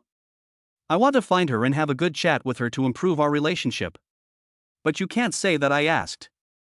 Xiao Guojun hesitated for a moment, and seeing this, Xiao Tingting quickly said coquettishly, "Dad, just help me, okay?" Xiao Guojun sighed helplessly and nodded, Okay, I'll ask for you." Xiao Tingting was secretly happy, but on the surface she still pretended to be well behaved. She sat on the sofa, fiddling with her phone, looking up at her father from time to time, anxiously waiting for a reply. Finally, Xiao Guojun's cell phone rang. Xiao Tingting immediately became nervous and stared at Xiao Guojun. After answering the phone, Xiao Guojun smiled and said to Xiao Tingting, "Tingting, your sister is now at." Xiao Tingting couldn't wait to move forward and listen carefully to every word Xiao Guojun said. After learning the location, Xiao Tingting jumped up excitedly, "Thank you, Dad." Then she went out like a gust of wind. Xiao Tingting drove her family's luxury car to the place her father told her. She got out of the car gracefully and quickly glanced around, looking for Xiao Shi. She tilted her head slightly with a confident smile on her face, looking as if she had already secured victory. Xiao Tingting walked lightly through the crowd, and suddenly she saw Xiao Shi, and next to her there was a girl with a graceful figure. She couldn't help but feel happy. She adjusted the hem of her skirt, took a deep breath, and then walked towards Xiao Shi as if they had met by chance. "Oh, sister, what a coincidence, why are you here too?" Xiao Tingting said in surprise, with a sweet smile on her face, but there was a hint of unnaturalness in that smile. Xiao Shi was slightly stunned, then responded calmly, "Well, what a coincidence." Xiao Tingting felt a little unhappy, but she still tried to keep smiling. She moved closer to Xiao Shi and said, "Sister, I've always wanted to have a good chat with you, but I didn't expect to be so lucky to meet you today." Without waiting for Xiao Shi to answer, Xiao Tingting continued to talk on her own. "Sister, there may be some misunderstandings between us in the past. I want to explain to you. Can we find a place to talk it out?" Xiao Shi looked at Xiao Tingting, secretly thinking about her purpose in her heart, but her face remained calm. "No, I'm a little busy now." A trace of disappointment flashed across Xiao Tingting's face, but she soon regained her smile. "Sister, I'll just delay you for a while, okay?" A trace of disappointment flashed across Xiao Tingting's face, but she soon regained her smile. "Sister, I'll just keep you for a while, okay?" "Do you want to accompany this young lady?" "This young lady is so beautiful, I like her very much." "We can go together, can I join you?" Xiao Shi frowned slightly, her tone still cold. "Really, there's no need. I have something else to do, so I'll leave first." After that, Xiao Shi turned around and prepared to leave. Xiao Tingting looked at Xiao Shi's back, and the resentment in her heart surged again. She bit her lips tightly and clenched her hands into fists unconsciously. Suddenly, Xiao Tingting's eyes lit up, as if she had thought of a good idea. She walked forward quickly, pretended to fall to the ground accidentally, and then screamed. "Ah!" People around looked at him with concern. Chapter 29: The Difficult Xiao Tingting. Xiao Tingting sat on the ground, a cunning look flashed in her eyes, and then she pretended to look pitiful at Xiao Qian. "Sister, my feet hurt so much." She groaned in pain, but she was thinking about her next step in her mind. People around began to whisper. Xiao Shi stopped helplessly and turned to look at Xiao Tingting. Xiao Tingting endured the pain and forced a smile. "Sister, I know you want to join our company as a fashion designer. I can help you convince Dad, as long as..." She paused deliberately, watching Josie's reaction. "Just what?" Xiao Shi frowned slightly, feeling a little alert. Xiao Tingting was secretly pleased with herself, but her face still had that pitiful expression. "How about you let me follow you all day today?" Xiao Shi was silent for a moment. She really wanted to realize her dream, but she was worried that Xiao Tingting had some conspiracy. Xiao Shi studied fashion design abroad, and the Qiao family made their fortune from fashion. Xiao Shi's mother was a famous fashion designer. She wanted to be like her mother. But Xiao Shi's father, Xiao Guojun, disagreed. He wanted her to join the management team. He was very tough. Even if she agreed to manage the clothes while making them, it would not work. Xiao Shi was struggling internally. She was well aware of Xiao Tingting's influence on Xiao Guojun, and the dream of becoming a fashion designer was extremely attractive to her. How do I know you'll keep your word? Xiaoxi finally spoke, trying to get some protection for herself. When Xiaotingting heard that there was a chance, she immediately promised, "Sister, I promise you, as long as you promise me, I will convince Dad to let you be a fashion designer. I will never break my promise. If I break my promise, I will let you live in my room. How about it?" Xiaotingting's room is the largest room in the Qiao family, and it is decorated very luxuriously. Xiaotingting has shown off in front of her countless times. Because before Qiao Guojun married Xiaotingting's mother, he told Xiaotingting's mother that Qiao's company could only be inherited by Xiaoxi. And the two also signed a prenuptial agreement. Xiaoxi had 30% of the shares of Qiao's company. It was left to her by her mother when she died, and Xiao Guojun had 40%. 30% of it would be left to Xiaoxi. 10% would be left to Xiaotingting. These were all made in the wool early on. Maybe it was because he gave most of the family property to Xiaoxi, so Qiao Guojun doted on Xiaotingting and always responded to her requests.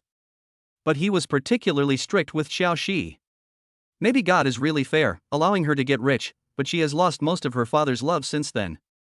Xiaoxi took a deep breath, and her eyes became firm. "Okay, I promise you." Xiaotingting was secretly delighted, but pretended to be grateful on the surface. "Thank you, sister, you are so kind." Xiaoxi stepped forward to help Xiaotingting up. Along the way, Xiaotingting was observing how Xiaoxi and Su Meng got along. It must be said that the relationship between the two was really enviable. The three of them were tired from shopping and were ready to find a place to rest. At this time, Xiaotingting suggested going to an underground casino. Xiaoxi's eyes lit up when she heard about the underground casino. She had heard of this place before, but had never been there. It would be nice to go there. But considering that Su Meng was there, she asked, Meng, do you want to go?" Su Meng actually wanted to go, too. It wasn't that she wanted to play, but she wanted to broaden her horizons. And, since she was a kid, she rarely lost in chess and card games. But she never played with money, only with happy beans on her phone. She had thought about making money from this before when she was short of money. But as a student, she couldn't find a place like a casino, and she also knew that many places were operated by the backstage, so no matter how good you were, you would still be a failure. She asked anxiously, "Cici, does this casino have any backstage operations?" When Xiaotingting heard this, she immediately assured him, "Don't worry, this casino is very clean. It's owned by the Fu family, the third of the 4 major families in Kyoto. The employees there all know me, so even if they want to operate secretly, they are unlikely to target us. We don't play big. They won't care about this little money. And the Fu family doesn't dare to offend the Shangguan family. They are called the 4 major families, but everyone knows that the 3 major families combined are no match for the Shangguan family." However, Xiaotingting only complained in her heart. At present, she still pretended that she didn't know that Su Meng was Shangguan Su's girlfriend. It seemed that her sister Qiao didn't know either, so it was even harder for her to say. Su Meng also sent a message to Shangguan Su. "Brother, I want to go to the underground casino opened by the Fu family in Kyoto with Cici. And her sister too. Do you think I can go?" Shangguan Su received Su Meng's message and replied with a knowing smile. "Go if you want. Wang Hu will protect you in secret." After Su Meng received Shangguan Su's reply, she happily said to Xiaoxi, "Cici, let's go to the underground casino together." "Ah, little money, here I come," Su Meng cried out in her heart. Xiaotingting drove the two of them to a manor. After the vehicle entered the manor, it drove to the door of a villa. After the 3 people got off the car, 3 receptionists were already standing at the door of the villa. They were all women, wearing sexy red cheongsams and black high heels. Then the 3 cheongsam beauties tied a black ribbon on the eyes of Xiaotingting and the other 2. Xiaotingting explained that the reason for tying the ribbon was to protect the privacy of the casino. Then the 3 of them got into a car with the cheongsam beauty. About half an hour later, they got off the car and walked for another 10 minutes. The cheongsam beauty helped them untie the ribbons. She smiled and said, "Dear guests, you have arrived." Then the 3 of them left. The 3 of them had already arrived inside, and they could not see outside from inside. The decoration was very luxurious, and there was a golden door in front of them. "This is it." Xiaotingting pointed at the golden gate and said. Xiaotingting walked in front and pushed open the door. After they walked in, a long corridor appeared in front of them. The walls on both sides of the corridor were inlaid with golden patterns, and the lights were soft and warm. Walking to the end of the corridor, there was another huge golden door. The person behind the door seemed to know they were coming. The golden door slowly opened and the three of them stepped into the casino hall. The hall was magnificent, with a dazzling crystal chandelier on the ceiling that looked like falling stars, and the floor was paved with smooth marble, reflecting everything around it. The hall is surrounded by various luxurious decorations, including exquisite sculptures and priceless paintings. The casino was bustling with people's laughter and the sound of chips colliding. There are various entertainment activities here, and each gambling table is surrounded by people, all immersed in this exciting game. Right in front, there is a huge stage with sexy dancers performing hot dances. As Xiao Shi and Su Meng followed Xiao Tingting into the casino, they noticed that Xiao Tingting had pulled her into a group chat Ancestors of Kyoto. As soon as I entered the group, messages started popping up. Hey, why are you bringing in new people? Who is this? Welcome new members. Xiao Tingting pulled it. Could it be her sister? At this time, the group leader Fu Chen sent a message, everyone, please be quiet. Let me first welcome the new member and then introduce her to everyone. This is Chao Qian, the eldest daughter of the Chao family. Then, the group became lively again, with various greeting messages appearing one after another. Seeing this, Xiao Tingting quickly explained in the group, she is my sister, everyone please take care of her in the future. Xiao Shi looked at the conversation in the group and felt a little awkward. She was not used to the feeling of being the focus of everyone's attention. Xiao Tingting noticed Xiao Qian's expression and said hurriedly, the group leader is Fu Chen, the eldest son of the Fu family. This casino is also owned by the Fu family. If we are in the group and play in this casino, Fu Chen will definitely take good care of us. After that, Xiao Tingting was in the group chat. At Fu Chen, my sister, and I came to your house to play. Fu Chen also replied very respectfully. Have fun, I'll have someone send you some coins later. Princess Xiao, thank you, Brother Chen. Xiao Shi thought about it and sent one, thank you. Fu Chen replied immediately, as long as you are happy. Xiao Shi just thought it was a bit strange and ignored it. Chapter 30 Gambler Su Meng. Fu Chen gave 5 million chips to each of Xiao Shi, Xiao Tingting, and Su Meng. Xiao Tingting was so surprised that her mouth could hardly close. Wow, Fu Chen is so generous today. He never gave away chips before, and he gave so many at once. Xiao Tingting exclaimed. She subconsciously thought it was because of Shang Guansu. The three exchanged chips for 20 million each. Su Meng didn't have that much money, but when she exchanged chips, she found that Shang Guansu had transferred 100 million yuan to her, and told her to spend it all and not let others look down on his woman. Su Meng understood Shang Guansu's intentions and was very touched. Su Meng came to a poker table, her eyes focused, and began her performance. At first, no one else paid much attention to this. They only saw more and more chips in front of Su Meng, but her expression remained calm and composed. Xiao Tingting and Xiao Qian stood aside, their eyes wide open, their faces filled with disbelief. Su Meng, you are so amazing. Xiao Tingting couldn't help but exclaimed. Xiao Shi was so surprised that she couldn't speak, and just stared at Su Meng blankly. She took the quiet girl seriously. But as the game progressed, Su Meng showed her extraordinary talent. She accurately judged the opponent's cards, calmly analyzed the possibility of each card, and made decisive and wise bets every time. There were more and more chips in front of Su Meng, but her expression remained calm and composed. Xiao Tingting and Xiao Qian were both rookies. After losing all their chips, they came to find Su Meng. They stood aside with their eyes wide open, their faces full of disbelief. Su Meng, you are so amazing. Xiao Tingting couldn't help but exclaimed. Xiao Qian was so surprised that she couldn't speak. She just stared at Su Meng blankly. Su Meng's outstanding performance attracted the attention of many people in the casino. Everyone gathered around and watched her dominate the gambling table. From time to time, there were exclamations and surprises from the crowd, and Su Meng seemed to have become the focus of the entire casino.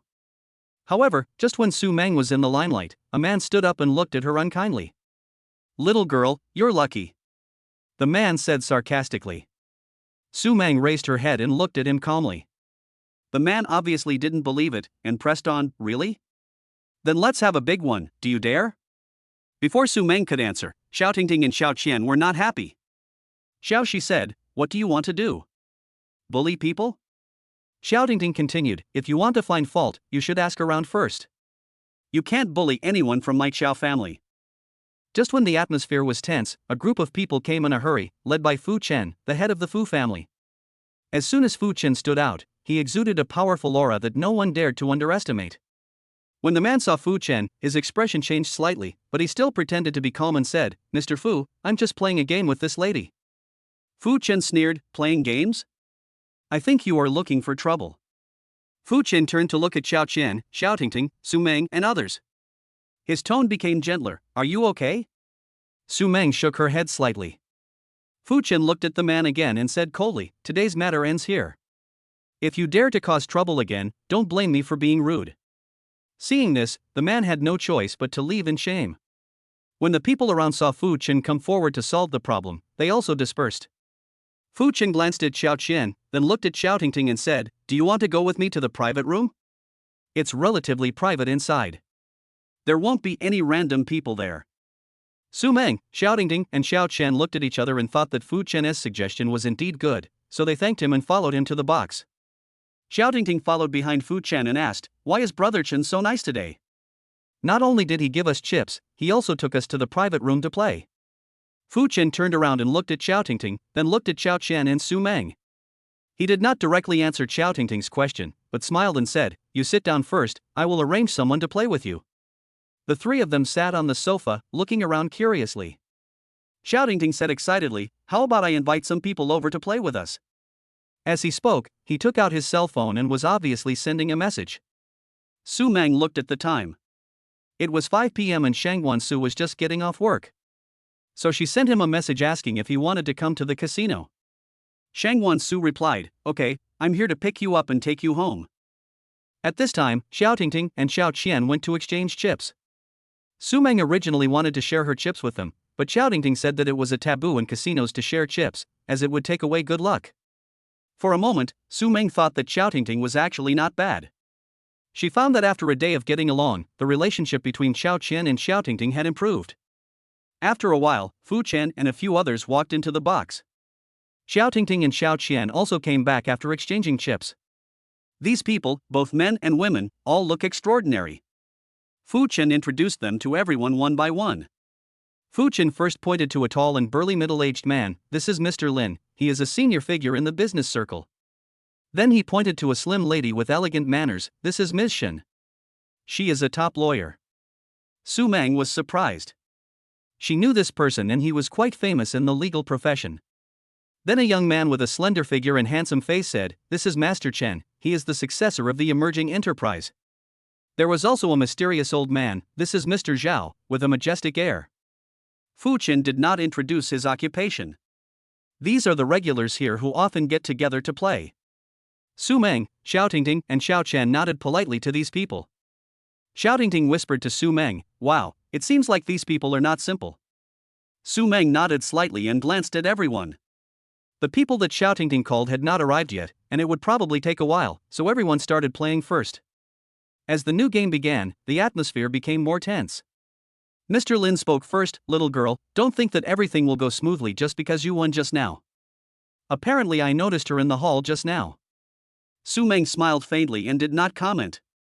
At the card table, everyone began to display their own skills.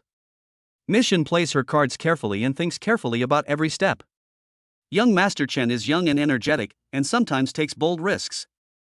Su Meng still maintains her unique strategy. She plays cards seemingly randomly, but she always puts her opponent in trouble. Mr. Zhao observed from the side and nodded slightly, seeming to be very interested in Su Meng's performance. The game was very intense, with neither side giving in. Xiao Tingting and Xiao Qian were so anxious watching from the side that they wished they could go up and help. Yes, the two of them didn't play because they knew that playing would just be a waste of time and it would be meaningless to keep losing, so they wanted to wait until Xiao Tingting's friends came to play together. Suddenly, Ms. Shen's cell phone rang. She glanced at the screen and her expression changed slightly. After playing around, Ms. Shen smiled apologetically and said, "I have something urgent to deal with. I'll excuse myself for a moment." After saying that, she stood up and left the box.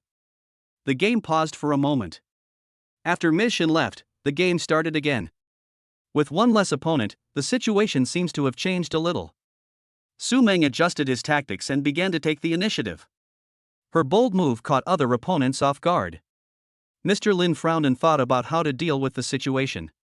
As the game was coming to an end, Su Meng had already gained a clear advantage. Her chips far outweigh those of her opponents.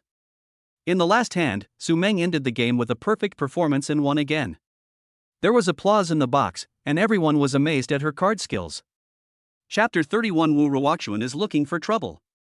As soon as Xiao Tingting's friends arrived, the atmosphere suddenly became lively. Everyone greeted each other, and Su Meng also greeted them politely. The people arranged by Fu Chen left in an orderly manner, leaving only Su Meng and his group at the scene. Before leaving, Mr. Zhao smiled and said to Su Meng, "Miss Su, the casino in City X is very interesting. Are you interested in going there to play?" After Su Meng thought for a moment, she smiled and said, "If I have the chance, I can go and have a look." Afterwards, Mr. Zhao and Su Meng added each other on WeChat for follow-up contact. At this moment, Wu Ruoxuan suddenly spoke in a sarcastic tone. "Some people really don't know how high the sky is and how deep the earth is. They dare to go to the casino in City X to play." Everyone's attention was instantly focused on Wu Ruoxuan and Su Meng. Su Meng just glanced at Wu Ruoxuan indifferently and did not respond to her, as if she didn't take her words to heart at all. Xiaoxi was not happy to hear this. She immediately stood up and said, "Wu Ruoxuan, don't be so harsh. What does it have to do with you whether Su Meng goes to the casino or not?" Wu Ruoxuan snorted, "How come it's none of my business? I'm just kindly reminding you so that some people won't have money for tickets and will be embarrassed if they go." Wu Ruoxuan wasn't sure whether Shangguan Su would give money to Su Meng, but she was sure that Su Meng herself didn't have much money. Others were watching from the sidelines, some looked embarrassed, while others looked like they were enjoying the show. Xiao Qian snorted coldly and pointed at the chips on the table and said, "The chips here are at least 100 million. Su Meng just won them. Do you think she has enough money to go to the casino in City X? What's more, Su Meng is my good friend, Xiaoxi. If she wants to go to the casino in City X, I will definitely go with her, and I'm short of that little money. As for what you should worry about whether you are qualified to enter." Xiaoxi's words really irritated Wu Ruoxuan. Although her Wu family was one of the 4 major families in Kyoto, she did not have any shares in the Wu family, and it was impossible for her to get any in the future. But when Xiaoxi's mother died, she actually left her 20% of the shares. Regardless of the value, the dividends over the years were not small, which was definitely different from her who only received living expenses every month. Wu Ruoxuan's eyes were red with anger. Fu Chen looked at Xiaoxi's domineering look and felt secretly happy. She was worthy of being the person he liked. He put away the smile on his face and said coldly, "Miss Wu, if you are here to cause trouble, I don't welcome you." Although Wu Ruoxuan was unwilling, she didn't dare to continue speaking. She just glared at Su Meng fiercely. In order to break the awkwardness, a friend of Xiao Tingting suggested that everyone play cards together. However, Wu Ruoxuan was secretly winking at others, and no one knew what she was planning. Her little actions did not escape Su Meng's eyes, and Su Meng became secretly alert. Wu Ruoxuan was thinking about finding an opportunity to embarrass Su Meng, preferably by making her lose face in front of everyone. While pretending to join in the conversation, she kept observing the situation around her, waiting for the right opportunity.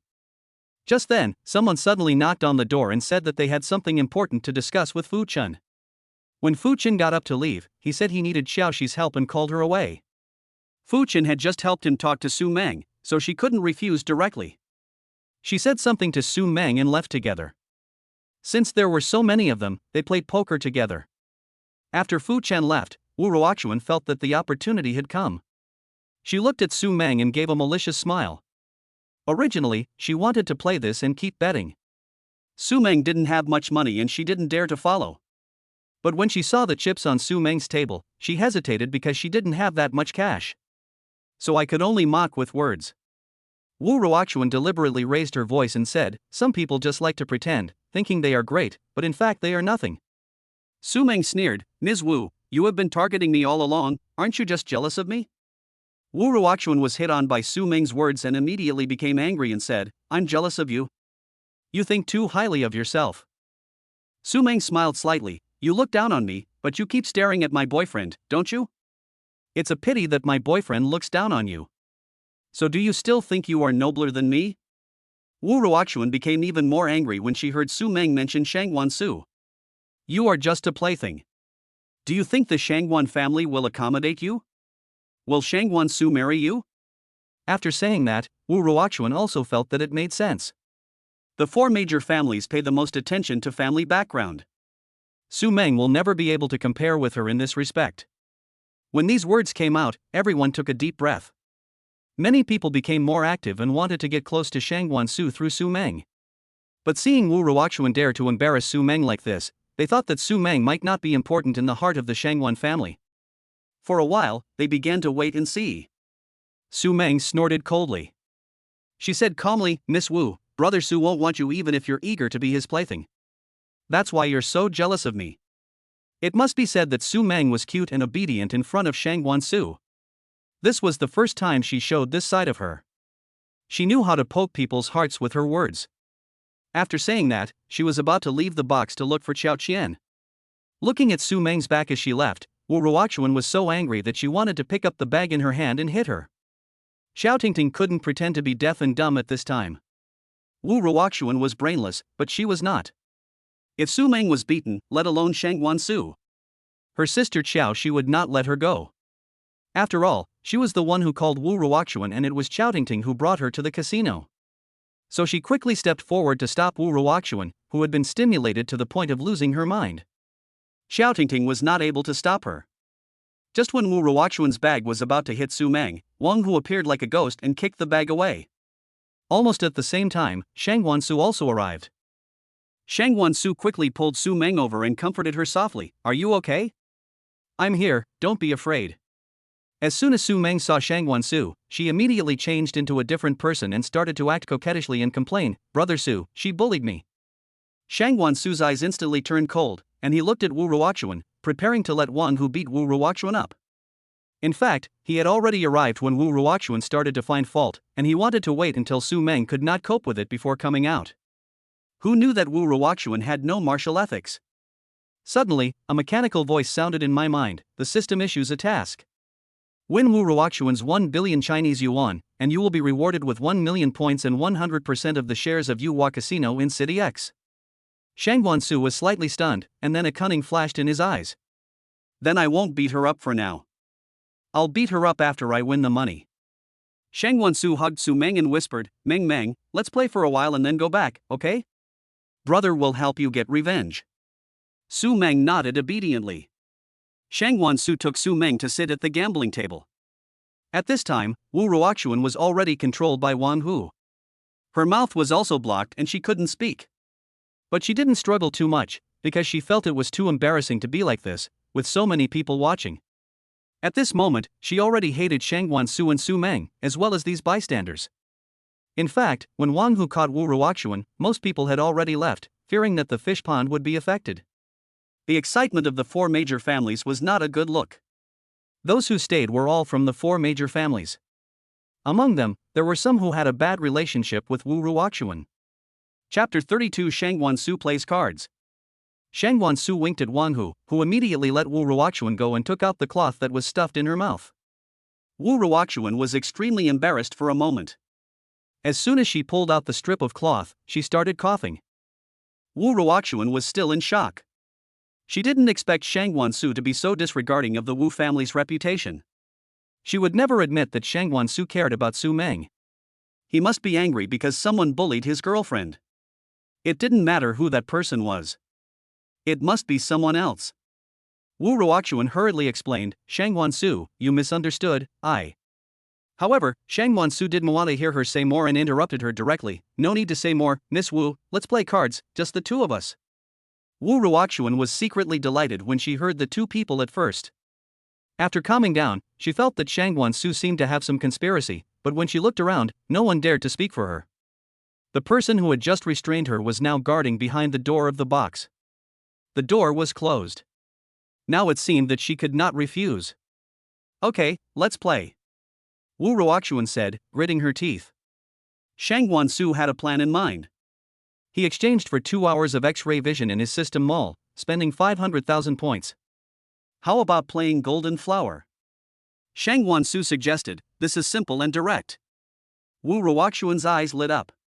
She always had good luck when playing Golden Flower, and her skills were also good. So she nodded in agreement. Wu Ruoxuan was a little afraid that Shang Wansu would do something. So she suggested that her cousin be the dealer. Wu Ruoxuan's cousin Lu Yaqi had been her follower since she was a child. Lu Yaqi's family all depended on Wu's family for their livelihood, so she still trusted Liu Yaqi very much. Shang Guansu had never thought of cheating, but he didn't want to agree easily. So he said, "You can let your cousin be the dealer, but if she is found cheating, then your Wu family and your cousin's family will be held responsible." After he finished speaking, he paused and smiled slightly. You know what I mean. Wu Ruoxuan and Liu Yaqi felt a chill on their backs, and Liu Yaqi quickly assured them. Master Shangguan, I will never cheat, and I don't know how to cheat. Don't worry. Shang Guansu touched Su Meng's hand and continued, I won't play if the bet is too small. Each of us should put out at least 1 billion chips. It won't end until one side loses. Of course, in order to save time, the bottom bet is 5 million. When Wu Ruoxuan heard 1 billion, she knew Shang Guansu was prepared. The total amount of real estate under her name was this amount. She wanted to refuse this bet very much. Just now, I heard Miss Wu bragging about her wealth to my daughter Meng Meng, and I knew that the Wu family was very wealthy. 1 billion is not a big deal, right? Or is there a problem with the Wu family's finances, or is it about to go bankrupt? Everyone in the box held their breath. It was a naked threat. Everyone present could hear it, including Wu Ruoxuan. There was a knock on the door, breaking the brief silence in the room. Fu Chen and Xiao Qian came in with a group of people, each holding a tray with chips neatly placed on it, all in 5 million denominations. They walked up to Shang Guansu and Wu Ruoxuan respectively and put the trays down steadily. At the same time, an IOU was handed to Wu Ruoxuan. Wu Ruoxuan looked at the piles of chips and the 1 billion IOU in front of her, and she was shocked and angry. What does this mean? Did you arrange this long ago? She glared at Shang Guansu. Shang Guansu just smiled and said nothing. Fu Chen said expressionlessly, this is the exchange chip. Considering that Miss Wu definitely doesn't have so much cash, I prepared this IOU. Most people don't get this treatment. Shang Guansu looked calm. He raised his eyebrows and looked at Wu Ruoxuan. Ms. Wu, hurry up. Wu Ruoxuan looked at Fu Chen and said, the Fu family casino shouldn't be doing any insider work on the 4 major families, right? Fu Chen glanced at Wu Ruoxuan calmly and said, no, if you are worried, you can check the cards and the table. I am monitoring everything here.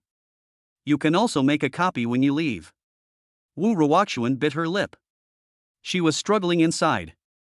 If her father knew that she had provoked Shang Guansu, perhaps she would be in an even worse situation. I had no choice but to sign and agree. Liu Yaqi is a pretty decent dealer, probably because she plays with Wu Ruoxuan a lot. After the first round of cards were dealt, Shang Guansu raised his bet to 10 million chips without even looking at his cards.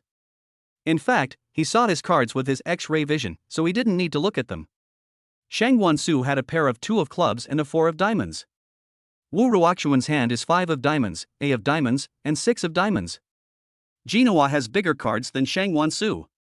But Shang Guansu wanted to create a gambler's character from the beginning. Jinhua sometimes played psychological warfare. Wu Ruoxuan didn't follow the call, but chose to look at the cards directly. She still wanted to be more cautious. After looking at the cards, Wu Ruoxuan didn't choose to call immediately.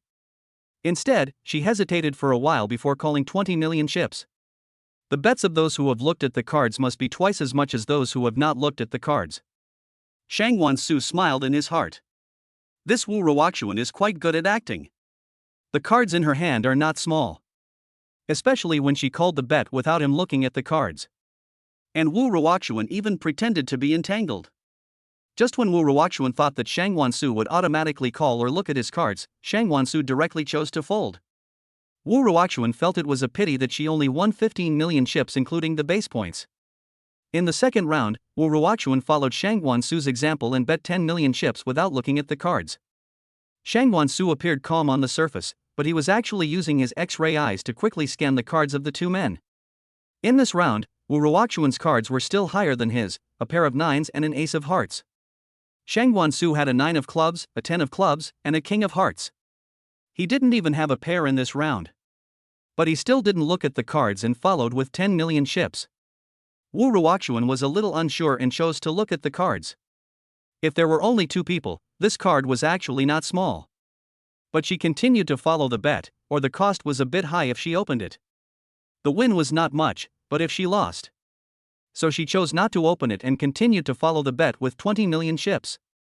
Throwing the problem to Shang Guansu. Shang Guansu still chose not to look at his cards and followed with 10 million chips. Wu Ruoxuan looked embarrassed at this time, feeling that Shang Wansu was inexplicably confident even though he didn't look at his cards. Wu Ruoxuan chose to open the cards this time. After seeing Shang Wansu's cards, Wu Ruoxuan was immediately happy. Shang Wansu must be here to give her money. She won another 25 million chips. In the third round, Wu Ruoxuan chose to play with 1,000 chips without looking at the cards, just like in the previous round. She felt that her luck was still pretty good today. And she planned to play a few more rounds. Look at the cards again. Shang Wansu naturally followed without looking at his cards. After the two of them each bet 80 million chips, Wu Ruoxuan could no longer sit still. Why did Shang Wansu never look at his cards? He really had the mentality of a gambler. Wu Ruoxuan was even more confused after looking at the cards. This time, she was unlucky and the highest number was only a K. She also followed with 80 million chips. Why did she learn from Shang Wansu and not look at the cards? But she still chose to open her cards, as she felt that Shang Wansu's luck was extremely bad and his cards might be even smaller than hers. As a result, Shang Wansu had a pair of eights. She lost, losing 105 million chips in one go. Shang Wansu was certainly not guessing blindly. He had already used his X-ray eyes to see the two people's cards. Otherwise, he would not have followed so many times without looking at the cards. Only someone like Wu Ruoxuan could be so mysteriously confident. Popular science. Poker is a popular poker game, usually played by 2 to 6 people, using a deck of 52 cards minus the jokers. Here are the basic rules and procedures of the game. 1. Game preparation. Number of participants, 2 to 6 people, usually 3 or more is best. 1. Cards, use a deck of 52 playing cards minus the jokers. 2. Initial chips, each player has the same initial chips, and a fixed bet is required before the game starts. 12. 2. Dealing and betting. Dealing, starting with the dealer, each player is dealt 3 cards, face down hidden cards. Betting order, start from the next better after the banker and proceed in a counterclockwise direction. Betting method, players can choose to call same amount as the previous player, increase the amount, not exceeding the single bet cap, check the cards, check their own cards and pay a fee or fold, exit the game. 3. Rules for comparing cards. Comparison conditions, when the current number of hands reaches 5 or more, the player can compare cards with up to one other player, and the fee is twice the current single bet. Result of comparing cards, the loser loses the right to operate this game. If both parties have the same card type, the one who actively compares cards loses. Special rules, when there are only 2 players left, they can compare cards at any time, and all players can see their whole cards. 4. Card types and comparison rules. Card size, leopard 3 identical cards, straight flush straight continuous pair scattered cards. Special card type, 235 with different suits can defeat the leopard. Comparison rules, the same type of cards are compared by the highest card point, and so on. If they are exactly the same, the one who actively compares cards loses. Chapter 33 Gambling 2. In the 4th round, Shang Wansu was the dealer and started the game. Shang Wansu still chose not to check his cards and called the 10 million chips. Wu Ruoxuan chose to look at the cards directly. When she saw the cards, her pupils slightly dilated, and the corners of her mouth slightly raised, but she quickly suppressed it. She pretended nothing had happened and gently put the cards down, rubbing her fingers lightly on the surface of the cards, as if she was feeling the power brought by this good hand. Her fingers trembled slightly as she put down the cards, then she quickly regained her composure and called the 20 million chip bet. Although she looked calm on the surface, she was actually very excited on the inside. Her clenched fists and rapidly rising and falling chest betrayed her. She tried hard to control her expression, fearing that Shang Wansu would notice her abnormality. She glanced at Shang Wansu from time to time, then quickly looked away. However, Shang Wansu had already seen through her cards with his X-ray eyes and was aware of all her little movements. Shang Wansu sneered in his heart. He decided to take advantage of the situation and continue to put pressure on Wu Ruoxuan. Shang Wansu chose to increase the bet to 80 million chips, a number that made everyone around him gasp. Wu Ruoxuan chose to call the 20 million chips instead of raising the bet, not because her cards were bad, but because her cards were too good. She was afraid that if she raised too much, Shang Wansu would fold, or Shang Wansu would look at his cards. If the cards were not good, he would directly choose to open the cards. If she folded, she would not win much. Wu Ruoxuan's eyes widened, and the expression on her face could no longer remain calm. She didn't expect Shang Wansu to escalate the situation like this. He raised the bet to 80 million chips without even looking at his cards. Wu Ruoxuan pretended to bite her lip, her hands unconsciously clenched the corners of her clothes, thinking about whether to follow the bet or give up. In fact, she was ecstatic inside. Call 160 million. With Wu Ruoxuan's call, the tension in the game reached its peak, and everyone could feel the gunpowder in the air. Just when Wu Ruoxuan thought Shang Wansu would fold or look at her cards, because she had bet 160 million, it was obvious that she had a big hand and most people would not blindly follow her. But Shang Wansu was different from the average person. He directly raised the stakes to 200 million chips. This move shocked everyone. Wu Ruoxuan widened her eyes, her face full of disbelief. She didn't expect Shang Wansu to be so crazy. The atmosphere in the whole room suddenly became tense. Everyone held their breath, looking at Wu Ruoxuan, waiting for her response. Wu Ruoxuan continued to follow the bet of 400 million chips without making a fuss. With Wu Ruoxuan's call, the game entered its climax and everyone was looking forward to what would happen next. A barely perceptible smile appeared on Shang Wansu's face, as if he had anticipated Wu Ruoxuan's decision. At this moment, when everyone thought that Shang Wansu would look at his cards and fold or directly open his cards, Shang Wansu directly followed up with a bet of 200 million chips. Wu Ruoxuan's hands were shaking slightly, beads of sweat oozed from her forehead, and her eyes revealed a hint of uneasiness.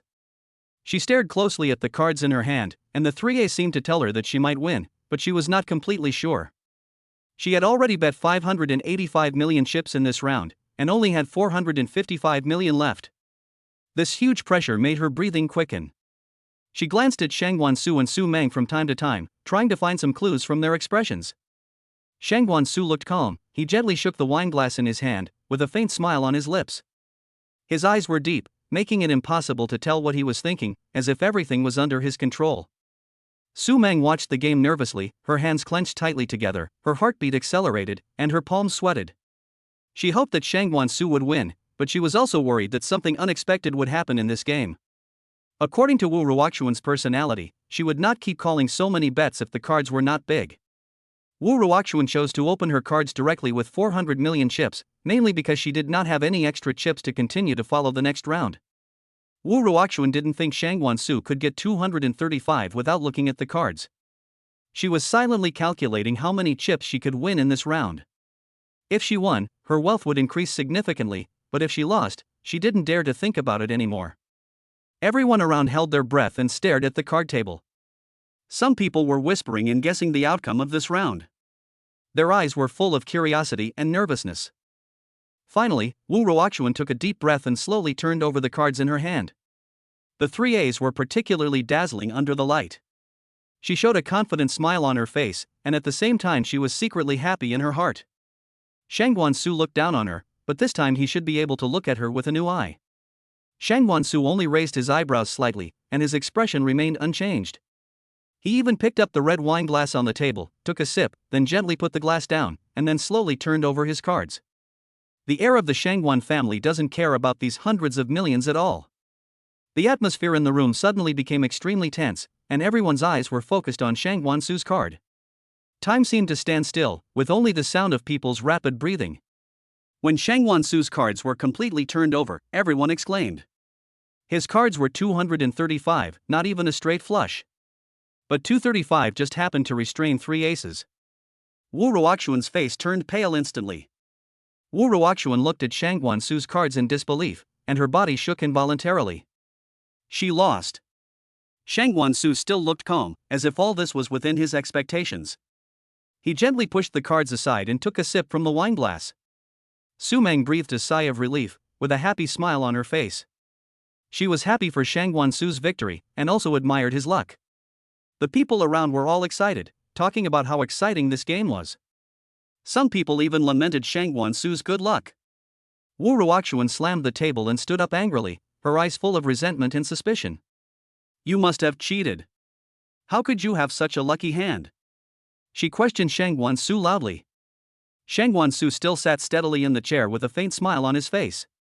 Ms. Wu, you need evidence to speak. I didn't cheat. His tone was calm, but revealed an unquestionable firmness. Fu Chen also stood up, his expression serious and earnest. Ms. Wu, I guarantee on the reputation of my casino that there will be no cheating here. He stared at Wu Ruoxuan. Wu Ruoxuan didn't believe it, her voice trembled.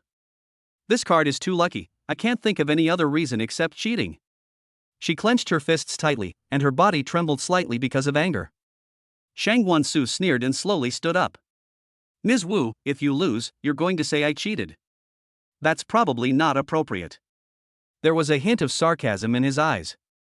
Su Meng also stood up. She looked at Wu Ruoxuan and said, Ms. Wu, don't talk nonsense without evidence. Her eyes were firm, giving Shang Wansu silent support. People around began to whisper, some thought Wu Ruoxuan was being unreasonable, others thought there might be something fishy going on. But no one dared to speak out. Wu Ruoxuan's face flushed red, and her eyes widened. I won't let this go. She gritted her teeth and said, her heart filled with anger and unwillingness. Chapter 35 Mission accomplished. Shang Wansu looked calm, with his hands folded across his chest, looking at Wu Ruoxuan calmly. What do you want, Miss Wu? He asked with a provocative tone. Fu Chen saw that the atmosphere was getting more and more tense, so he hurried out to mediate. Everyone calm down first, we can check the cards and gambling equipment to see if there is really a problem. On the surface, he seemed to want to calm down the dispute. In fact, he also wanted to prove it for his own casino. He was also very curious whether Shang Wansu was really lucky or something else. Wu Ruoxuan was overjoyed when she heard Fu Chen's words. She had the same idea but was afraid of offending Shang Wansu again. Okay, then check it out. I agree. Shang Wansu shrugged and said nonchalantly, no problem, I'll cooperate with the inspection at any time. He looked confident. Then he continued, but I have two conditions. If you don't find out that I didn't cheat, you have to apologize to my girlfriend. The 500-word self-criticism also needs to be posted on your official Fission space. The second condition is that all your remaining chips belong to me. This counts as the last bet between you and me. When Wu Ruoxuan heard Shang Wansu's two conditions, she hesitated. She bit her lip and struggled. The first condition was not easy for her.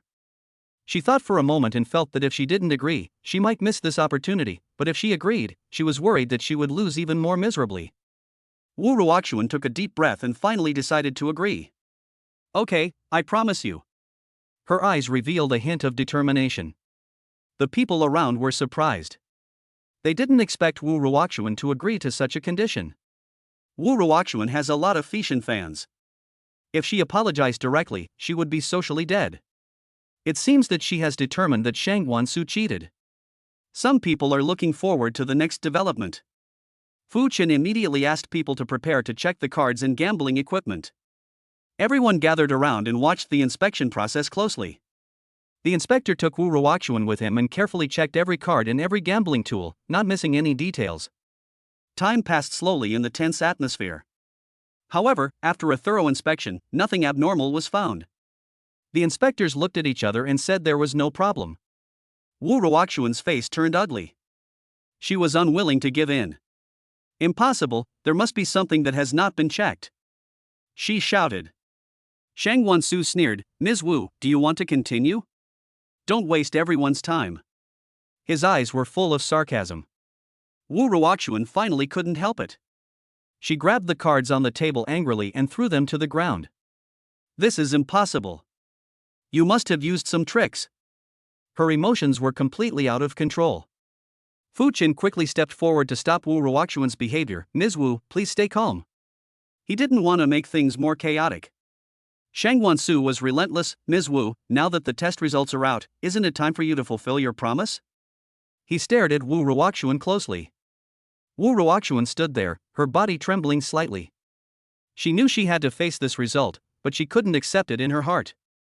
After a moment's silence, Wu Ruoxuan slowly spoke, I will follow the agreement and all the remaining chips are yours, but I have to apologize on Fission space. She still wanted to make a final fight. Shang Wansu interrupted Wu Ruoxuan with a cold look in his eyes. Ms. Wu, there is no room for negotiation. You must apologize to Su Meng on Fission space now. His tone left no room for questioning. Wu Ruoxuan clenched her fists tightly, her nails almost digging into her palms.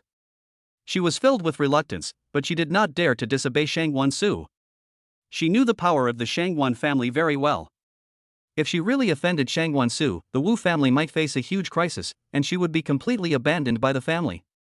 After a painful struggle, Wu Ruoxuan finally spoke slowly, her voice trembling slightly. Okay?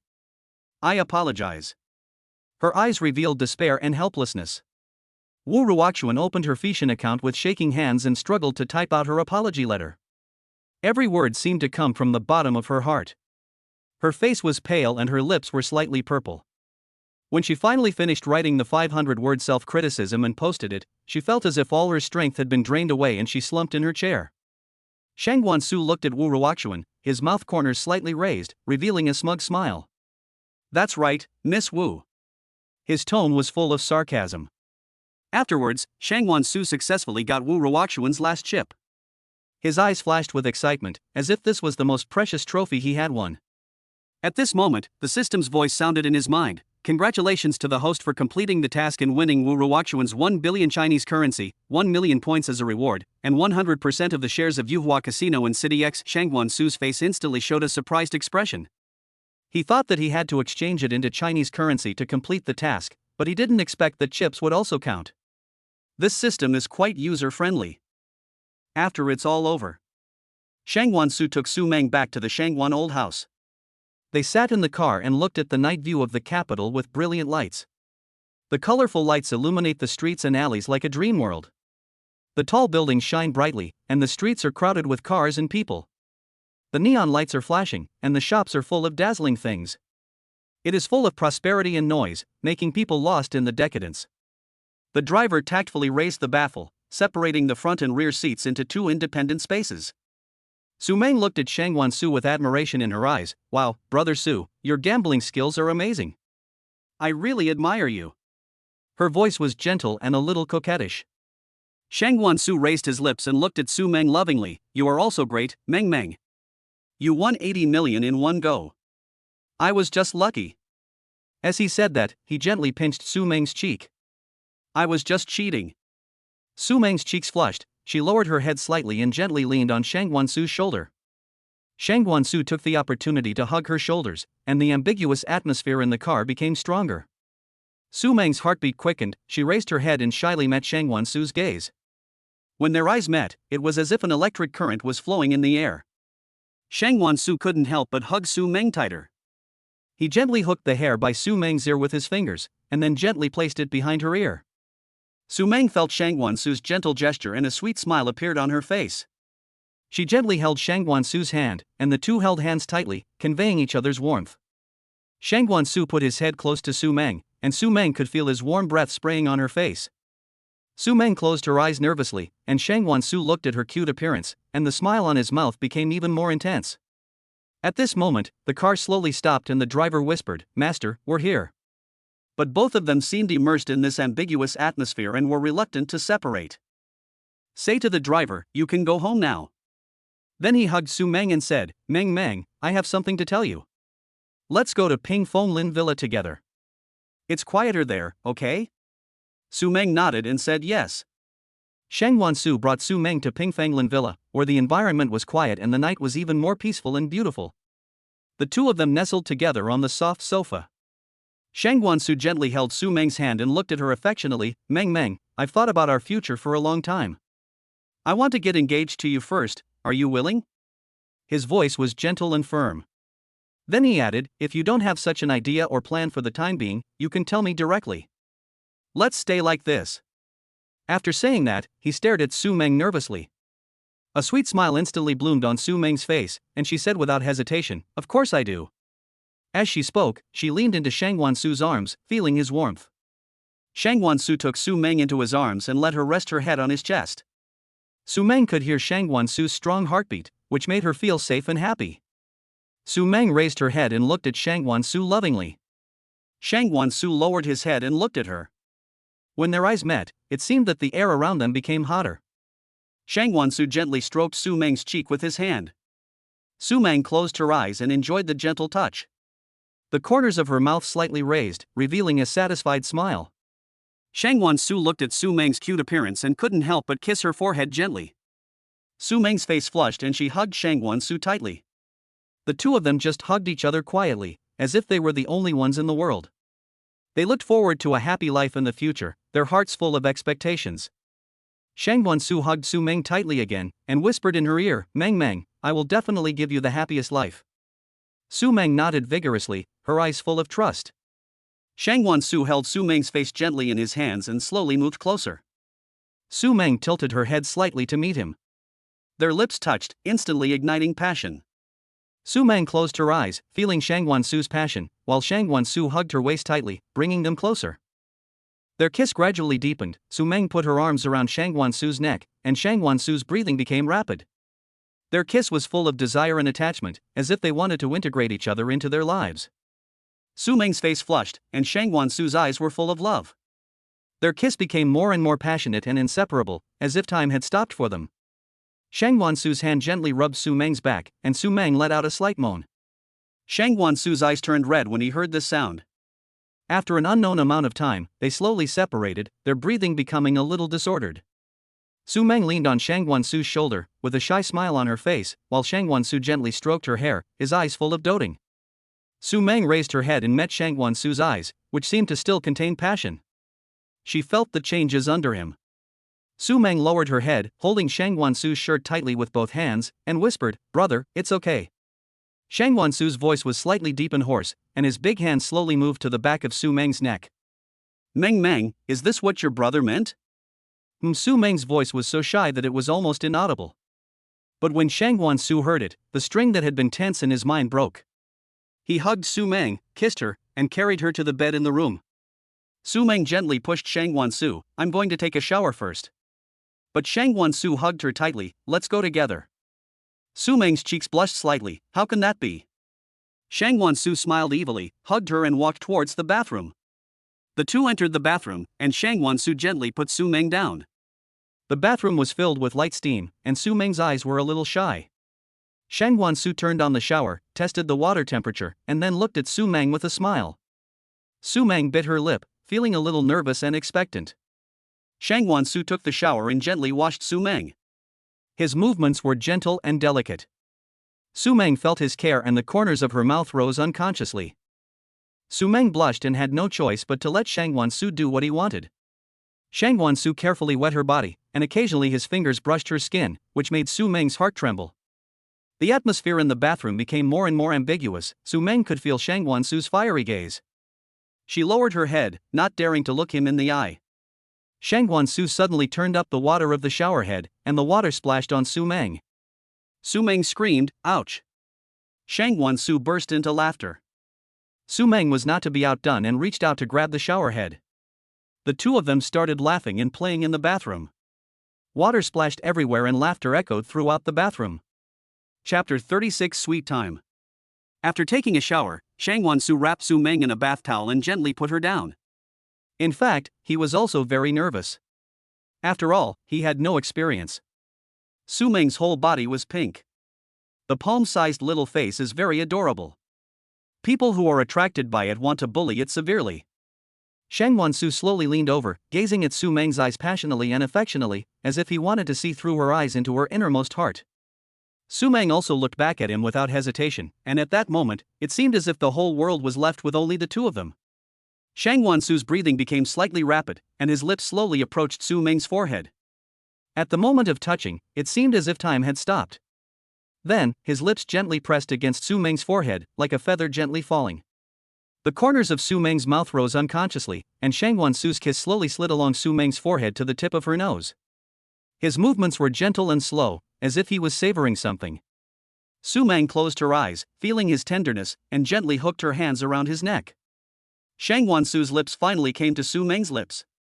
He touched them lightly at first, as if testing them. Su Meng could feel his breath spraying on her face. Then, Shang Wansu tilted his head slightly and kissed Su Meng's lips more deeply. Su Meng's body trembled slightly, and her hands changed from grabbing the corners of her clothes to tightly hugging Shang Wansu's back. Shang Wansu felt Su Meng's response, and his kiss became more passionate. Their lips and teeth entangled, as if they wanted to integrate each other into their lives. Shang Wansu gently stroked Su Meng's long hair with one hand and tightly hugged her waist with the other hand. Bringing their bodies closer together, he slowly groped upwards. Su Meng's breathing became rapid, and her heartbeat became clearer in her ears, as if setting the rhythm for this passionate kiss. Their kiss lasted for a long time, as if time had lost its meaning. Every touch, every breath, made them more intoxicated with each other's love. Su Meng's face flushed, and Shang Wansu's eyes were full of affection. Finally, Shang Wansu slowly loosened his lips and kissed lightly. Suddenly, a sharp pain came, and Su Meng's eyes turned red with pain. "Brother, it hurts." Shang Wansu agreed. "Woo woo, brother is lying." "Good, I'll be fine soon." An hour later, the noise gradually subsided. Su Meng's whole body was flushed, and she was held limply in Shang Wansu's arms. Her red lips were slightly parted, and she was breathing rapidly like a fish out of water. Shang Wansu's chest heaved, and his dark eyes swept over Su Meng's fair skin inch by inch. Shang Wansu hugged Su Meng tightly and looked at her lovingly. "Meng, do you want to go to City X with me? I bought a casino there. I heard that the beach there is also very beautiful." Su Meng's eyes lit up. "Okay, in fact, someone invited me to go to that casino before." Shang Wansu raised his eyebrows slightly. "Oh? Who is it?" Su Meng said with a smile, "It's an old man. I met him in the casino today." Shang Wansu felt inexplicably jealous. Shang Wansu pretended to be angry and looked at Su Meng. "Even Grandpa can't do that. You can only go with me." As he said that, he hugged Su Meng tighter and began to tickle her gently. Su Meng giggled and struggled to avoid Shang Wansu's attack. Okay, I'll just go with you, don't tickle me." But Shang Wansu refused to give in and continued to tease her. After a while, the two finally stopped and looked at each other breathlessly. Shang Wansu's eyes were full of love, and Su Meng looked at him without hesitation. Su Meng smiled and begged for mercy, but Shang Wansu just treated her more gently. They were entangled in love all night, as if time had stopped for them. Unconsciously, the sky gradually brightened. Su Meng and Shang Wansu slept in each other's arms and spent an unforgettable night. When the morning sun shone on them, a new day began. The sunlight shone softly into the room through the gaps in the curtains. Shang Wansu slowly opened his eyes, glanced at Su Meng who was still sleeping beside him, and the corners of his mouth rose unconsciously. Neither of them slept much last night, so he simply didn't go to work at the company today and slept until almost noon before getting up. Shang Wansu looked at Su Meng with a heart full of doting. He was the one who did the hard work, but Meng looked more tired than him. He was tempted, but in the end he still felt sorry for Su Meng, so he got up and took a cold shower to calm himself down. Shang Wansu asked Master Lu to prepare some food and send it over, including nutritious chicken soup and Su Meng's favorite sweet and sour pork ribs, paired with refreshing green vegetables. Shang Wansu came to the bedside and called Su Meng softly to get up. Meng, wake up, it's time to get up and have lunch." However, Su Meng was really tired, and she didn't move at all after he called her for a long time. In desperation, Shang Wansu had to carefully help her put on her clothes, then gently carried her to the bathroom, brushed her teeth and washed her face, and tied her hair up casually with a rubber band. After doing all this, Shang Wansu carried Su Meng to the dining chair downstairs. Su Meng was still dazed and not fully awake. Shang Wansu was afraid that she would fall, so he had to hold her on his lap. At this time, Master Lu's voice came. "Boss, do you need food delivered to you tonight?" Su Meng was suddenly awakened when he heard this unfamiliar voice. Shang Wansu simply said no thanks and Master Lu left tactfully. Su Meng was completely awake, and the scenes of last night came flooding back to her mind, including Shang Wansu's intimate care for her after she got up. Especially when Master Lu saw this scene, she felt extremely embarrassed, as if she had socially died. Shang Wansu keenly noticed Su Meng's abnormality. He knew that she was shy, so he didn't dare to tease her anymore, for fear of making her angry. Shang Wansu kissed Su Meng gently, then carefully placed her on the dining chair next to him and comforted her softly. "Don't worry, Master Lu won't say anything nonsense." Then, Shang Wansu pointed at the food on the table and said, "Eat, there are your favorite sweet and sour pork ribs." He tried to divert Su Meng's attention. Su Meng blushed, trying hard to calm the shyness and embarrassment in her heart, picked up the chopsticks, picked up a piece of sweet and sour pork ribs and put it into her mouth. The familiar taste spread in her mouth, and Su Meng's mood improved a little. She temporarily forgot about the social death. Shang Wansu looked at her tenderly from the side. The restaurant was filled with a warm atmosphere. The two of them ate quietly, occasionally making eye contact, and could feel the love for each other. After finishing the meal, Shang Wansu asked Su Meng with a smile, "What do you want to do later?" While eating, Su Meng curiously asked Shang Wansu, "Don't you have to go to work today?" Shang Wansu smiled and replied, "You don't have to go today." Su Meng's eyes lit up, and she immediately suggested, "Why don't we have dinner with Xiaoxi?" Shang Wansu agreed without hesitation, "Okay." Then, the two talked about going to City X. Shang Guansu thought for a moment and suggested, let's go shopping in the afternoon, buy some clothes for the beach, and buy some gifts for Xiaoxi. Shang Guansu knew very well that Su Meng and Xiaoxi had a very good relationship. He understood in his heart that the relationship between best friends must be handled well, otherwise he would not know how his girlfriend was gone. Su Meng listened to Shang Guansu's suggestion and nodded in agreement. This is a good idea. Let's go after we finish eating. Su Meng's heart was filled with anticipation as she thought about going shopping to buy beautiful clothes and prepare gifts for her best friends. After dinner, the two took a short rest and then prepared to go shopping. Shang Guansu drove the shiny metallic supercar onto the street at lightning speed. The low roar of the supercar was like the roar of a wild beast, instantly attracting everyone's attention. Shang Guansu was wearing a casual suit that perfectly outlined his muscular figure. He wore a pair of sunglasses, which added a bit of mystery to his temperament. Su Meng was wearing a white dress, the hem of which fluttered in the wind like a blooming flower. Her hair was lightly tied up, with a few strands of hair hanging on both sides of her cheeks, making her look particularly soft and beautiful. Shang Guansu controlled the steering wheel with one hand, and naturally interlocked his fingers with Su Meng with the other hand. Su Meng's face was filled with a happy smile, and she would occasionally turn her head and show Shang Guansu a sweet look. Passers-by stopped to look, their eyes full of amazement and envy. The men looked at Su Meng with a flash of amazement in their eyes, while the women cast passionate glances at Shang Guansu. Some people took out their cell phones to take pictures, with flashes flashing constantly. Shang Guansu and Su Meng didn't care about the looks of people around them. They were immersed in each other's world and enjoyed this highly anticipated trip. Supercars are speeding along. Chapter 37 Xiaoxi's Boyfriend. Shang Guansu and Su Meng came to the restaurant that Uncle Wu helped to book, and were attracted by its unique decoration as soon as they entered.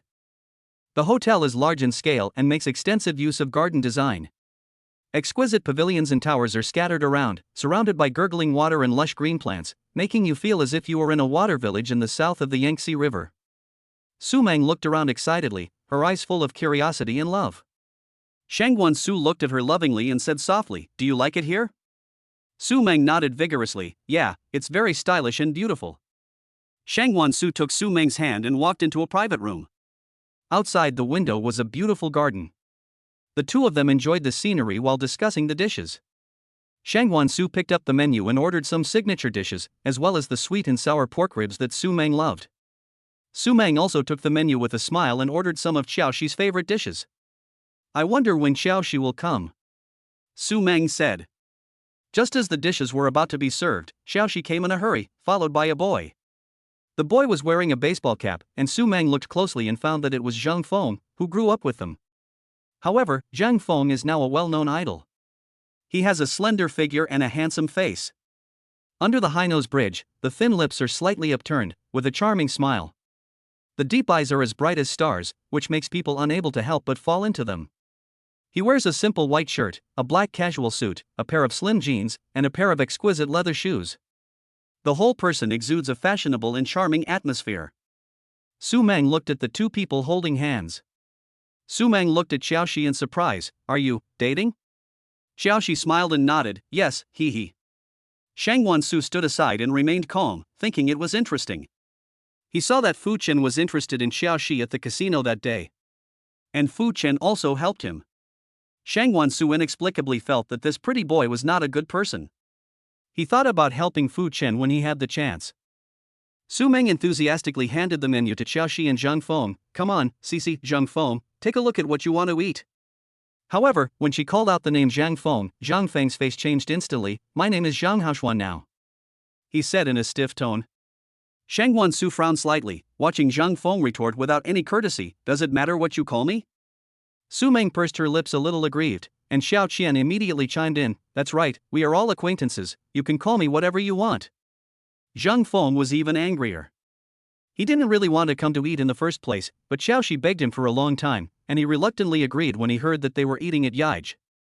Yaij is the lowest membership system, and silver members have to top up 1 million yuan. Only rich people can eat there. In the end, he was stopped by the waiter when he came in, and finally Xiaoxi called Su Meng to let him in. Moreover, he learned from Xiaoxi's phone call with Su Meng that Su Meng and the others were not members, but were using their friend's membership, which made him feel disgusted. In a rage, he left Xiaoxi and walked away without looking back. Xiao Qian looked at Zheng Feng's departing back and did not chase after him. She just said sorry to Su Meng and Shang Wansu. Su Meng and Shang Wansu certainly wouldn't blame her. They just didn't order more dishes, and after the dishes were served, Xiao Shi started drinking one glass after another. Shang Wansu saw this and ate a few mouthfuls in a hurry. He found an excuse to go out for a walk. There was a horse farm behind the hotel and he wanted to go and see it. By the way, he called Fu Chen and asked him to come over. This opportunity has come. In the box, Xiao Shi's eyes were slightly red, tears welled up in her eyes, and she complained to Su Meng in a sobbing voice. Meng, do you know? Zheng Feng's family was not well off before, but I didn't care. As Xiao Shi spoke, she recalled the past with Zhang Feng.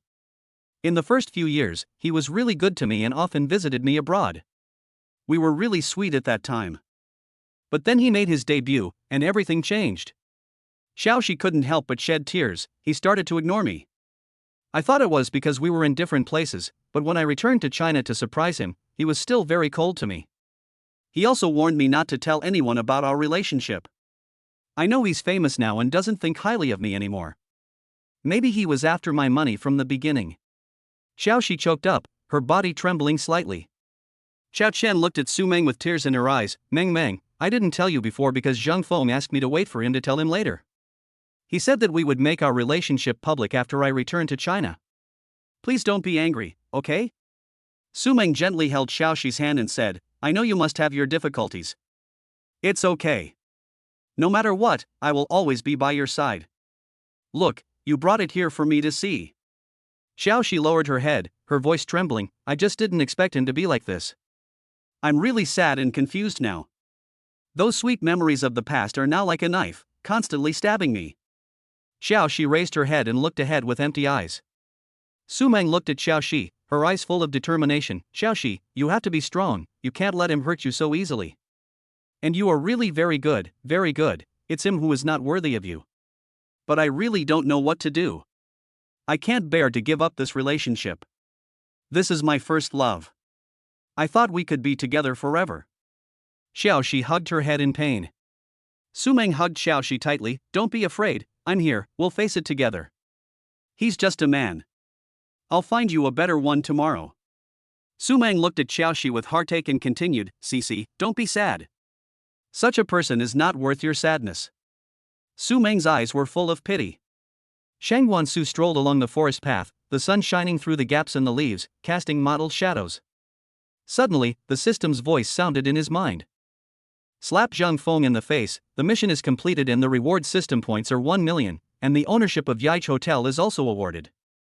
This system, Su Meng happens to like the layout and decoration of Yaich Hotel very much. Shang Wansu also thinks that the environment here is very good, and the food tastes good. It is a good place to entertain guests in the future. And although it is a hotel, there are many places to play. It covers a large area, so it is very valuable. Ha ha. Shang Wansu was worrying about how to find a reason to ask Xiao Shi to date Zheng Feng, and when he looked up, he saw Zheng Feng arguing with someone in the horse field ahead. Isn't this the opportunity? Shang Wansu narrowed his eyes, quietly observing the development of events in the dark, secretly pondering this sudden opportunity in his heart. Zheng Feng put his hands in his pockets, posing what he thought was a very cool gesture, but in fact his eyes were wide open, veins popped out on his neck, and he glared at Fuyu. You are just a lousy waiter, and you dare to yell at me? Fuyu was not afraid either. She looked straight at Zheng Feng with a mocking smile on her face. What's wrong with me being a waiter? You have such poor business skills that you can only rely on your face to be a vase. Zheng Feng's face turned red and his fingers almost poked Fuyu's face. Say it again. His teeth were chattering. Instead of backing off, Fuyu took a step forward. I said you don't have good business skills. That's the truth. If I hadn't withdrawn from the competition, you wouldn't have had any chance. Zheng Feng couldn't stand people saying that he had poor business skills. At this moment, his eyes seemed to be spitting fire. Okay, wait, I'll call the boss to complain about you. Fuyu snorted disdainfully. You can yell if you want, I'm not afraid of you. He crossed his arms in front of his chest, looking uncompromising. At worst, I can just change jobs. Chapter 38, Slap Zheng Feng in the face. Shang Wansu took his phone and calmly walked out of the darkness. Calm down, you two. It's not good to make such a big noise. He shook his phone and said, "I'd been recording it from the beginning." Shang Wansu looked at Zhang Feng with a righteous look on his face. "This, big star, it's not very honorable to bully a waiter, right? If this video gets out, tut-tut." Zhang Feng's face changed slightly. He did care about his public image, but he didn't want to let it go. "Don't meddle in other people's business. This is between him and me." Zhang Feng recognized Shang Wansu. "You are Su Meng's boyfriend, right? I advise you not to interfere, otherwise." Zhang Feng looked at the horse farm in front of him and said, "Let's have a horse race. If you win, I won't complain to him. If I win, you delete the video. How about that?" Zhang Feng suddenly remembered that he had come to this horse farm to ride horses. Because there was a recent script that required him to ride horses, he had practiced hard for a long time and now his skills were pretty good, so he proposed to race with Shang Wansu. He heard from Xiaoxu that Shang Wansu and Su Meng were classmates in the same school, and later they came to Kyoto together to develop. Riding horses was learned by rich people, and he was sure that Shang Wansu would not know how to ride horses, and even if he did, his skills would definitely not be as good as his hard-working skills. Shang Wansu was secretly happy, but pretended to be hesitant on the surface. Horse racing? Zhang Feng looked at Shang Wansu's expression and smiled smugly. "What? Are you scared? You can't even ride a horse." "I don't know how much favor you used to borrow the membership to eat here." Shang Wansu pretended to be reluctant and said, "Then there's no problem with a match, but the key is that this is of no benefit to me at all." Zhang Feng sneered at his attempt to get benefits and said, "How about this? If you win, I'll give you 5 million. How about that? You and Su Meng can't earn that much money in your entire life working." Shang Wansu thought to himself that this person was really disgusting. He continued, 5 million is too little. At least 15 million. If I win, you give me 50 million. If I lose, how about 50 million? Shang Wansu raised his eyebrows and said. Zhang Feng frowned when he heard Shang Wansu ask for a 50 million bet. 50 million? You have a big appetite. He was very conflicted. 50 million was not a small amount, and Shang Wansu seemed very confident. He was in a dilemma. Fu Yu, who was standing nearby, had not left yet. After hearing the conversation between the two, he said, "Zhang Haoxuan, your skills are not good enough, are they? There has been a lot of hype online lately about how hard you practiced horseback riding in order to get into the filming crew.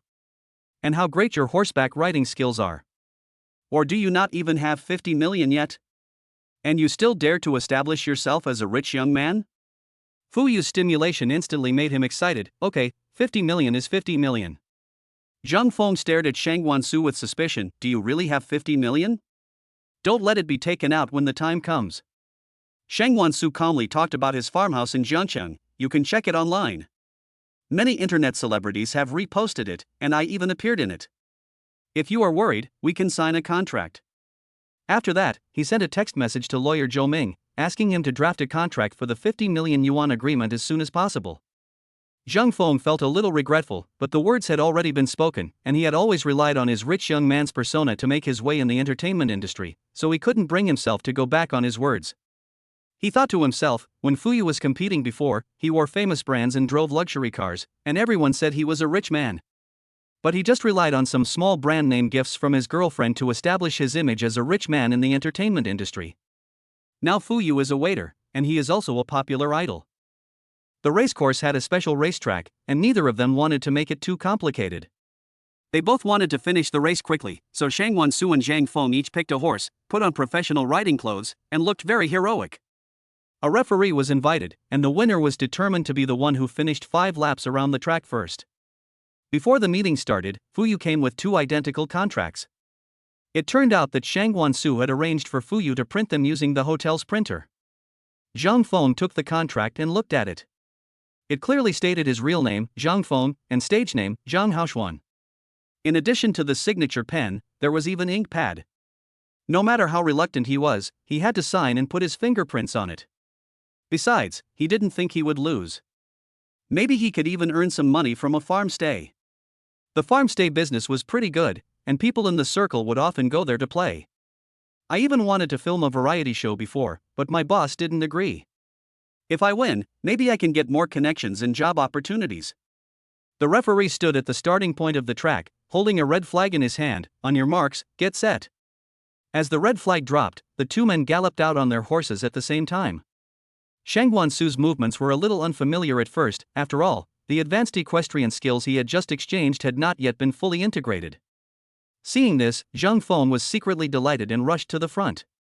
However, as time went by, Shang Guansu became more and more adept at riding. He stood straight, and finally even held the reins with one hand and waved the other hand in the air, as if he had merged with the horse.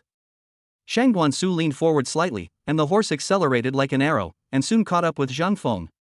His hair fluttered in the wind, and his face was filled with a confident smile. Zhang Feng's eyes widened with disbelief. He whipped the horse desperately, trying to catch up. Shang Guansu was nimble on horseback, and the horse turned and accelerated flexibly under his control. Zhang Feng gritted his teeth, unwilling to fail like this. In the last lap, Shang Guansu held the reins with one hand, the horse raised its head and neighed, and rushed across the finish line like a flash of lightning.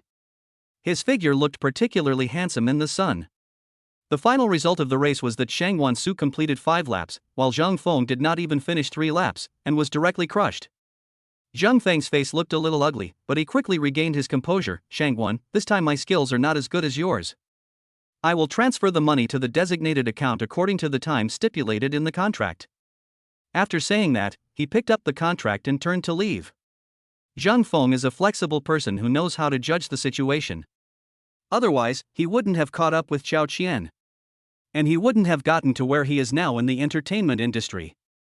His behavior in the box before was just a little bit too much.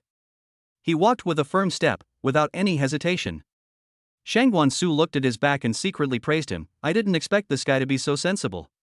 Shang Guansu's mouth curled up slightly. Xiaoxi's vision is not too bad, a little better than those who are completely blind. Compared with Su Meng, it is too bad. No, they can't be compared at all. Ding, system prompt, mission completed. Congratulations to the host for obtaining 1 million system points and ownership of Yaich Hotel. Shang Guansu was delighted, but before he had time to think about it, his cell phone rang. Hello, Mr. Shangguan, I'm Lu Chang, the manager of Yaich Hotel. When will you have time to come to Yaich Hotel for the handover? Lu Chang, the current management manager of Yaich, asked respectfully. Shang Guansu replied calmly, I'm at the racecourse now. When Lu Chang heard this, he quickly said, then I'll come to see you now. Is it convenient for you now? Shang Guansu said yes. After a while, the manager hurried to the racecourse. When he saw Shang Guansu, he hurriedly said respectfully, Mr. Shangguan, I'm finally meeting you. Lu Chang invited Shang Guansu to his office with a big smile to report on the business situation, but Shang Guansu waved his hand and said, I have something else to do now. I will come again tomorrow. Then, he pointed at Fu Yu and said, Manager Lu, please arrange for him to sing and dance. If he is good, arrange for him to sing in the hotel bar. Don't waste his talent in this area. This is a reward for him printing the contract for me just now. Maybe it can also help increase the popularity of the hotel. Lu Chang nodded quickly and said, Okay, Mr. Shangguan, I will do it. Chapter 39 Fu Chen's Secret Love. After Lu Chang took Fu Yu away, Shang Guansu walked towards where Su Meng and Xiao Qian were. Halfway there, Su Meng called. Hello, Meng Meng. What's the matter? Shang Guansu said gently after answering the phone.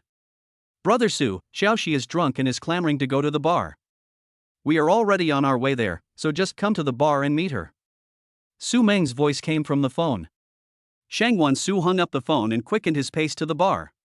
He asked for an open private room, ordered some drinks, and sat on the sofa waiting. After a while, Shang Guansu saw Su Meng and Xiaoxi walked in. Xiaoxi was a little more sober now, and not as sad as she was in the box, but she was still a little excited because of the alcohol. Shang Guansu stood up to greet them. As soon as the three of them sat down, Xiaoxi pulled Su Meng to dance. They danced to their heart's content on the dance floor. Shang Guansu knew that best friends were definitely a stumbling block on the road to intimacy.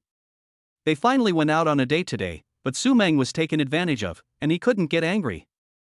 Under the light, Su Meng's smile was particularly bright, and her whole body exuded charming charm. At this time, Shang Guansu thanked Xiaoxi for letting him see such a beautiful scene.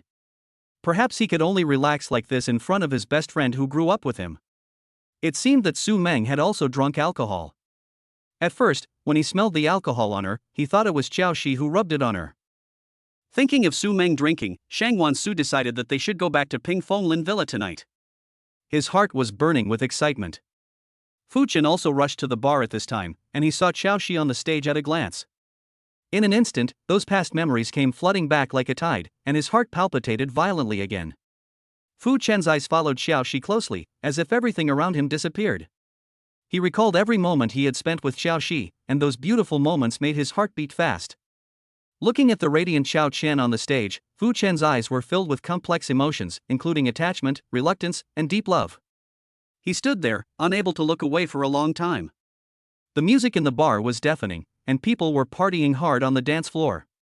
Shang Wansu sat in a private room, looking at the two girls on the stage and Fu Chen's obsessed look, and couldn't help but sigh inwardly. Under the influence of alcohol, Xiaoxi danced more enthusiastically, her hair flying with her movements, and a wanton smile on her face. Su Meng happily accompanied her.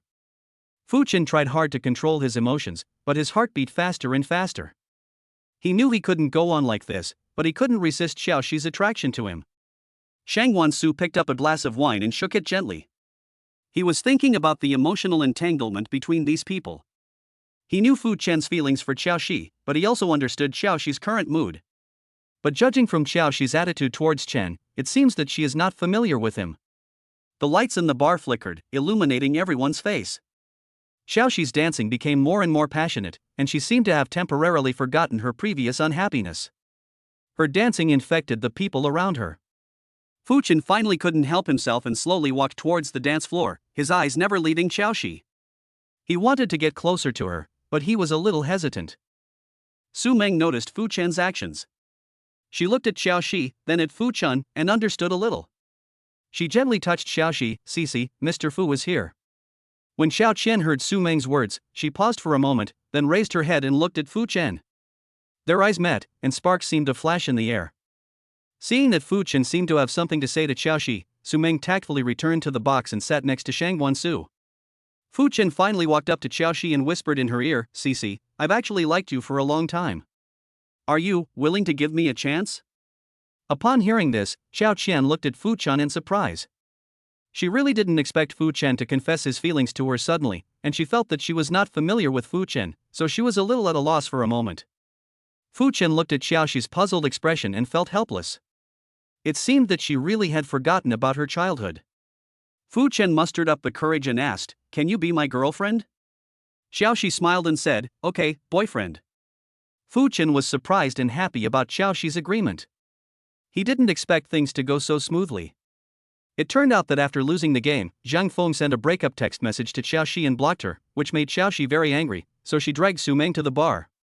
Fu Chen, a boss who usually doesn't smile, actually danced with Xiaoxi on the stage.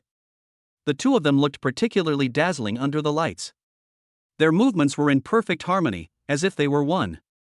The people around them cast curious and envious glances at the handsome man and beautiful woman on the stage. Su Meng and Shang Wansu also saw this scene in the box. Shang Wansu saw Fu Chen and Xiao Qian dancing passionately on the stage, and his heart was moved. He turned to look at Su Meng, with a strange light in his eyes. Shang Wansu held Su Meng in his arms and said gently, Meng, do you want me to dance with you?" Su Meng raised her head, looked at him puzzledly, and asked, "Brother Su, can you dance?" Shang Wansu did not answer Su Meng's question, but lowered his head and hugged her and kissed her. Su Meng's eyes widened instantly and her face flushed. Shang Wansu ignored Su Meng and deepened the kiss. 10 minutes later. Shang Wansu let go of Su Meng, raised the corners of his mouth, and replied with a sly smile, "Do you think brother can dance?" Su Meng lowered her head shyly, not daring to look at him again. Shang Wansu looked at Su Meng's shy appearance and couldn't help but continue teasing, Meng, why are you still so shy even though you are like this?" Su Meng raised her head and asked with a puzzled look, "What's wrong?" As soon as the words came out of her mouth, Su Meng remembered what happened last night. Her face turned even redder and she quickly buried her head in Shang Wansu's arms and refused to come out. Shang Wansu gently patted Su Meng's back and repeatedly assured her, Okay, I won't make fun of you anymore. Meng, don't be shy." After Xiaoxi and Fu Chen finished dancing, they went to a private room to drink with Su Meng and Shang Wansu. Su Meng was surprised to learn that Fu Chen had become Xiaoxi's boyfriend, but she didn't ask much. She knew that Xiaoxi had drunk too much and planned to ask again tomorrow. After the event, Su Meng insisted on sending Xiaoxi home, not trusting her new boyfriend Fu Chen. Shang Wansu had no choice but to call a car to send Xiaoxi home first. After they returned to Ping Fonglin Villa. As soon as he entered the room, Shang Wansu couldn't hold back any longer and began to kiss Su Meng passionately. Both of them drank again. The two figures were entangled in the dim light, and the passion gradually heated up. Some ambiguous details are omitted here. The next day, they slept until the afternoon. Su Meng opened her phone and saw that Xiaoxi had sent her many phishing messages. She was stunned. It turned out that Su Meng sent Xiaoxi back to her own house, not the Qiao family's old house. She was afraid that Xiaoxi would be scolded by her father. After all, the relationship between the two was not good. Xiaoxi woke up later, but she was not fully sober from the alcohol she had drunk. She first called Zhang Feng, but found that he was blocked. She then remembered her new boyfriend Fu Chen, so she called him to come and see her. After Fu Chen arrived, Xiaoxi threw herself into his arms. Fu Chen couldn't hold back and did something with Xiaoxi. After Xiaoxi sobered up, she was still a little confused. How did she get a new boyfriend out of nowhere and had that kind of thing happen to her with him? Xiaoxi wanted to cheat, but Fu Chen would not give in. He seriously asked Xiaoxi to take responsibility for him and emphasized that it was his first time. Seeing the red color on the bedsheet, Fu Chen naturally understood that it was also Xiaoxi's first time. Although he didn't mind, he was still a little happy. Fu Chen insisted that Xiaoxi take the responsibility, and even said that he would go to the Qiao family to propose marriage tomorrow. Xiaoxi panicked when she heard this, and had to resort to a delaying tactic. Xiaoxi agreed to date first and spend some time together. Fu Chen knew it was not that easy, so he agreed immediately. Xiaoxi felt like she was being tricked again. Fu Chen knew that he was taking advantage of the situation, so he didn't dare to force her any further and immediately moved all his things to Xiaoxi's house. Su Meng told Shang Wansu everything that happened between Xiaoxi and Fu Chen, and then asked for his opinion with a puzzled look on her face. Shang Wansu smiled and said that Xiaoxi was already an adult and she knew what she was doing. This might be the special feeling between the two of them. He also felt that Fu Chen was much better than Zhang Feng. After hearing this, Su Meng immediately felt that Shang Wansu was right, and that Xiao Chen and Fu Chen might be a good match. After the two of them finished the meal brought by Master Lu, they went to Yai's restaurant together.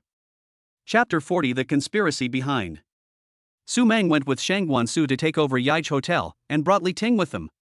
As soon as they entered the hotel, the employees inside stood in two neat rows and greeted them respectfully. Lu Chang hurried over to report the hotel's operating conditions to Shang Wansu. Boss, Yai's hotel has always had good business, with considerable profits every month. After deducting various costs and rent, the net profit can reach tens of millions. Here are the specific financial statements. What surprised Shang Wansu even more was that the system not only directly rewarded him with the Yai's hotel, but also gave him the property rights directly. He looked at the property certificate in his hand, and his heart was filled with emotion. Ego has to pay him tens of millions of dollars in rent every month. Shang Wansu took the financial statement and flipped through it carefully, reading each page seriously, his fingers lightly running over the data on it. After reading it, he handed the report to Li Ting, then looked at Li Chang seriously and said, Li Chang, from now on, you can report directly to Li Ting about the hotel. As for whether the hotel will be handed over to you for management in the future, you need to observe it for 3 months. Of course, if you don't do well in the future, you can be replaced at any time. After suppressing him for a while, Shang Wansu slowed down his tone and asked about Li Chang's salary. On the basis of what the original boss gives you, I will give you a certain commission based on the hotel's monthly revenue. When Li Chang heard this, his eyes suddenly lit up.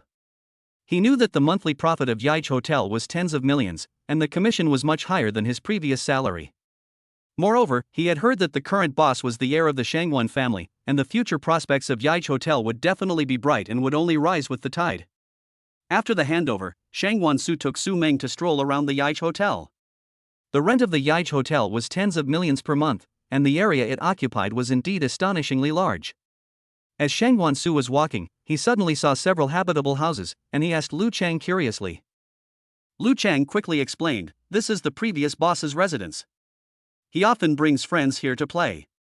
There are many places to play here, and he sleeps here at night. There are all kinds of furniture in it. It has not been moved away. Shang Wansu turned to look at Su Meng and said with a smile, I know you like this place very much. See if there is anything you like and buy some. We can come here often in the future. Shang Wansu took Li Ting to the company and agreed with Su Meng to pick her up after get off work. Su Meng looked around carefully, her eyes full of joy. She really thought this place was very nice. She decided to stay in Yai's to plan the layout of the house, and also to see if there were any areas that could be improved in Yaij as a whole, which was also a kind of learning for her. After all, she majored in garden design, and the design of Yaij was outstanding.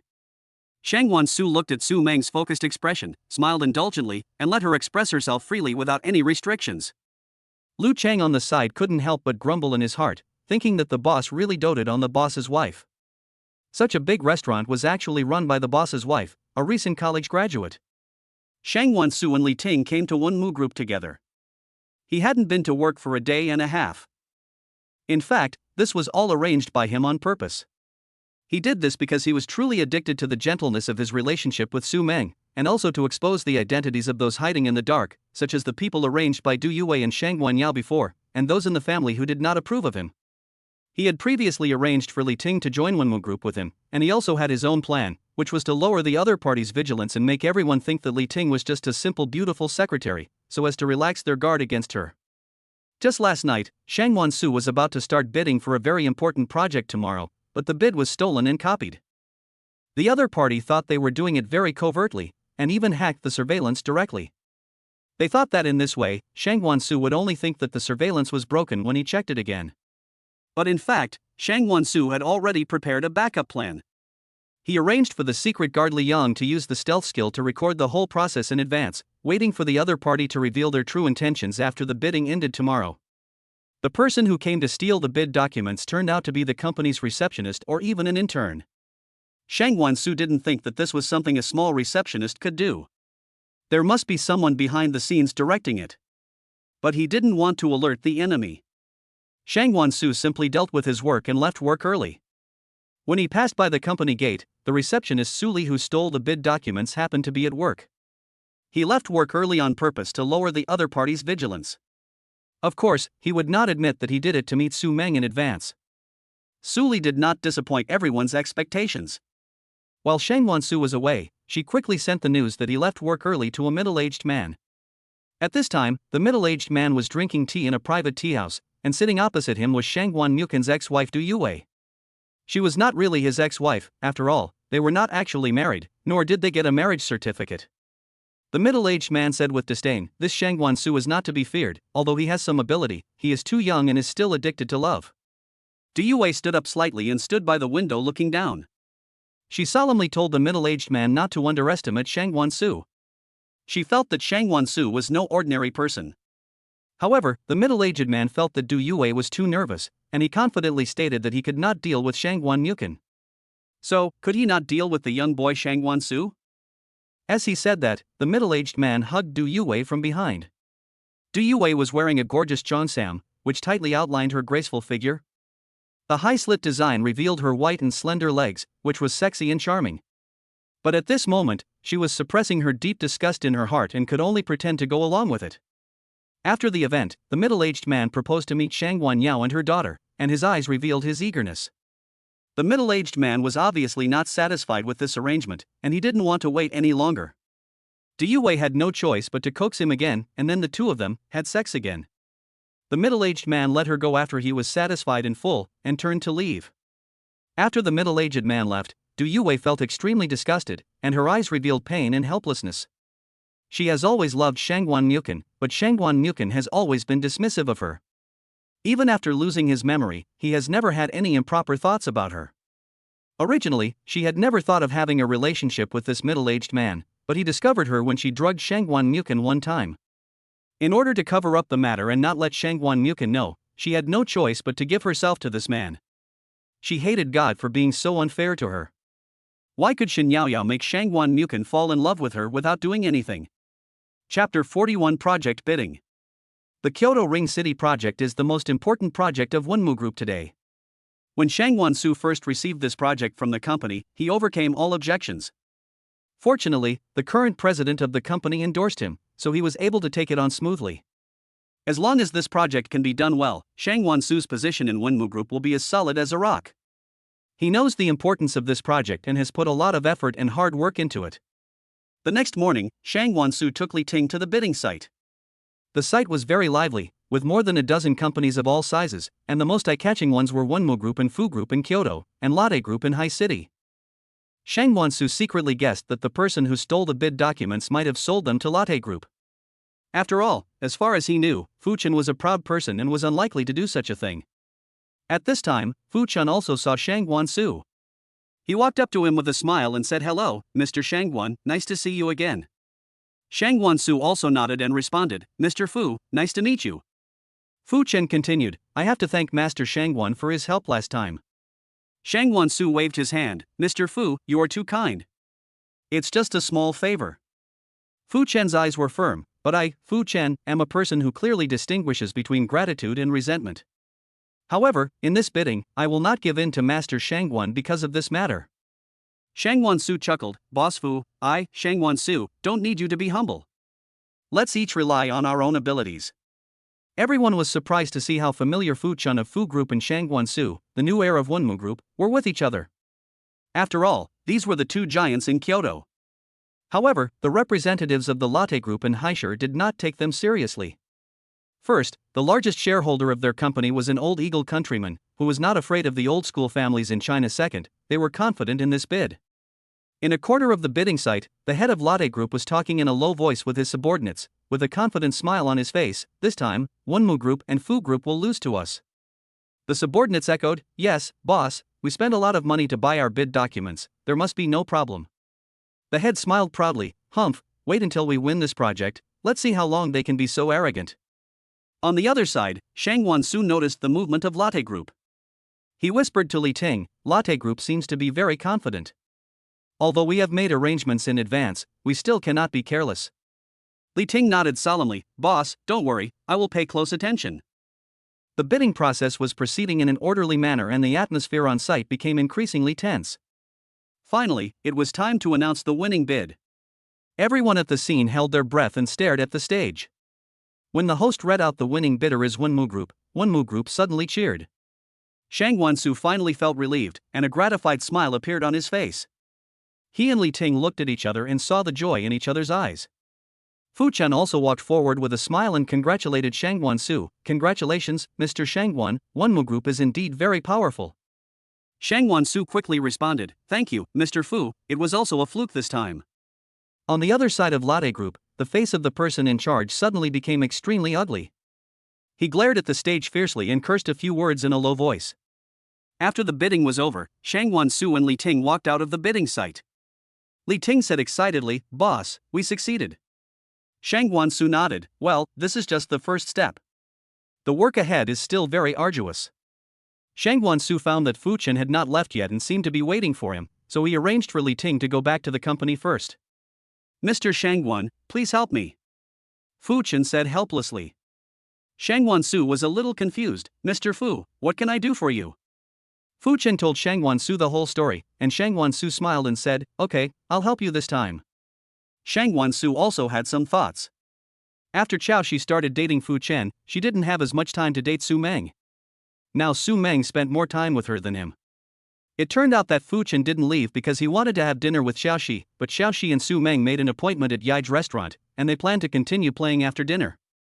It was obvious that Xiaoxi wanted to avoid him on purpose.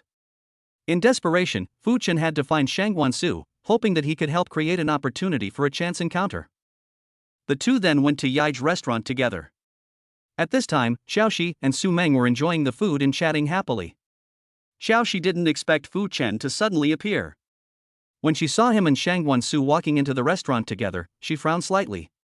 "Miss Xiao, what a coincidence."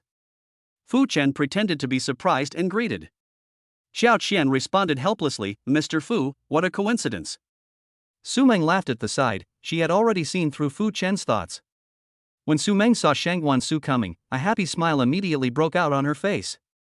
After all, they hadn't seen each other for a day. She held Shang Guansu's hand affectionately and said tenderly, "Brother, I missed you so much. Are you tired? You should have told me in advance what you want to eat today. This way I can order the food in advance and you can eat directly when you come." Shang Guansu gently touched Su Meng's head and said, "Don't be hungry. It's not too late to order now." After Shang Guansu ordered 2 dishes, he handed the menu to Fu Chen. Shang Guansu saw Fu Chen and deliberately teased him, "Boss Fu lost to me this time." He said it with a smug look on his face. Su Meng praised him for being so good. On the other hand, Xiao Qian saw Fu Chen looking at the menu seriously and thought he was sad because of the failed bid. She comforted Fu Chen for the first time. Mr. Fu, it's just a failure. There will be another chance next time. Fu Chen was secretly delighted, and quickly took advantage of the situation to say, "Thank you, Miss Chow, for your comfort, but I am indeed unwilling to accept this failure." Chow Qian said a few more words of comfort, and Fu Chen pretended to be moved. At this time, the atmosphere in the restaurant became a little subtle. Shang Wansu and Su Mang watched from the side, laughing secretly in their hearts. After the four of them finished their meal, they decided to go to Yije's bar to have some fun. When he entered the bar, it was still relatively quiet, without the noise from before. Shang Wansu saw Fu Yu singing a love song on the stage, and his voice was very pleasant to the ear. Shang Wansu secretly praised this boy for his good business ability. No wonder he looked down on Zhang Feng. Fu Chen's eyes looked a little strange, but Shang Wansu and Su Meng didn't notice it. Only Chow Qian noticed it. She was a little confused and didn't know why Fu Chen had such an expression. Before Fu Yu finished singing her song, a group of rich second generations came rushing in, mostly girls, and they started making a lot of noise as soon as they came in. They said that it was inappropriate to sing love songs in a bar, and questioned why such a stylish place like Yigu would invite an evil artist to sing. They even threatened to teach Fu Yu a lesson on behalf of the Fu family. Just as they were about to fight on the stage, the security guards at the door had not arrived yet. Shang Wansu was just about to call the secret guards for help when he saw Fu Chen rushing onto the stage. Fu Chen was very skilled and dealt with the people brought by the girls in a few moves. At this time, Yije's security guards also arrived and controlled the troublemakers. Someone in the crowd recognized Fu Chen as the chairman of Fu Group, and curiously asked him why he would help someone pretending to be the son of the Fu family. It turned out that Fu Yu quit the entertainment industry because a group of people questioned his image as a second-generation rich man, and said that he was pretending to be the son of the Fu family, but in fact Fu Yu never called himself that. Chapter 42 Fu Yu. Fu Chen looked at everyone and said loudly, "Yes, Fu Yu is my brother, he is my father's son, this is an indisputable fact." As soon as these words came out, everyone present was surprised, their eyes widened and they looked at each other. Shang Wansu and Su Meng looked at each other with surprise in their eyes. They didn't expect Fu Chen to admit it in public. Chow Qian also looked curious and worried. Fu Yu was stunned on the stage, his mouth slightly open, surprise flashed in his eyes, and then he was slowly moved, tears welled up in his eyes. He never thought that Fu Chen would acknowledge him, the illegitimate son who had been abandoned by the family, in public. The bar suddenly became quiet, with only the sound of music still flowing slowly. Lu Chang hurried over at this time. Shang Wansu saw this and immediately ordered him to take Fu Yu away to rest. At the same time, Shang Wansu said in a serious tone, "Those who caused trouble today will be added to EGE's blacklist in the future." Moreover, Fu Yu is not a bad artist at all. He took the initiative to withdraw from the competition. He withdrew from the competition because someone maliciously spread rumors that he was pretending to be the son of the Fu family. But the person in charge of the Fu family has just announced Fu Yu's identity, which means that this rumor is false. If someone comes to Yige to cause trouble again in the future, it will not be as simple as putting them on the blacklist. After saying this, he looked around at everyone. Only then did everyone realize that Shang Wansu was actually EGE's boss, and Yigu actually had the Shangwan family backing him. This made everyone look at each other, their hearts filled with surprise.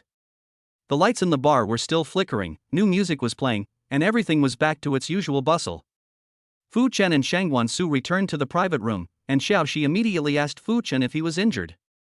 Fu Chen felt Xiaoxi's concern and was secretly happy.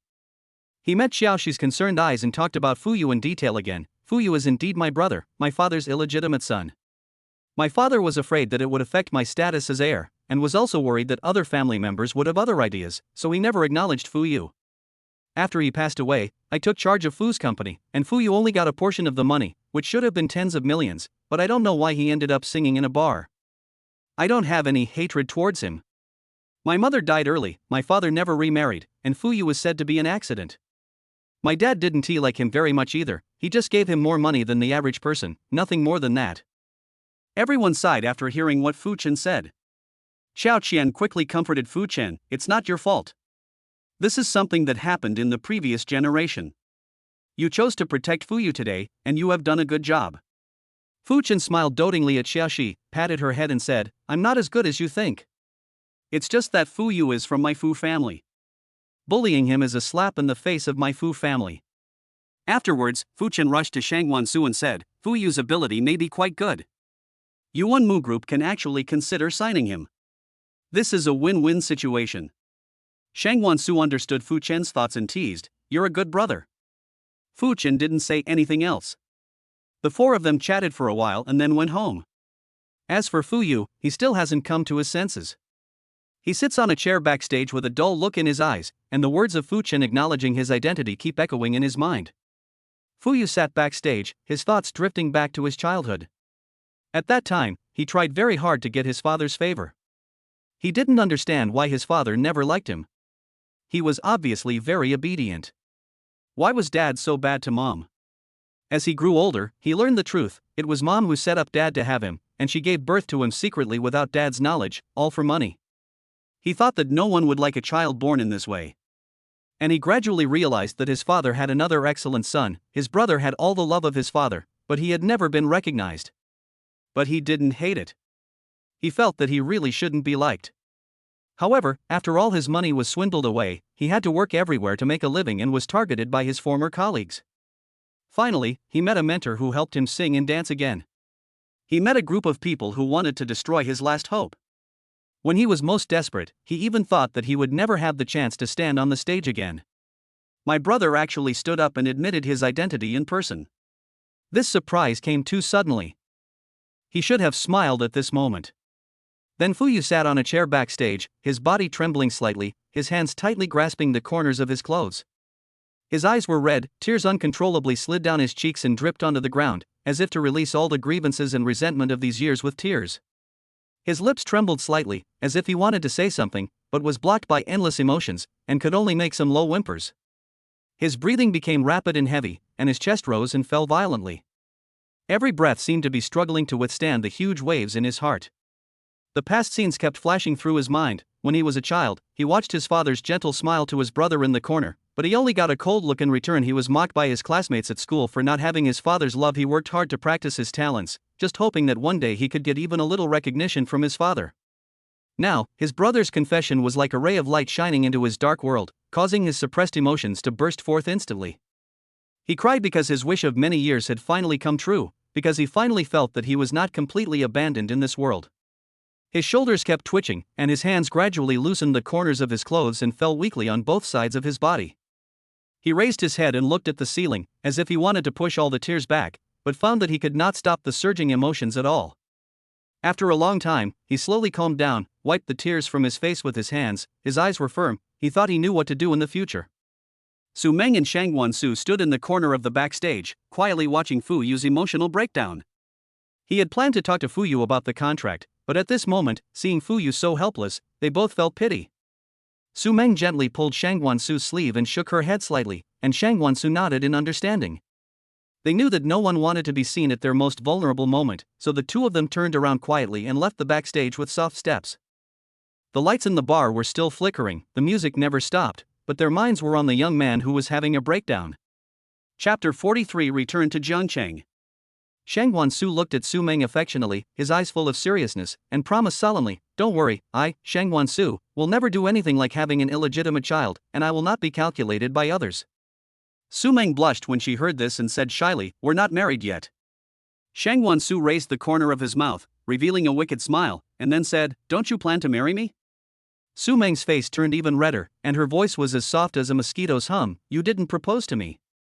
Shang Wansu laughed heartily, gently scratched Su Meng's nose, and said, "It's my fault. I will definitely get ready right away." Su Meng realized that Shang Wansu was deliberately making fun of her, so she glared at him coquettishly and said in pretended anger, "You only know how to bully me." As she said that, she reached out to grab Shang Wansu's arm. Shang Wansu dodged flexibly and ran away with a smile. Su Meng was not willing to let him go and chased him relentlessly. The two chased each other in the room, and their laughter echoed throughout the villa. After running for a while, Su Meng was exhausted and out of breath. She stopped, put her hands on her hips, and looked at Shang Wansu pretending to be angry. Shang Wansu saw Su Meng stop, and he also stopped, with a doting smile on his face. Su Meng walked forward, gently hit Shang Wansu's chest, and said, "See if you dare to make fun of me again in the future." Shang Wansu took Su Meng's hand and pulled her into his arms. He looked down into her eyes and said gently, "Don't dare, my Miss Su." Su Meng tried to break free from Shang Wansu's embrace, but he held her even tighter. Her heartbeat quickened and her face became even redder. Shang Wansu lowered his head and approached Su Meng, whispering, "Su Meng, I love you." Su Meng felt as sweet as honey when she heard this. She raised her head slightly and responded, "I love you, too." Time seemed to stop at this moment, and the whole world became quiet, with only the sounds of their heartbeats and breathing. After a while, Shang Wansu gently let go of Su Meng, then took her hand, walked to the sofa and sat down. Shang Wansu placed Su Meng's hand on his knee, stroked it gently, and said, "You are going back to Jiangqing to file a lawsuit tomorrow. Are you really not going to let me go with you? What should I do if I miss you?" Su Meng leaned on Shang Wansu's shoulder and said softly, "Don't worry, I'll be fine." Shang Wansu nodded and said, "Well, I believe you. But you must remember to take good care of yourself and tell me if anything happens." Su Meng raised her head and looked at Shang Wansu, her eyes full of emotion, and said, "Okay, I get it." On the plane from Kyoto to Jiangcheng, Su Meng sat by the window of the plane, looking out at the sea of clouds. Her eyes were deep and firm, and her slightly pursed lips revealed her inner determination. At this moment, her heart was like a turbulent sea. When she thought about facing her uncle's family, the flame of revenge burned in her chest. All the injustices and injuries she had suffered in the past came to her mind at this moment. Her fingers unconsciously clenched the armrest, her knuckles slightly white. Her brows were slightly furrowed, as if she was planning her next move over and over in her mind. Occasionally, a hint of ruthlessness flashed in her eyes, but she knew she needed to be calm and rational. She took a deep breath, adjusted her sitting position, and told herself to stay calm and composed. This time when she returned, she would make those who had hurt her pay the price. As soon as Su Meng got off the plane, she rushed to Yu Meng Law Firm. Lawyer Zhou Ming had been waiting for a long time, and when he saw Su Meng, he immediately came to greet her. "Mr. Su, you are here." Lawyer Zhou Ming nodded slightly, his expression slightly solemn. "The defendant, your uncle's lawyer, proposed the idea of a private settlement." When Su Meng heard this, her eyes instantly became firm, and she said without hesitation, "There's no way reconciliation is possible. I can never let go of what they did to me." Her hands unconsciously clenched into fists, and her chest rose and fell slightly, obviously her inner anger was aroused. Lawyer Zhou Ming also breathed a sigh of relief. After all, he was still very confident about this case. Lawyer Zhou Ming looked at Su Meng's resolute attitude and nodded, "Okay, I understand. Then, we will continue to prepare according to the litigation process." The two discussed some details of the case in detail. Su Meng's emotions gradually calmed down, but the determination in his eyes remained unabated. After discussing the case, Su Meng returned to Jiangcheng Villa.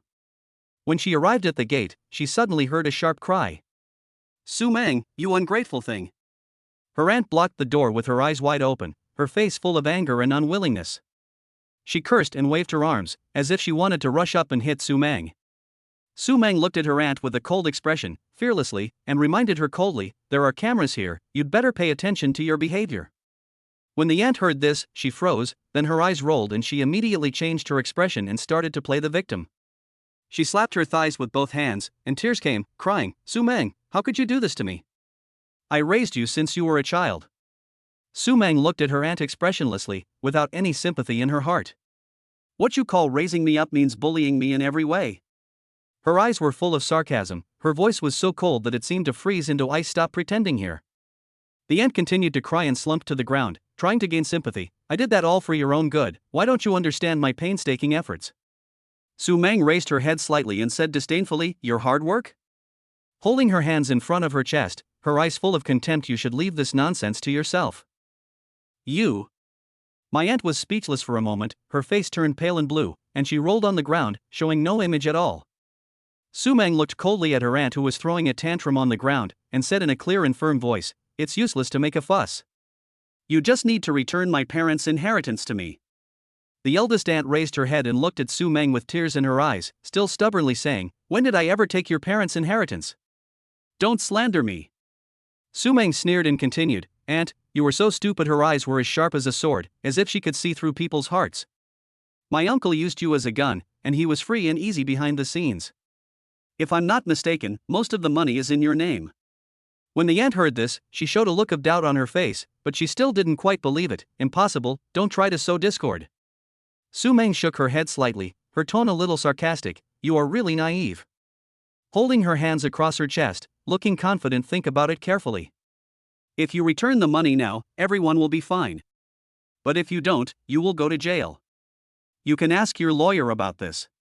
There was a flash of panic in my aunt's eyes, and she bit her lip unconsciously. Su Meng continued, also, I have evidence that my uncle has been beating me for years. You should know the consequences of abusing and beating minors. The aunt's eyes widened instantly. She looked at Su Meng in disbelief, muttering to herself, there can't be any evidence. Don't you have any scars on your body? Su Meng smiled without saying anything, just looked at her quietly. Her eyes seemed to tell her aunt that everything was under her control. The aunt stopped making a fuss at this time. She slowly got up from the ground, her eyes wandering, obviously thinking about what Su Meng said.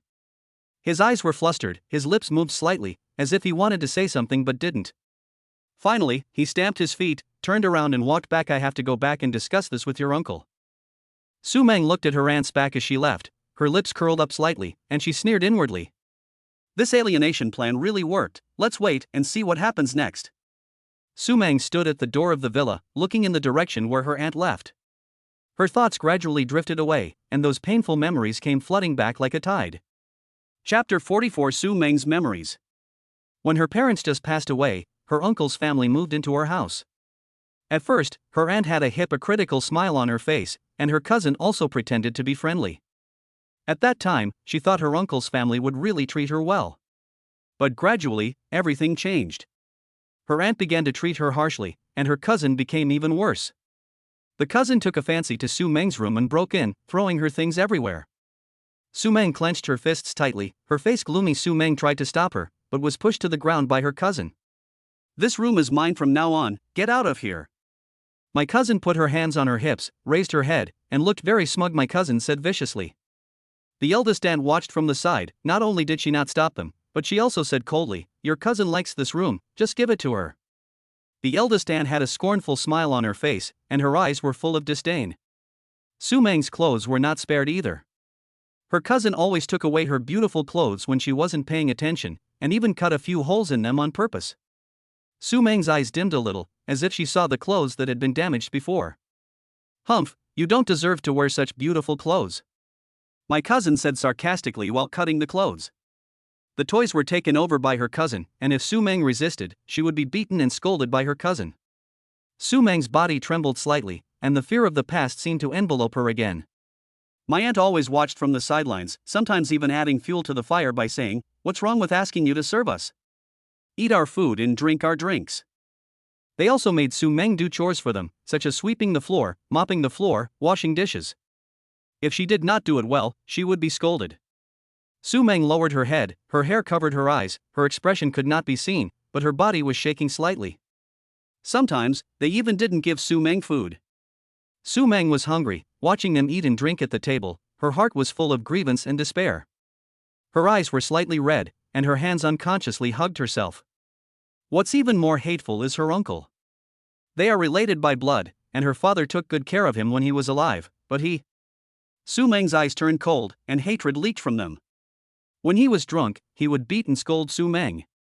In order to avoid being discovered, he even studied how to beat people without leaving any injuries. Su Meng's body involuntarily shrank back, as if he felt the piercing pain again. You are such a waste of money, your life is a waste. The uncle's eyes were red, he waved his fists and cursed viciously. Every time she was beaten and scolded, Su Meng could only endure it silently, not daring to cry out loud, for fear of being beaten even more severely. Tears welled up in her eyes, but she stubbornly refused to let them fall. These painful memories, like sharp blades, pierced Su Meng's heart. She took a deep breath, tried to calm herself down, and swore in her heart that she would make those who hurt her pay the price.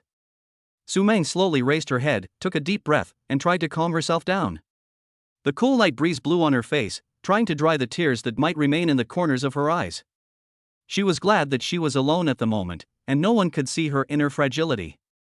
She didn't want to show weakness in front of anyone, especially those who had hurt her.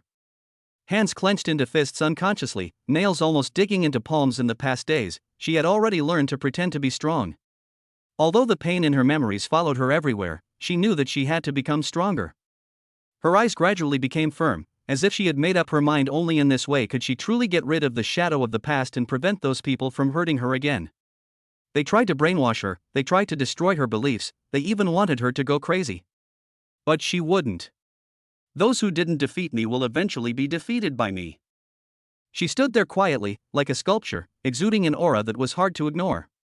Shang Guansu sat in his office chair, tapping his fingers on the table, listening to Wang Hu's report on the phone, his face becoming increasingly gloomy. His brows were furrowed, his eyes were deep, as if he was thinking about something. This family. He pursed his lips tightly, his tone was cold, and every word seemed to be squeezed out from between his teeth. How cruel. His hands clenched unconsciously, his knuckles turning white, revealing his inner anger. His eyes flashed with murderous intent, like a hunter in the dark. Humiliation in every possible way, abuse and beating. He repeated these words softly, with an irrepressible rage rising in his heart. Meng, how did she manage to survive? Thinking of the pain that Su Meng had suffered, Shang Guansu's eyes softened instantly, replaced by deep heartache. He gently closed his eyes, took a deep breath, and tried to calm his emotions. She doesn't want me to know. He slowly opened his eyes, looked into the distance, and murmured to himself. But how can I watch her face all this alone? He stood up, walked to the window, looked at the scenery outside, and made a decision in his heart. With his hands behind his back, he stood tall and exuded a powerful aura. Su Meng looked at Shang Guansu on the screen, her eyes full of longing. The corners of her mouth unconsciously lifted up, revealing a sweet smile. Brother Su, I missed you so much today. She held her chin with both hands, her eyes curved into crescent shapes. Shang Guansu felt even more distressed when he heard Su Meng's words, but only a gentle and doting smile appeared on his face. He looked at Su Meng intently, as if he wanted to imprint her in his heart through the screen. I miss you too, Meng. The voice was deep and magnetic, full of love. How was your day? Su Meng told Shang Guansu everything that happened that day, except the part about her aunt. Shang Guansu listened quietly with a smile on his face, but Su Meng always felt that there was something wrong with his eyes. Su Meng keenly noticed Shang Guansu's abnormality and asked in confusion, Brother Su, what's wrong with you? I feel like something is wrong with you. Shang Guansu quickly adjusted his expression and said with a smile, It's nothing, I just miss you so much, I want to see you right away, and I want to hold you to sleep. He reached out and rubbed his hair, trying to hide his inner emotions. Su Meng smiled softly, as if she believed Shang Guansu's explanation. Her eyes were sparkling, full of dependence on Shang Guansu. She said sweetly, Brother, you are in Pingfanglan Villa, right? You can sleep with my pillow. Just think of it as me accompanying you. Shang Guansu looked at Su Meng's cute appearance, and his worries were slightly relieved. His eyes softened, and he said lovingly, Meng, it's getting late, it's time to go to bed. Can I coax you to sleep? Su Meng's eyes lit up and she nodded in agreement. With a happy smile on her face, she lay down on the bed obediently. Shang Guansu's voice was soft and soothing, like a mountain stream flowing gently. Once upon a time there was a little princess. She lived in a beautiful castle. His eyes were always on Su Meng's face, and his eyes were as gentle as water. Su Meng listened to the story with a faint smile on her face, and her eyelids gradually became heavy. Her eyes slowly closed, and her breathing became even and long. Shang Guansu looked at Su Meng sleeping, his heart full of doting. His voice became lower and lower, as if he was afraid of waking her up. The little princess fell asleep sweetly, and in her dream, she was also very happy. Su Meng moved in her sleep, as if she felt Shang Guansu's company. Her brows relaxed slightly, and the smile on her lips became more obvious. Shang Guansu looked at Su Meng's cute sleeping face with a satisfied smile on his face. His eyes were focused and affectionate, as if he wanted to freeze this moment forever. Shang Guansu gently set his phone to mute mode, then hugged the pillow that Su Meng had slept on. He took a deep breath, as if he could smell Su Meng's scent, the scent of Su Meng's shower gel, a faint floral scent. Chapter 45 Su Ping. Shang Guansu has been very busy recently. He wears a well-fitting black suit and tie every day, and looks energetic and capable. While he is closely following up on the progress of the project, he chats or video chats with Su Meng whenever he has some free time. In the office, he always looks at the computer screen intently, his fingers tapping quickly on the keyboard, his brows sometimes furrowed, sometimes relaxed, showing his concentration when thinking about problems. His eyes are serious and determined. When discussing plans with his subordinates, he has sharp eyes, can quickly point out key issues, and speaks decisively and forcefully. Su Meng was also busy. Every day, she would go to Yumeng Garden and go back and forth between the villa and the law firm. She always wore a simple dress with a small jacket on the outside, which made her look elegant and generous. In Yumeng Garden, she carefully checked every detail and directed the workers to make improvements based on her new ideas. Sometimes she squatted down and carefully observed the layout of flowers and plants, and sometimes she stood up and looked around, thinking about the overall coordination. Her eyes were full of love and concentration for her career, and occasionally a satisfied smile appeared at the corner of her mouth, and that smile was as warm as the sun. After her improvement, Yemungarden has a brand new look and is well received by customers. Su Meng looks at the satisfied smiles of customers and feels a sense of accomplishment. 2 weeks passed like this, and Shangguan Su was finally going back to Jiangcheng. Sitting on the plane back to Jiangcheng, the corners of his mouth rose unconsciously, thinking about the surprise he was about to bring to Su Meng. He didn't tell Su Meng that he planned to suddenly appear in front of her. The short video software he had been planning to make had already passed the internal test of the internet company in Jiangcheng and would be launched tomorrow. At such an important moment, he naturally had to go back and keep an eye on it personally. The sky gradually darkened, and Su Meng drove away from Yemungarden as usual. The gloomy sky seemed to be covered by a huge gray curtain, which made people feel depressed. Today's weather was particularly bad, and heavy rain poured down. The big raindrops hit the car window fiercely, making a crackling sound. Su Meng tightly gripped the steering wheel. Due to the bad road conditions, she could only drive carefully. Her brows were furrowed, her eyes focused on the road ahead, and the wipers swung quickly, trying to sweep away the falling rain. There was a sparsely populated section of the road from Yemungarden to the villa. Usually, there were few vehicles passing by. At this moment, in this storm, it seemed particularly quiet. When Su Meng's car reached an intersection, suddenly, a truck rushed out like a beast. The truck was moving very fast, as if it was out of control, and made a huge roar. Su Meng was startled, and she subconsciously stepped on the brakes to try to avoid it, but the truck appeared too suddenly, and the traffic light was green and she could pass normally.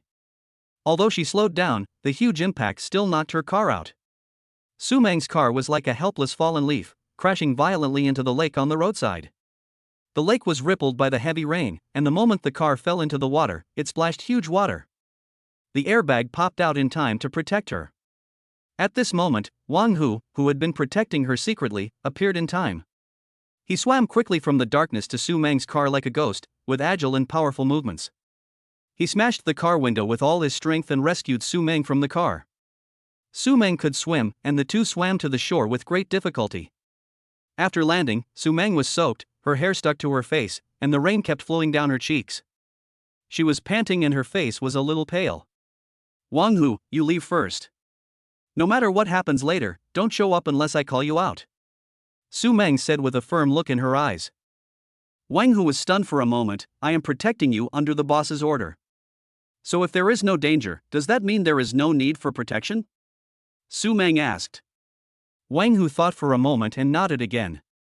At this time, the heavy rain was still pouring down, and the big raindrops hit the ground, splashing small water flowers, and the whole world seemed to be shrouded in this rain curtain. In the hazy rain curtain, it seemed that a figure was slowly walking towards me. Wang Hu saw this and immediately became invisible. Su Meng was exhausted and slowly closed her eyes and fainted on the ground. Her body limply collapsed on the ground, and the rain around her continued to gather and form small puddles.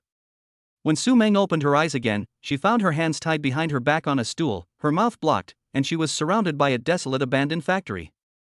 The factory was filled with a rotten smell, the walls were mottled and worn, and the ground was covered with dust and debris. She was immediately filled with panic. Humph, you're finally awake. A cold voice came from the darkness. Su Meng looked in the direction of the voice and saw her uncle Su Ping walking towards her with a gloomy face. Su Ping tore the cloth from Su Meng's mouth and threatened her viciously. Are you scared? Hand over the evidence you told your aunt. Su Meng pretended to be calm and said in a trembling voice, It's in my phone. Su Ping snorted coldly. He was still as timid as before. Cell phone? The uncle narrowed his eyes. Where did you get the evidence? Su Meng took a deep breath and said, My parents once installed a hidden camera at home. Is there a backup? Asked my uncle.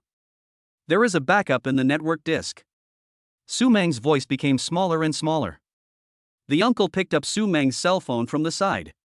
It was given to her by Shangguan Su. Unexpectedly, it was not damaged by the rain. The uncle held the phone tightly and stared at Su Meng. I'm warning you, don't play tricks. He took out a knife and put it under Su Meng's neck. Su Meng was so scared that her body was shaking and her fingers were trembling as she tried to operate the phone. The light in the factory was dim, with only a few rays of sunlight coming in through the cracks in the shabby windows, making the atmosphere even more depressing. Due to her nervousness, she frequently pressed the wrong buttons. Just when Su Meng was about to delete the last one, an accident happened. The uncle felt a sharp pain in his wrist, and the knife in his hand fell to the ground. Ah! Su Meng screamed in fright and quickly squatted on the ground. Bang! Followed by a gunshot. Run! A policeman's voice came. However, Su Meng seemed to be frightened at this moment. He just squatted on the ground, at a loss, and completely forgot to run away. Seeing that there was no hope of escape, Su Ping's eyes flashed with ruthlessness. He quickly picked up the knife on the ground and stabbed Su Meng again. No! Su Meng screamed in despair. But just as the knife was about to stab Su Meng, bang, bang, bang, several bullets hit Su Ping at the same time. Su Ping's body suddenly stiffened and then fell straight to the ground, raising a cloud of dust. Su Ping was lying on the ground, barely breathing. He raised his head with difficulty and looked at Su Meng. The air around him seemed to have frozen, and there was a dead silence.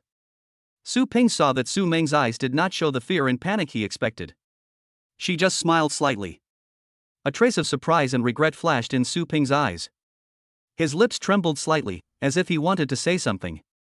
In the end, he could not say anything and left this world. Su Meng's eyes were firm and cold, like a bottomless cold pond.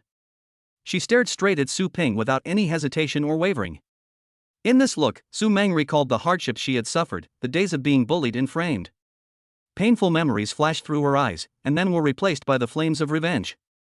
Now, all this is about to end. Chapter 46 Heartache.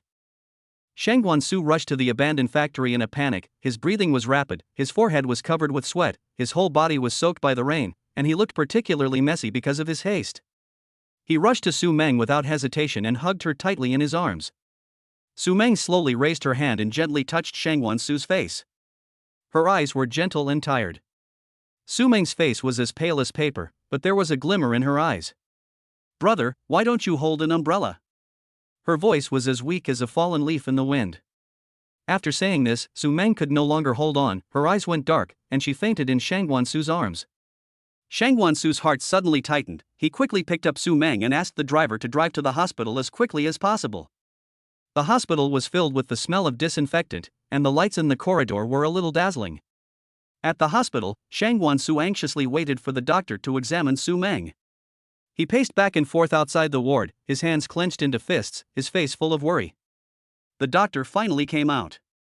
"How is she?" Shang Guansu asked anxiously. "She was a little frightened and a little weak, but it's okay. She needs to rest well," said the doctor. Shang Guansu finally breathed a sigh of relief.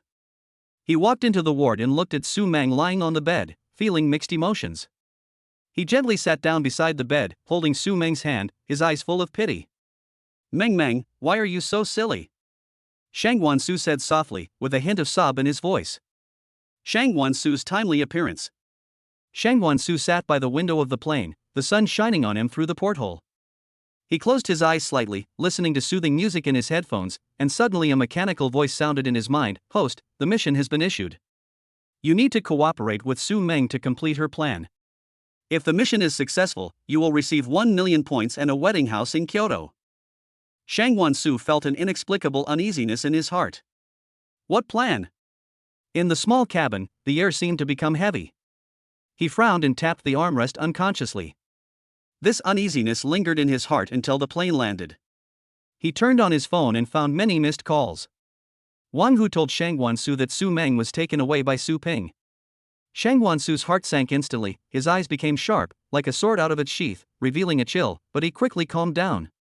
With his understanding of Su Meng, he vaguely guessed that Su Meng might have her own plan. You must protect her personal safety and try to cooperate with her under this premise. Shang Guansu said to Wang Hu in a low and powerful voice, and his fists clenched unconsciously, as if to give himself strength. Then he became worried again and decisively called the police to report that his girlfriend was missing. After checking the information, the police told him that they were on the way. Shang Guansu waited anxiously while silently praying in his heart that nothing would happen to Su Meng. Along the way, I urged the driver to run through countless red lights. Finally, he rushed to the abandoned factory and saw Su Meng standing there blankly.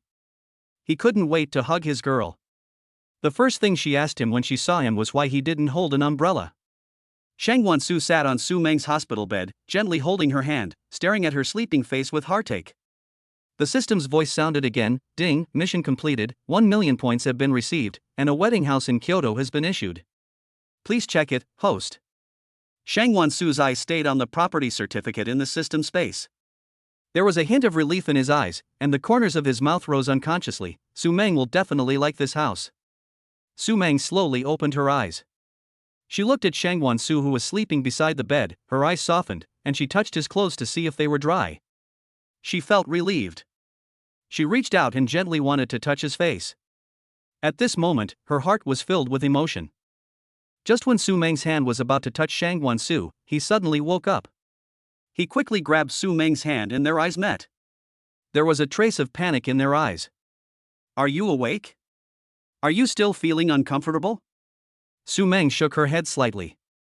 Her voice was soft and a little weak. No, thank you. I'm sorry for making you worry. Shang Wansu frowned. He held Su Meng's hand tightly, and said in a serious and firm tone, if you have any problems in the future, just tell me directly, I will help you. Don't put yourself in danger again, otherwise I will be angry. Su Meng looked at Shang Wansu, tears of emotion flashing in her eyes. She nodded vigorously, her voice choking a little, I know, I will never do that again. Shang Wansu gently wiped away the tears from Su Meng's eyes. His movements were gentle, as if he was protecting a precious treasure. Well, let's go home. After Su Meng's great-aunt learned of her great-uncle's death, she turned pale, her eyes were panicked, and she kept pacing around the room. How could this happen? How could this happen? When the police came to take her away, her legs went limp and she almost collapsed to the ground, still mumbling to herself, my husband just wanted her to delete the video. Why did you beat him to death? When Su Meng's cousin learned that her father had passed away and her mother had been taken away, she sat on the sofa with empty eyes and a heart full of fear and regret. If I had known it would be like this. She held her head in her hands and her body trembled slightly. Because her aunt was involved in this matter and her cousin was completely unaware of it, she escaped. The aunt also returned all her property to Su Meng. However, many of the money that had been spent in the bankrupt company could not be returned, so she could only wait until the aunt was released from prison to continue repaying. As for Su Meng, she felt mixed emotions as she watched the inheritance that once belonged to her being returned. She missed her parents, but also felt a sense of relief. It's all finally over. Shang Wansu stood in front of the French window of Yumeng Internet Company. He was wearing a sophisticated black suit and tie, and he looked particularly energetic. Looking at the hustle and bustle of the city, he felt a sense of accomplishment. Our short video software is finally online, and I hope it will get better and better. His eyes were firm and confident. Marketing guru Zhang Feng said excitedly, wearing a stylish casual suit and with his hair neatly combed, boss, this promotion is very effective, and the number of downloads will definitely soar. At the same time, in Kyoto, Su Meng was wearing a neat business suit, her hair was tied up, revealing her fair neck, and her eyes revealed confidence and professionalism. Standing in the newly opened law firm, looking at the busy employees. Everyone has worked hard, and we will have a team building tonight, she said happily. The employees gathered around him, with smiles of expectation and trust on their faces. Boss Su, we will definitely work hard. Su Meng smiled and nodded, her eyes swept over everyone, let's work hard together. Chapter 47 Proposal. Shang Wansu rushed back to Kyoto to give Su Meng a surprise. He had originally planned to get engaged first, but now he couldn't wait. He decorated the wedding room in Kyoto that the system had awarded him in preparation for the proposal. The wedding room he had awarded was bigger than he had imagined. It was a courtyard house. Shang Wansu dressed up carefully. He wore a neat white suit with a black shirt inside. He looked particularly handsome and energetic. He was waiting in the courtyard early. He decorated the courtyard to be particularly warm and romantic. The courtyard was filled with flowers, and the colorful petals swayed gently in the breeze, as if telling sweet words. The singer on the stage played soft guitar music. According to Shang Wansu's arrangement, Xiaoxi invited Su Meng to have dinner at the courtyard. Shang Wansu also prepared a very beautiful red dress and matching jewelry in advance, and asked Xiaoxi to help find a reason for Su Meng to wear it. As soon as Su Meng entered the door, she was attracted by this novel scene. Xiao Qian smiled without saying anything and took Su Meng to find a seat to sit down. After Xiaoxi and Su Meng ordered a few dishes, they began to listen to the people singing on the stage. After the song ended, the host on stage started a lucky draw. Su Meng randomly drew a slip of paper, but unexpectedly she won a prize, a special prize. She went on stage to receive the prize in a daze. The host held the microphone, his eyes fell on Su Meng, his face was filled with a warm smile, and his voice was full of energy. Wow, everyone, look, our winning beauty is so beautiful. Her white dress makes her look like a fairy from heaven, fresh and refined, with an extraordinary temperament. The host said while gesturing with his hands, his eyes full of admiration. And this delicate face, fair skin, big eyes, and high nose bridge, it's really hard not to look at it a few more times. The host approached Su Meng and looked at her carefully. Su Meng was a little embarrassed by the compliments from the host, and her cheeks flushed slightly. She was very confused, wondering if the prize had to be bought with money, and why did she feel like the host was acting like a shill? It was like she had joined a pyramid scheme. After the host finished speaking, someone brought her a prize. The person who gave her the gift was wearing a mask and was not dressed like a waiter at all. She had a very good figure. She felt that she looked very much like Shangguan Su. She couldn't help but feel confused. The man did not give her the gift directly, but opened the gift box. When a huge diamond ring sparkled under the light, Su Meng was completely stunned. Her eyes widened and her face was full of disbelief. At this time, Shangguan Su took off his mask, his eyes full of love and expectation. He knelt on one knee, his voice gentle but firm. Meng, from the moment we met, my life has become different. Your kindness, intelligence, and beauty deeply attracted me. I want to spend my life with you, no matter it is rainy or sunny. I hope you can be by my side. Will you marry me? Su Meng was so moved that tears welled up in her eyes. She covered her mouth with her hands, trying not to cry out loud. She nodded vigorously, I do. The people around started to cheer, give me a kiss. Give me a kiss. Shangguan Su held Su Meng's face gently with both hands. There seemed to be stars twinkling in his eyes, full of affection and love. He leaned forward slightly, and Su Meng also stood on tiptoe, and the two slowly approached each other. When their lips touched, the air around them seemed to freeze, and the whole world became quiet and beautiful. Shangguan Su felt the softness and warmth of Su Meng's lips, his heart was filled with happiness and satisfaction, and his face was filled with a sweet smile. Su Meng's face was also filled with shyness and joy, her eyes gently closed, her hands tightly grasping Shangguan Su's suit jacket. She could feel Shangguan Su's heartbeat, and that heartbeat seemed to be telling of his deep affection. At this moment, they seemed to have forgotten everything around them, and the only thing left in the world was each other's breathing and heartbeat, as well as their deep love. They were immersed in this sweet kiss. After the kiss, the two looked at each other affectionately. Their faces were filled with happy smiles, as if they were the only ones in the world. At this time, colorful fireworks bloomed in the sky.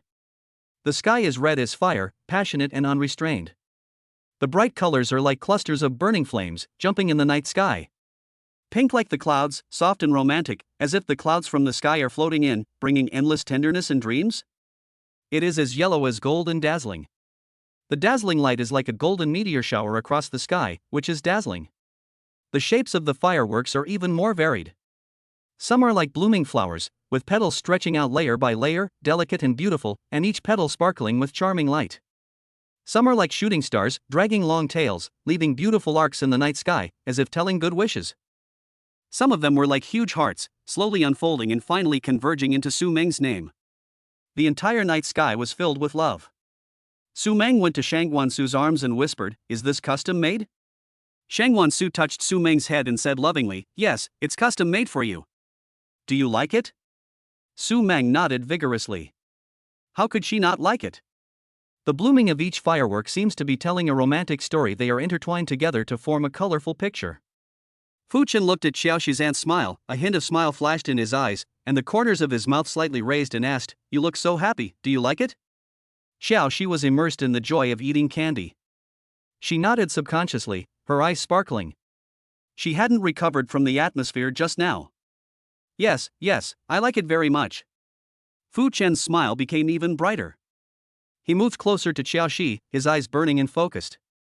"Since you like it, I will prepare a proposal for you in a couple of days that is even more grand than this one. How about it? But you are not allowed to refuse." Xiaoxi's mind went blank in an instant, her eyes widened, her face full of disbelief, and she quickly waved her hands. "No, Fu Chen, what are you talking about?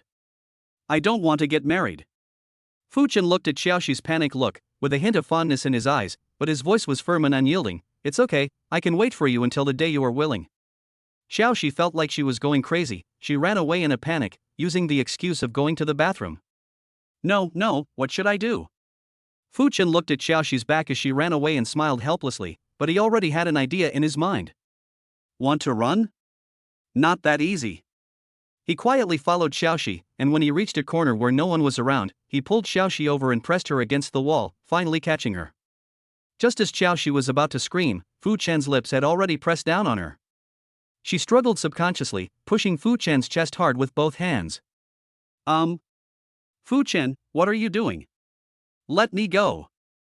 Fu Chen had no intention of letting go. His kiss was domineering and passionate, with a power that could not be refused.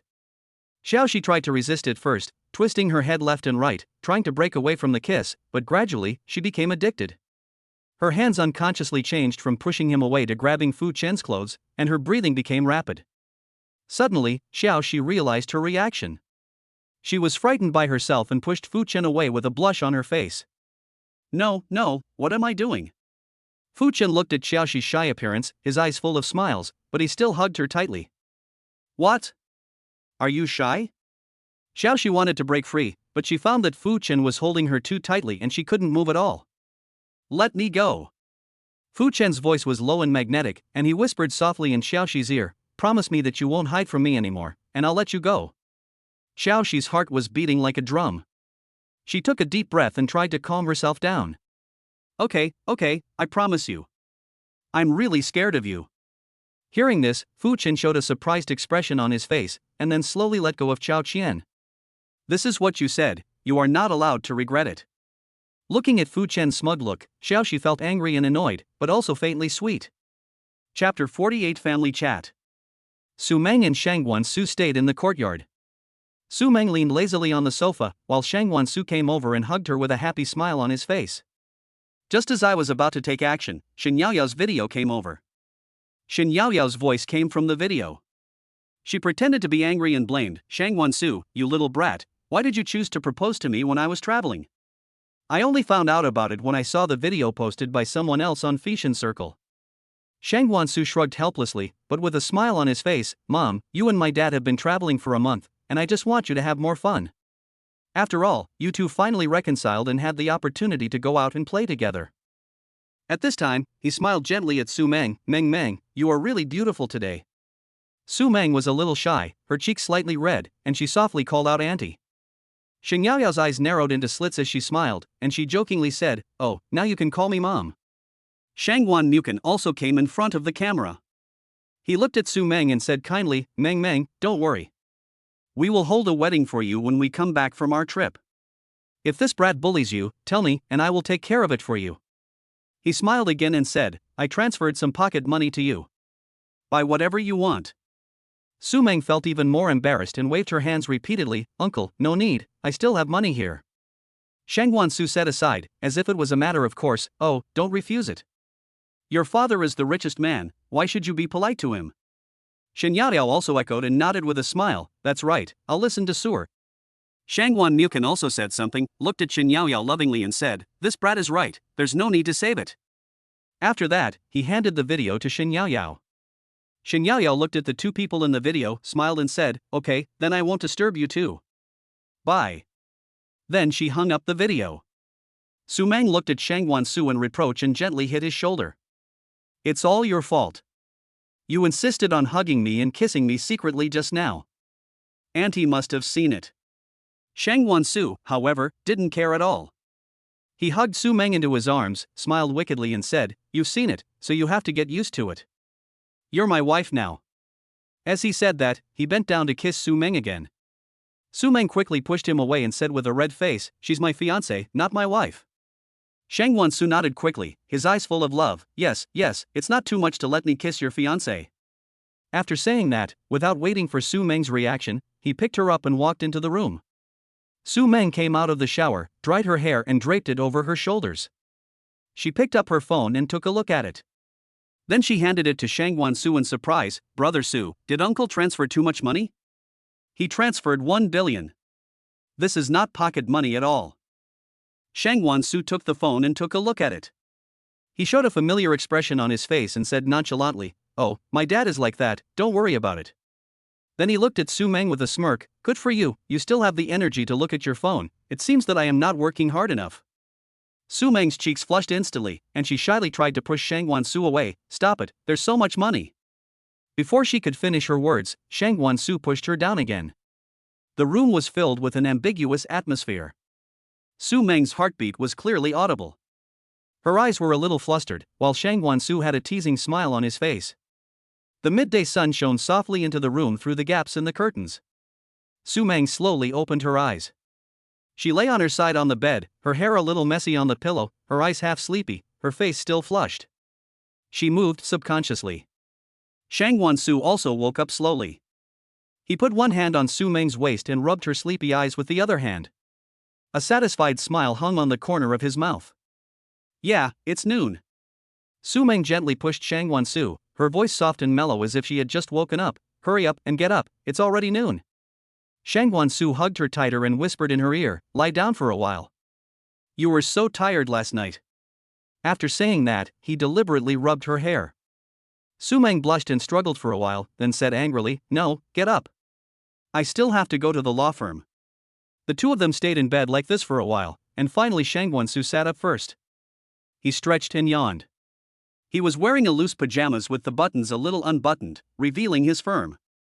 Then he reached out to pull Su Meng. Su Meng held his hand and used it to sit up. She was wearing a thin nightgown with a wrinkled hem. The exposed parts were not covered with dents marks. She tidied her hair, with a hint of shyness and sweetness on her face. Shangwan Su was wearing an exquisite black suit and a red tie. He looked energetic and imposing. As soon as he arrived at Wenmu Group, he smiled and ordered a cup of coffee for everyone in the company. Seeing how happy he was, the employees also became happy and started talking about their boss proposal video. In a large office, a middle-aged man sat on a chair with a gloomy face. He crossed his hands in front of his chest, his eyes revealed disdain and jealousy, and he snorted coldly, "Ha, you were so happy to marry a woman who was nothing." Su Meng was wearing a smart professional outfit, a sky blue suit with a white shirt, and flesh-colored stockings under a blue skirt, which made her look elegant and sexy. As soon as she entered the law firm, her colleagues immediately came over to congratulate and tease her.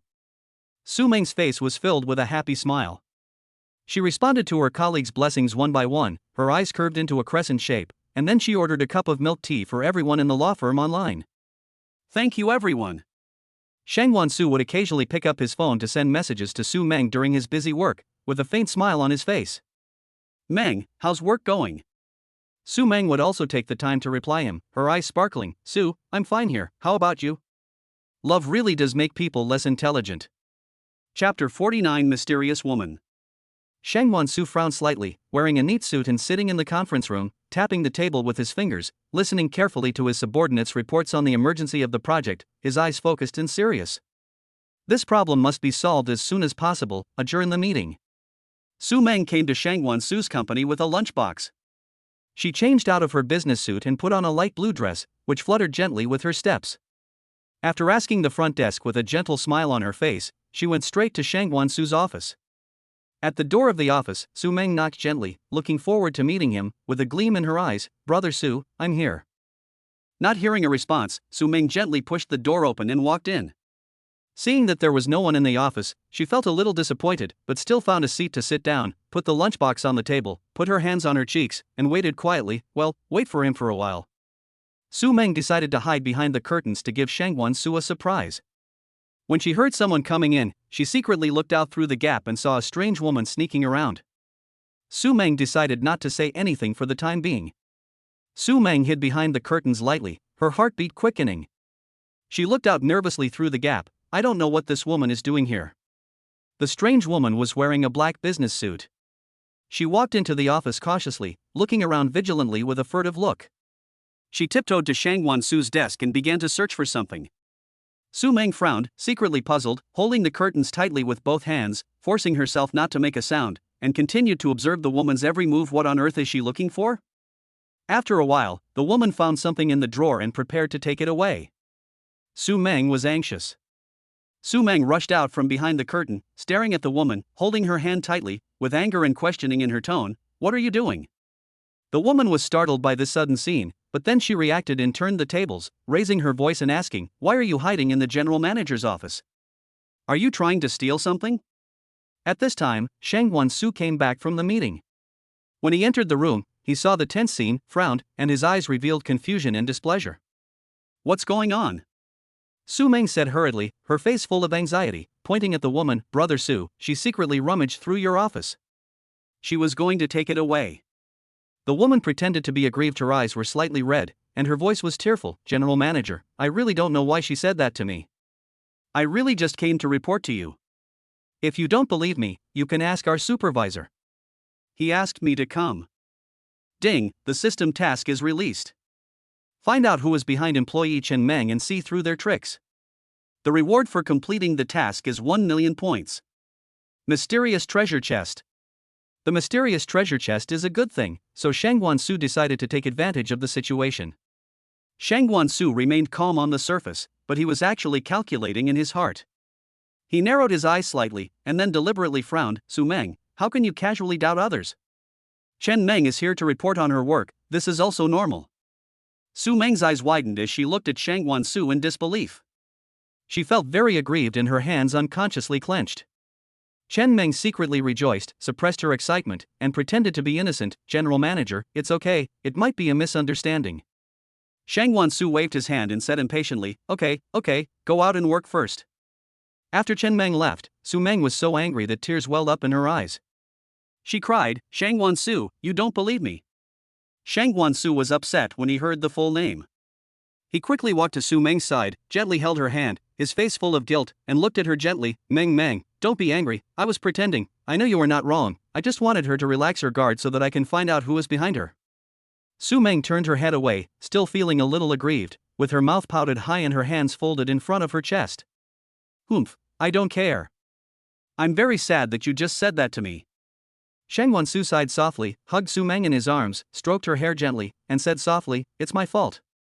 I promise I won't let you suffer any more in the future.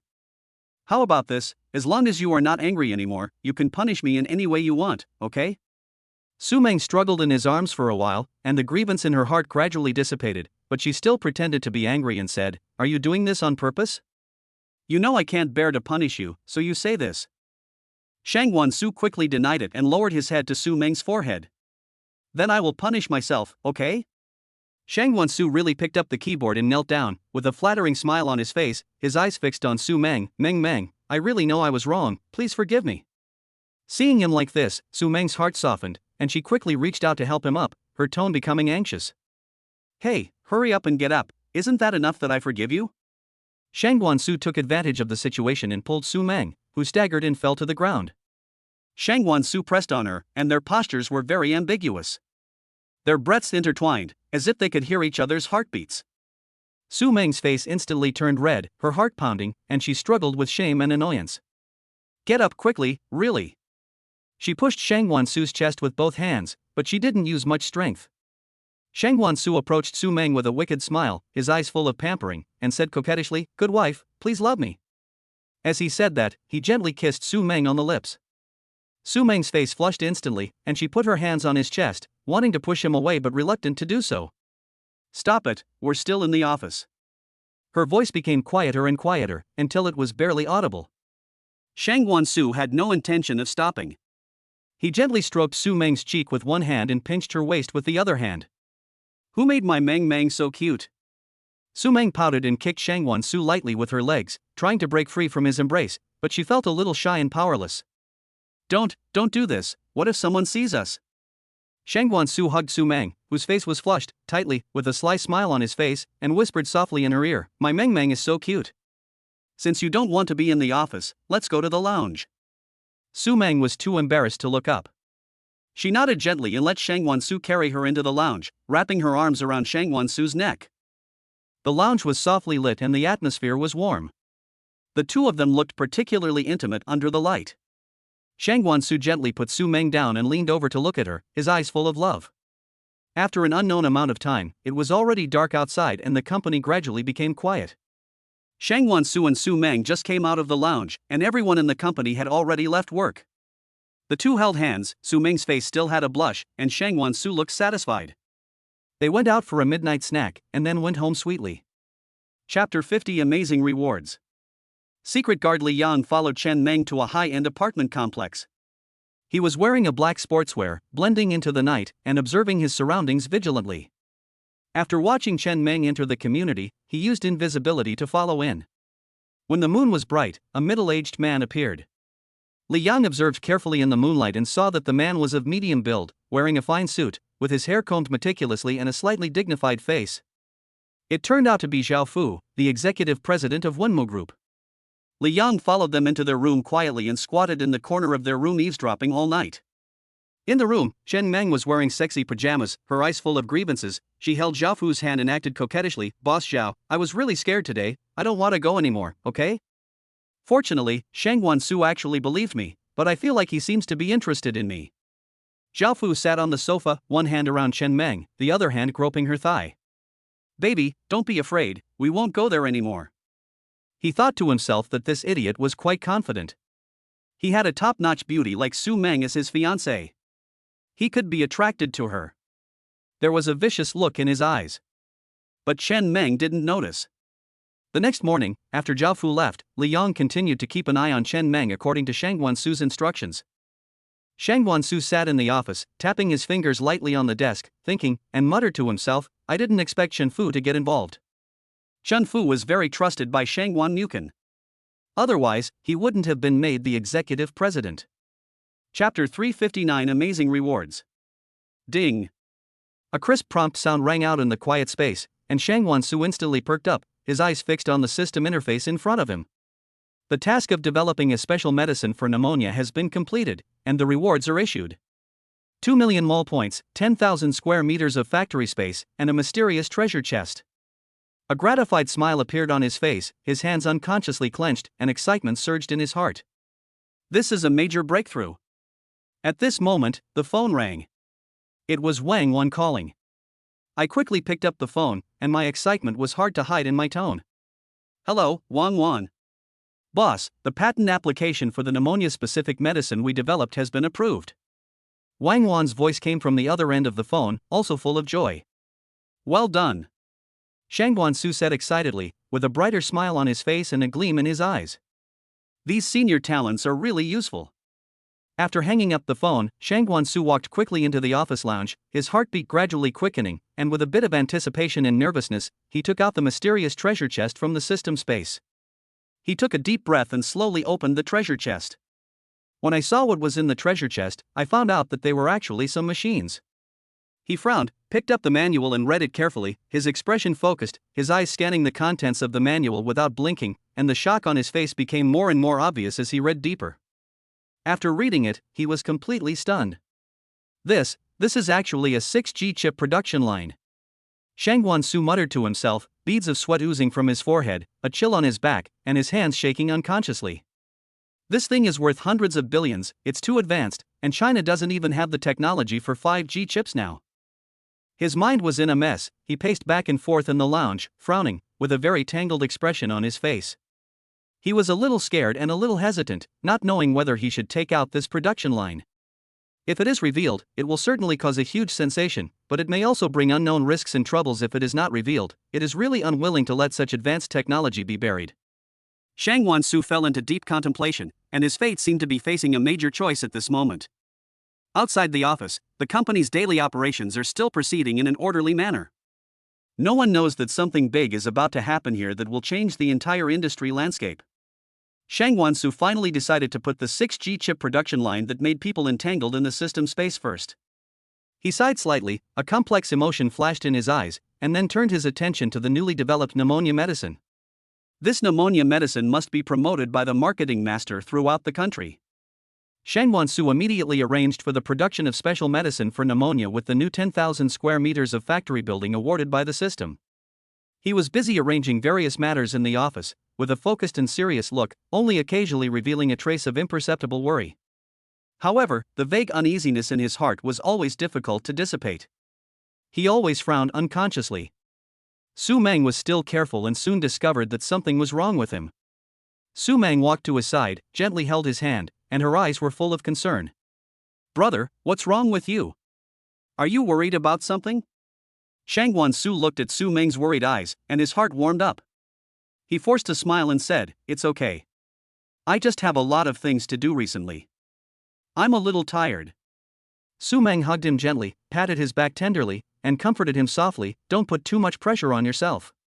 We will face anything together." Shangwan Su felt Su Meng's tenderness, and the uneasiness in his heart gradually eased. He took a deep breath and nodded. "Okay, I understand." Seeing Su Meng caring about him so much, Shangwan Su felt that he seemed to be worrying too much. He smiled lightly, with a trace of relief in his eyes. "Why don't we go out and relax for a while?" Su Meng's eyes lit up and a happy smile appeared on her face. "Okay, then let's call Xiao Xi and Fu Chen along, and the four of us will go out traveling." Shangwan Su nodded in agreement, and the gloom on his face disappeared, as if he had regained his former confidence. It was decided. Soon, Su Meng contacted Xiao Xi and Fu Chen, and the four of them packed their bags and embarked on a relaxing journey. The four of them came to a beautiful coastal city. The sun shone on the golden beach, the sea breeze blew gently, bringing bursts of salty breath, and the waves hit the shore, making a pleasant sound. Xiao Xi and Su Meng could not wait to rush to the sea, cheering like children, playing in the seawater with bright smiles on their faces. Fu Chen and Shangwan Su strolled leisurely on the beach, enjoying the beautiful sea view. "Ha, Su Meng, come and chase me!" Xiao Xi shouted while running and laughing. The splashes of the seawater hit her, but she didn't care at all and had a lot of fun. Su Meng was not to be outdone and chased after her. Shangwan Su and Fu Chen looked at the two of them, covered their mouths and laughed secretly, their eyes full of smiles. These two people will never grow up. After playing for a long time, the four of them lay down on the beach chairs to rest. Shangwan Su closed his eyes comfortably, feeling the sunshine and sea breeze, and the boredom in his heart gradually dissipated. "Would you like some ice cream?" Xiao Xi said as she looked at the children eating ice cream not far away. "Okay." The three answered in unison. Joe bought 4 ice creams, passed them to everyone, and then took a bite himself. He shivered because of the coldness. "Wow, so cold." Everyone burst into laughter at her appearance. The laughter echoed on the beach. At this moment, they seemed to have forgotten all their worries and stress. As time went by, the sun gradually set, and the sky was dyed a gorgeous orange-red. The four of them enjoyed this wonderful time. Chapter 51 Xingteng Technology. Shangwan Su answered the call from Chunyu, frowning, nodding slightly as he listened, a hint of understanding flashing in his eyes. "Well, I understand." After hanging up the phone, he looked at Su Meng, his face full of apology, and sighed softly. "Sorry, we have to go back early." Su Meng's heart tightened, and she looked at him worriedly, but she still nodded sensibly. "Okay, is there something wrong with the company?" Shangwan Su nodded. "Something happened to Xingteng Technology." Su Meng knew that Shangwan Su was a shareholder of Xingteng Technology. Shangwan Su had told her about it when he gave her the phone. The next morning, the four of them got off the plane. Shangwan Su hurriedly opened his phone and saw the overwhelming news about Xingteng Technology's chip restrictions, and his face became uglier. Xiao Xi and Fu Chen were about to say goodbye to the two, but were stopped by Shangwan Su. "Let's go to Xingteng Technology together." Shangwan Su invited. His eyes were firm and serious, making it impossible to refuse. Fu Chen and Xiao Qian were confused for a moment. "Is it because of the news this morning?" Fu Chen asked, crossing his arms and looking puzzled. Shangwan Su nodded. "But what does this have to do with you? We can't solve the problem even if we go." Fu Chen continued, looking up slightly, with a hint of doubt in his tone. Shangwan Su smiled. "You'll know if you come with me. Now it's not just about Xingteng Technology. Can you guarantee that Fu's company won't be targeted?" Shangwan Su looked at Fu Chen sharply. Fu Chen pondered for a moment, lowered his head in thought, and rubbed his chin unconsciously. Then he raised his head and his eyes became firm. He decided to go. Xiao Xi had no objection at all. She shrugged lightly, smiled and followed everyone's pace. "Then let's go together."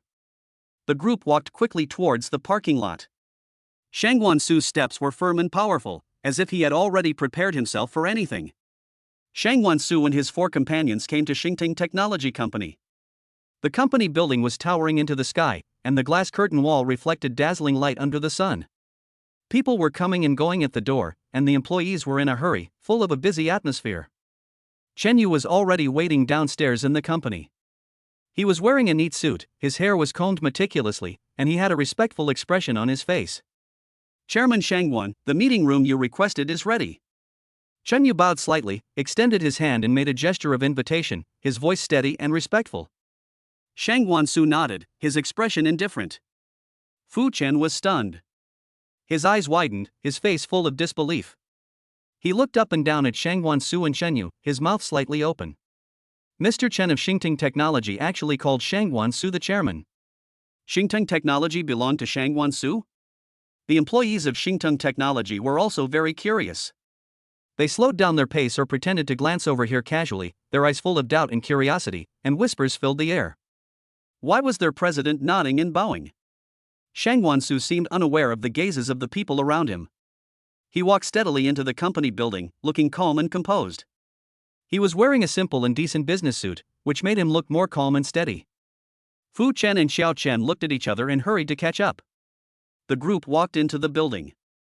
In the spacious and bright lobby, the huge company logo was particularly eye-catching. The group took the president's exclusive elevator to the top floor. Entering the conference room, everyone sat down. The conference room was decorated simply and elegantly, with comfortable chairs placed around the oval conference table and a few abstract paintings hanging on the wall, adding a bit of artistic atmosphere to the serious space. Fu Chen finally couldn't help but speak. Shangguan, is Xingting Technology really yours? Fu Chen frowned and looked straight at Shang Guansu, his eyes full of confusion and surprise, leaning forward as if he wanted to get an answer immediately. Shang Guansu smiled slightly and nodded. Yes, I am a major shareholder of Xingting Technology. Shang Guansu said calmly, with his hands folded on the table, looking calm, and his deep eyes did not reveal too many emotions. Fu Chen and Xiao Chen looked at each other, their eyes full of shock. You? When did you have such a big business? Fu Chen asked stutteringly, leaning back in his chair, looking like he had a hard time digesting the news. Shang Guansu had just been adopted by the Shangguan family. But Xingting Technology Company has been listed for a long time. And it has developed very rapidly. He also got inside information that the restrictions this time were also because the Eagle country wanted to suppress it. This Shang Guansu is actually a first-generation entrepreneur. So terrifying. Shang Guansu shrugged lightly. It was a long time ago, but I have always kept a low profile. Shang Guansu said lightly. He picked up the water cup on the table, took a sip, and looked at everyone through the edge of the cup. Chen Yu sat quietly at the side, looking at Shang Guansu with eyes full of admiration. No wonder you were able to give Meng Meng a customized mobile phone from Xingting Technology before. Xiao Qian couldn't help but say. This is not something that needs to be publicized. Shang Guansu said. He put down the cup and his eyes became serious. The most important thing now is to solve the chip problem. The conference room fell silent again, and everyone's thoughts were still on Shang Guansu's identity. After a while, Fu Chen came back to his senses. He took a deep breath, as if trying to make himself accept this fact. Shang Guansu looked at everyone with a firm gaze. His eyes seemed to be able to penetrate all difficulties and give people an invisible power. The limited supply of chips is a big blow to us at Xingting Technology, but there is a solution. We can develop chips independently, Shang Guansu said slowly, his eyes sweeping over everyone, as if soliciting everyone's opinions. Independent research and development requires time and technological accumulation, and cannot solve Xingting Technology's current problems. Fu Chen analyzed with a frown. Fu Chen said, are you asking us to come here so that Fu's and Xiao's companies can raise funds for Xingting Technology to carry out research and development? His eyes were fixed on Shang Guansu, with a hint of vigilance on his face, and his hands unconsciously clenched the armrests of the chair. Shang Guansu smiled and said, Mr. Fu, don't worry, I'm not here to ask you to pay money. I asked you to come here so that you can make money. Shang Guansu said in a relaxed tone. He had a confident smile on his face and his eyes were bright and focused, as if everything was under his control. I have already developed 6G chips and have a whole production line. Fu Chen took a breath, his eyes widened instantly, his mouth opened into an O shape, his face was full of disbelief, and his body leaned back involuntarily. This is impossible. Xiao Shi was also shocked. Her eyes were wide open. The pen in her hand fell unconsciously on the table, making a crisp sound. She was stunned. Shangguan, are you kidding? Although she doesn't understand chips, she still understands 5G and 6G. Only Su Meng said with a smile on her face. Brother said yes, so it must be yes. Shang Guansu looked at Su Meng lovingly, then looked at Fu Chen and Xiao Chen with a serious and earnest expression, and said firmly, I'm not kidding, this is true. Chapter 52 Cooperation. The conference room fell into a brief silence, as if time had stopped, with only the clock on the wall ticking. Fu Chen and Xiao Qian tried to calm their shock and comprehend the shocking news, while Shang Guansu sat there quietly, observing their reactions. Fu Chen came back to his senses. He took a deep breath and tried to calm himself down.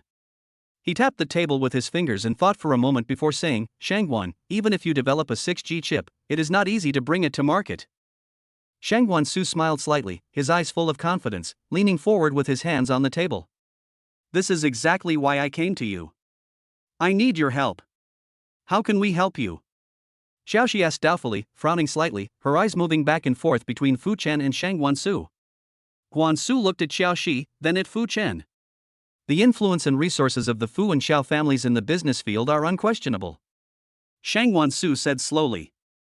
His voice was steady and powerful, and every word seemed to carry a persuasive force as he continued. "I believe you all know that the Shangguan family can be regarded as the #1 family in Kyoto not only because we are rich. More importantly, it is the position of the Shangguan family in the military. And the same is true for your Qiao and Fu families. In the political field. I don't need to say more. If the three of us work together to jointly bring this chip to the market, it will not be difficult, at least not difficult in China, right?" The reason why the Wu family was called nouveau riche by the other three major families in Kyoto was because they only had money but no power. Fu Chen and Xiao Qian looked at each other, and there was a hint of hesitation in their eyes. It was obvious that they were both thinking about the feasibility of this cooperation. Shang Guansu continued.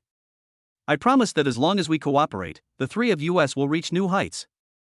Shang Guansu's eyes were firm and ardent, and his face was filled with a vision and confidence for the future that moved people. The atmosphere in the conference room became a little subtle. Fu Chen and Xiao Qian weighed the pros and cons in their minds. "We can cooperate." Fu Chen stopped tapping the table, sat up straight, and stared at Shang Guansu. His expression became serious, and his eyes revealed a shrewd look. "But how do we distribute the benefits?" Shang Guansu was well prepared. He smiled and took out a document from the folder and handed it to Fu Chen and Xiao Qian. "This is the profit distribution plan I initially drafted.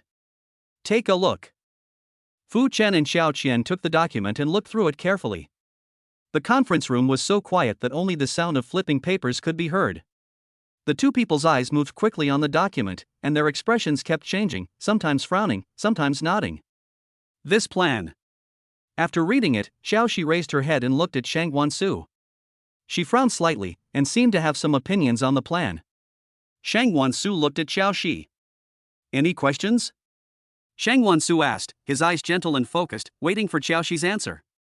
Fu Chen also put down the documents and looked at Shang Guansu. Xiaoxi expressed her doubts. "Why are you willing to give up so much profit to Qiao and Fu for nothing?"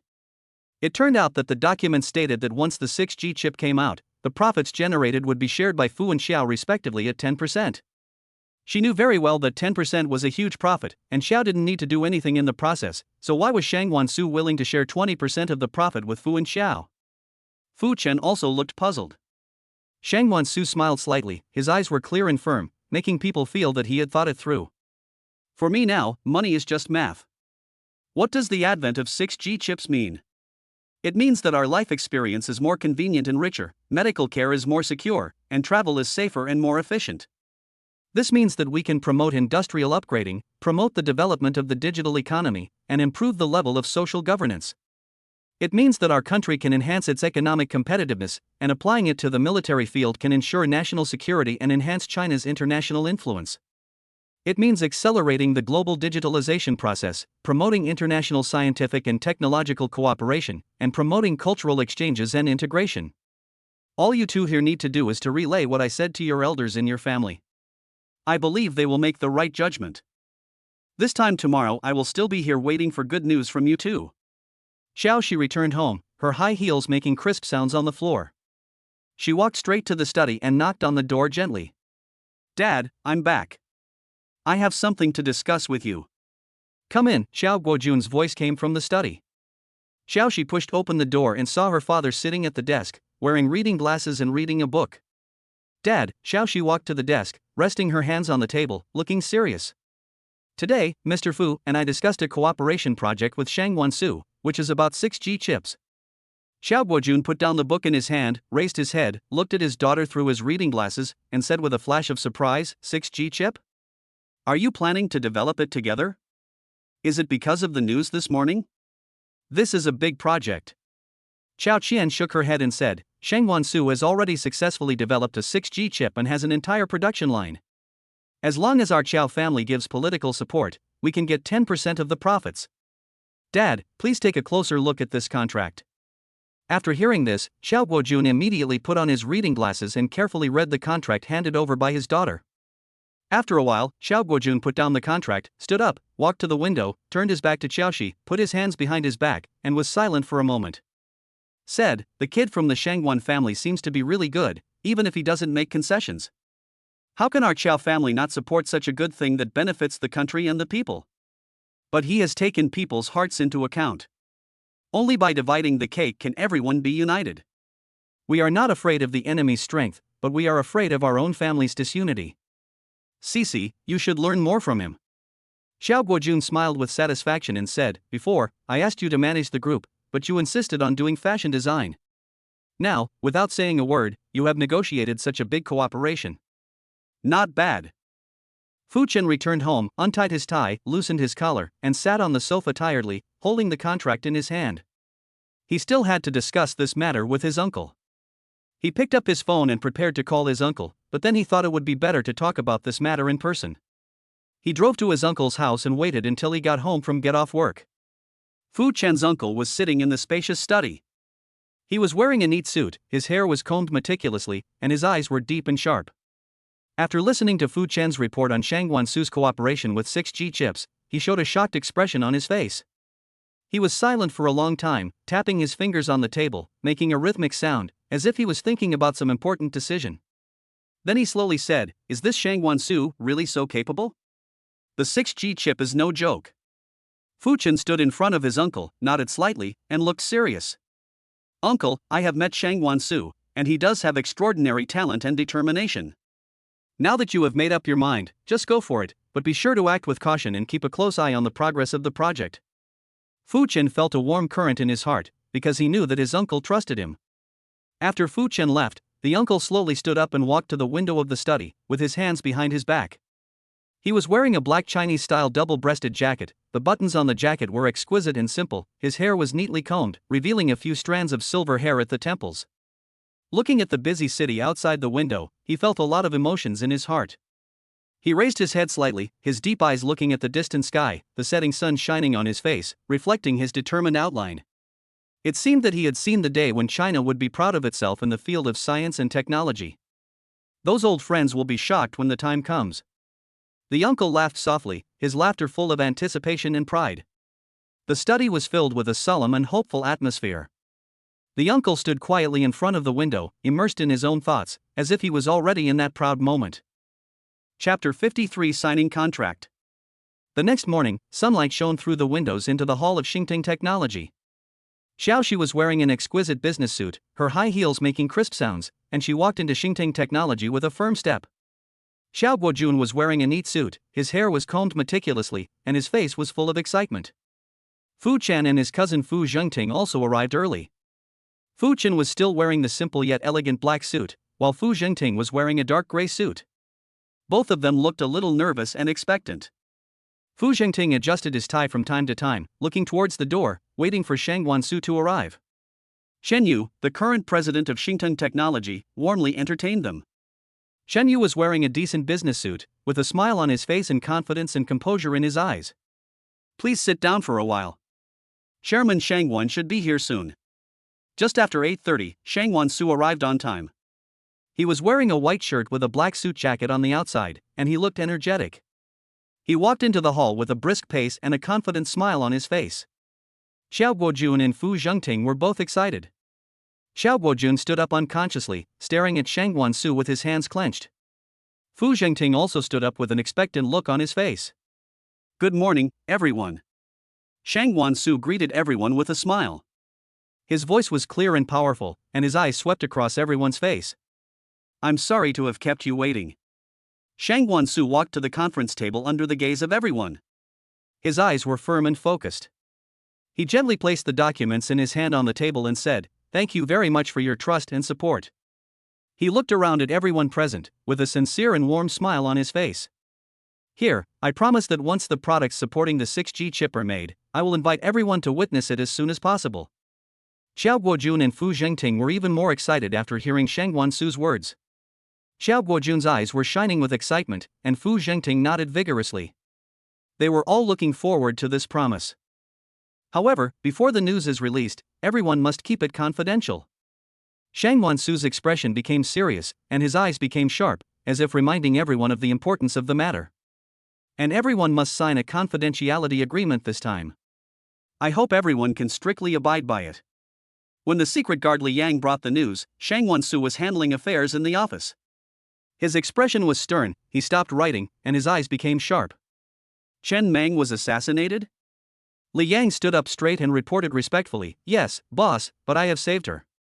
Shang Wansu nodded slightly, tapping his fingers on the table, and fell into deep thought. Did she say anything? When Shang Wansu learned that Chen Meng was willing to confess everything, he decided to meet her in person. He came to where Chen Meng was and looked at her calmly. Chen Meng's eyes were filled with fear and regret. She lowered her head and said in a trembling voice, I confess that I did go to the office to steal documents last time in order to find an opportunity to sabotage the project you were working on." Shang Wansu had no expression on his face. He just looked at her coldly, folded his hands over his chest, and waited for her to continue. "Who is the person behind you?" It was Zhao Fu. Chen Meng bit her lip, her hands unconsciously clenching the corners of her clothes. "He tricked me into saying he would marry me after he succeeded, but I didn't expect him to kill me."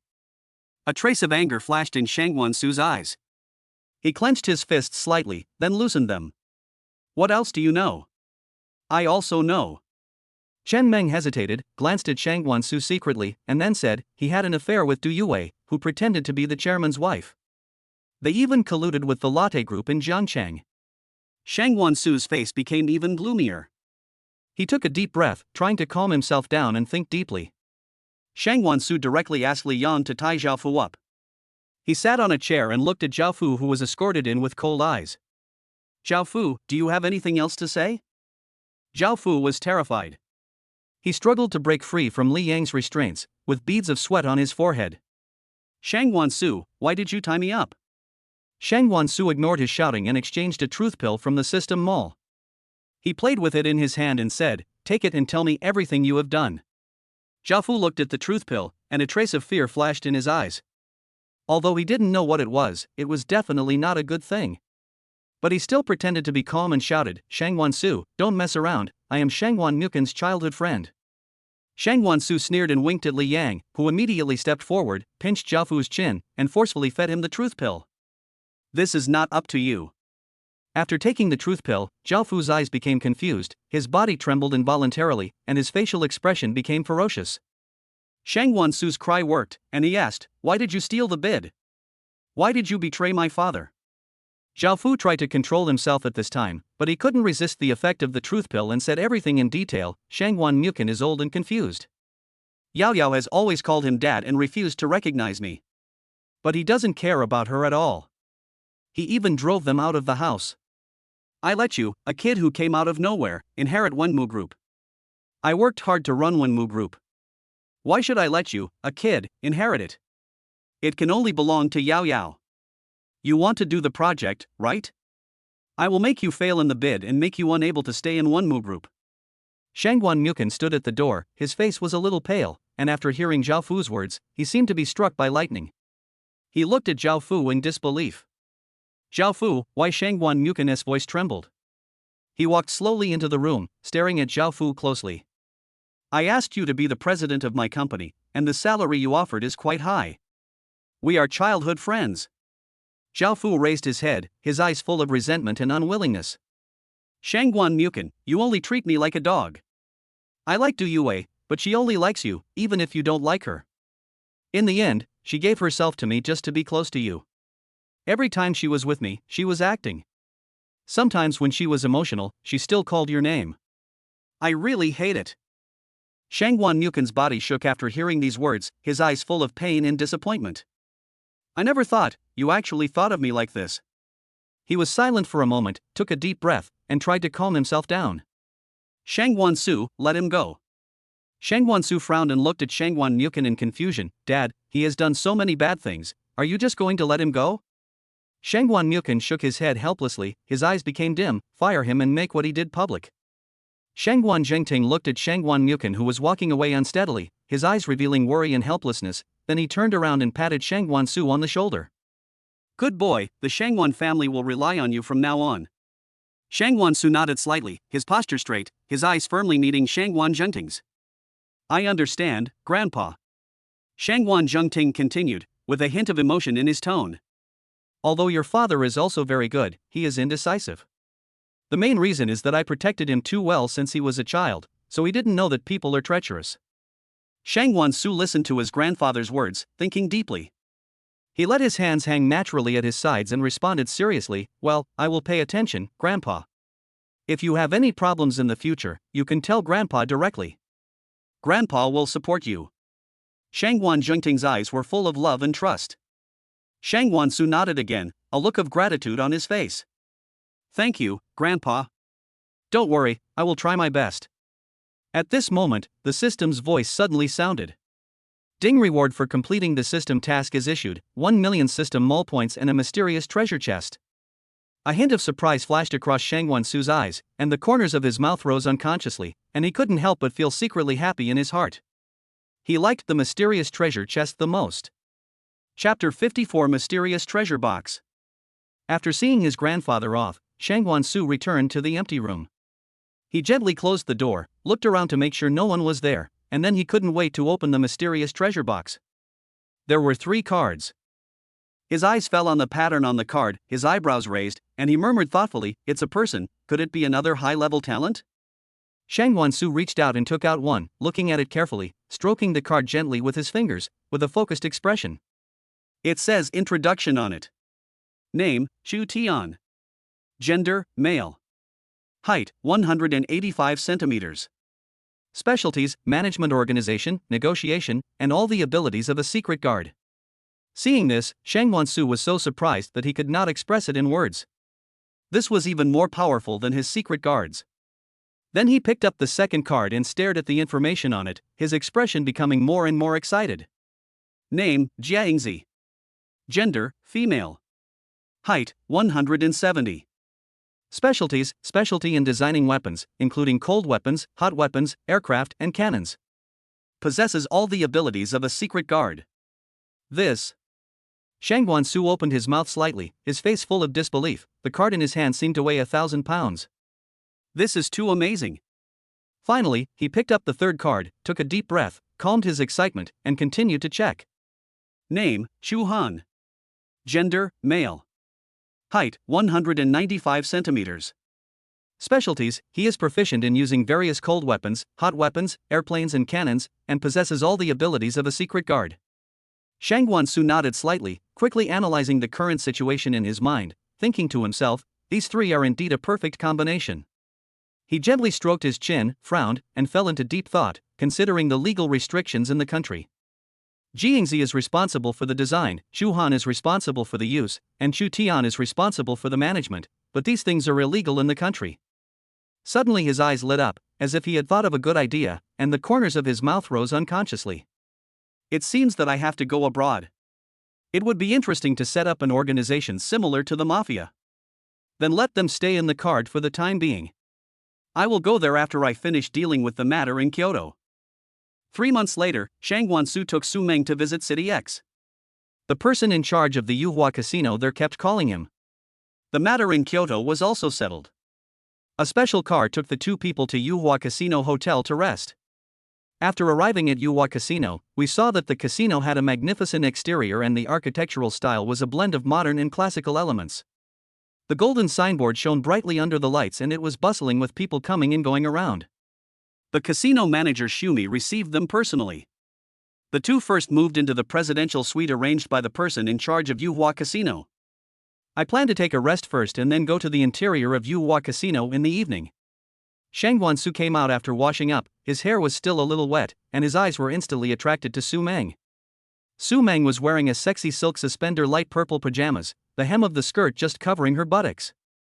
Especially the bulge in front of the body, which is mostly exposed and looks like it is about to burst out. Shangguan Su stared at Su Meng, his Adam's apple rolled unconsciously, and his breathing became a little rapid. Usually, Su Meng wears pajamas with long sleeves and long pants, or cartoon-style pajamas with long skirts. It was the first time for her to wear something so sexy. She looked like a sexy stunner. The light purple color made her skin look even whiter, like the finest mutton fat jade. Shang Guansu held Su Meng in his arms, feeling her softness with his hands, his face full of intoxication. He caressed her and couldn't let go. Although Su Meng's breasts were big, they were not sagging at all, which made Shang Guansu even more fascinated. He carried Su Meng to the bed, his eyes full of love and his mouth curled up. He praised, "You look really good in this." Su Meng was extremely shy, her cheeks flushed, and she lowered her head slightly. Xiaoxi had chosen this for her, and told her to wear it after taking a bath. It must have fascinated Shang Guansu. It seemed that Cici was right, and her brother seemed to like it very much. Shang Guansu continued, "Brother will take you shopping and buying clothes tomorrow, okay? Buy a few different pieces so Meng can change them every day." Su Meng nodded. She raised her head, her eyes sparkling with happiness, her face filled with a sweet smile. She snuggled in Shang Guansu's arms like a well-behaved kitten. At this time, the room was filled with an ambiguous atmosphere, and Shang Guansu could no longer bear it. He leaned down. The two of them kept playing until the afternoon before falling into a deep sleep. As night fell, Shang Guansu and Su Meng changed their clothes and prepared to go to Yuhua Casino. The streets were brightly lit and busy.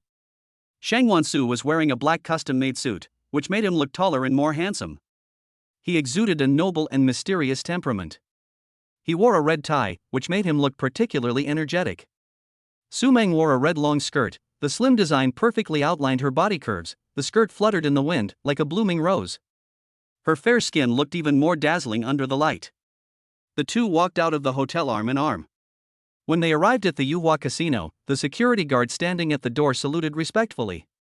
Shang Guansu nodded slightly, then took Su Meng into the casino. The moment you walk in, you will be shocked by the luxurious decoration. The dazzling crystal chandelier hanging from the ceiling is like falling stars, illuminating the whole space like daylight. The floor is paved with smooth marble, reflecting people's figures like a huge mirror. Every step you take can hear a slight echo. There are exquisite paintings hanging on the walls, depicting various fantastic scenes and characters, as if telling the mysterious story of the casino, adding a bit of artistic atmosphere to the entire space. Shang Guansu and Su Meng, led by Xumi, walked through the bustling gambling area and headed for the top floor. Along the way, gamblers were immersed in their respective games, with cheers and sighs intertwined.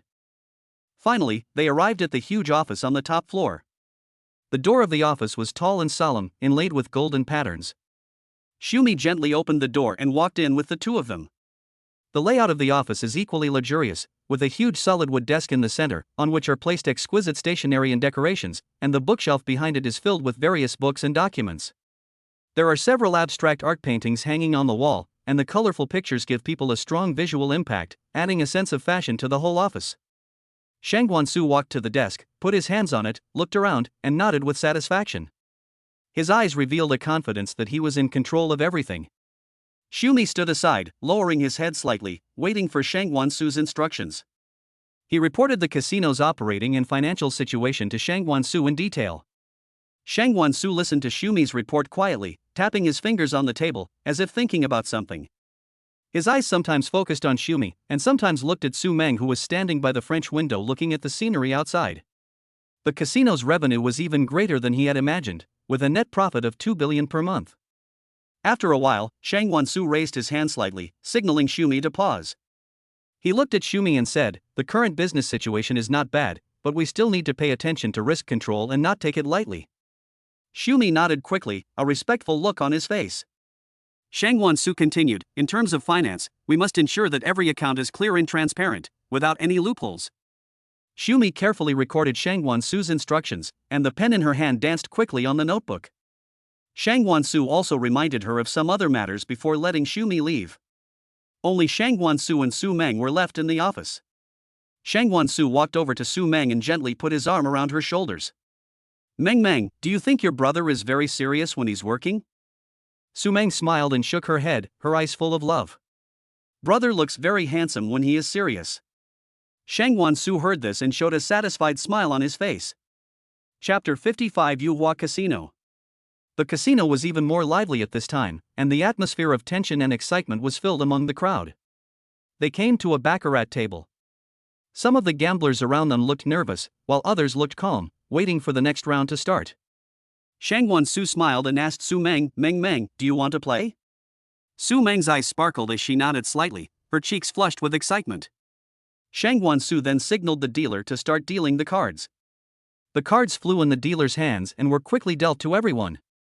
Su Meng looked at her cards intently. Su Meng stared at the cards calmly, as if she was confident about everything.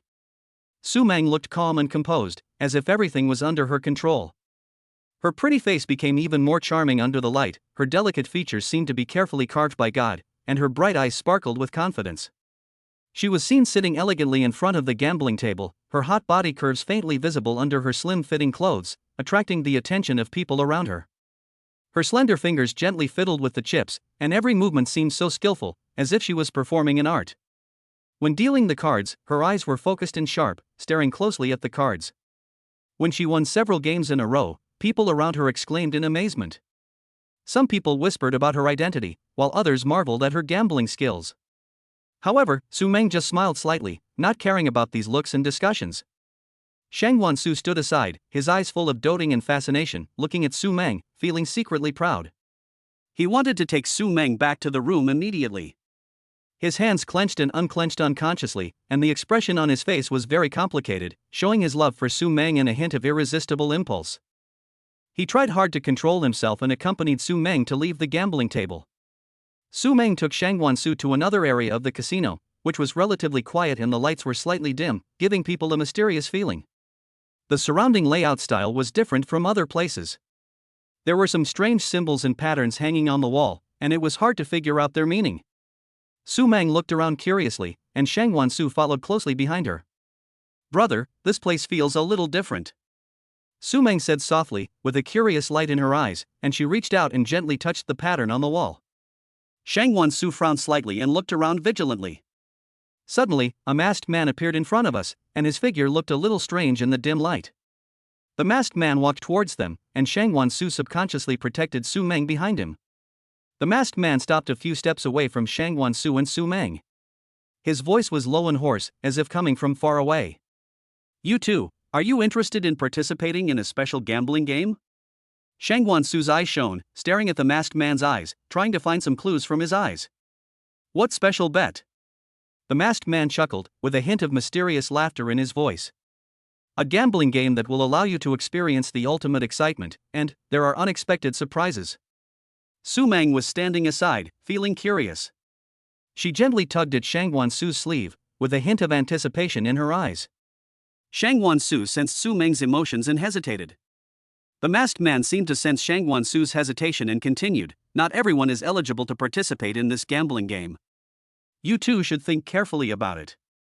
Shangwan Su felt that there shouldn't be any big problems in his own casino, but he still called Shumi cautiously. His fingers slid quickly across the phone screen. After the call was connected, he briefly explained the situation and then handed the phone to the masked man. When the masked man answered the phone, there was still a puzzled expression on his face, but when he heard Shumi's voice, he was instantly shocked, his eyes widened, and his mouth slightly opened as if he had heard something unbelievable. After hanging up the phone, the masked man's attitude took a 180-degree turn and became very respectful. He bowed slightly and his tone became humble. "Boss, I apologize for any offense I caused you." Shangwan Su nodded slightly with an indifferent expression, and then asked the masked man to take them into the mysterious gambling room. The masked man nodded quickly and took them towards a closed door. The masked man pushed open the door, and a noisy sound came from inside. The lights became brighter, and a lively gambling scene appeared before his eyes. "The layout here is more luxurious than outside. The gambling table is surrounded by all kinds of people, including wealthy people in fancy clothes and sexy beauties. Some people look particularly familiar. They are popular female stars and male stars." Shangwan Su and Su Meng walked into the scene and immediately attracted some people's attention. Some people whispered about their identities. Su Meng was a little curious, while Shangwan Su looked calm. At this time, a beautiful host in gorgeous clothes walked onto the stage, holding a microphone in her hand. "Welcome everyone to this special gambling game. I am tonight's host Wei Wei." Wei Wei introduced enthusiastically, her voice echoing throughout the venue, her eyes revealing excitement. "The rules of this bet are a little special. Everyone's eyes were focused on him, curiously waiting for his next words. We will have a series of different gambling sessions, each with unique rules and challenges. Also, Wei Wei paused deliberately, with a mysterious smile on her face. There will be some unexpected surprises along the way. Su Meng and Shang Guansu looked at each other, a smile flashed in Su Meng's eyes, and Shang Guansu nodded slightly. Both of them were very calm. It seems that they are not afraid of these special rules. At this time, the staff began to place various props and chips on the gambling table, and an exciting gambling game was about to begin. Wei Wei announced the start of the first round. Her voice was full of passion, as if igniting the blood in people's hearts. This round of gambling is guessing cards. The staff shuffled a deck of playing cards until they were dazzling, then drew a card from it and placed it face up on the table. Please guess the suit and number of points on this card. If you guess correctly, you will get 5 million chips. The first guess requires 100,000 chips, the second 500,000, and the third 2.5 million. The chips increase by 5 times. Of course, if you don't guess correctly, the chips of the guesser will remain in the prize pool until you guess correctly, and then you can get it. Su Meng narrowed her eyes slightly, her eyes were focused and deep, as if she wanted to see through everything on the back of the card. Shang Guansu was watching quietly at the side. The atmosphere at the scene became tense.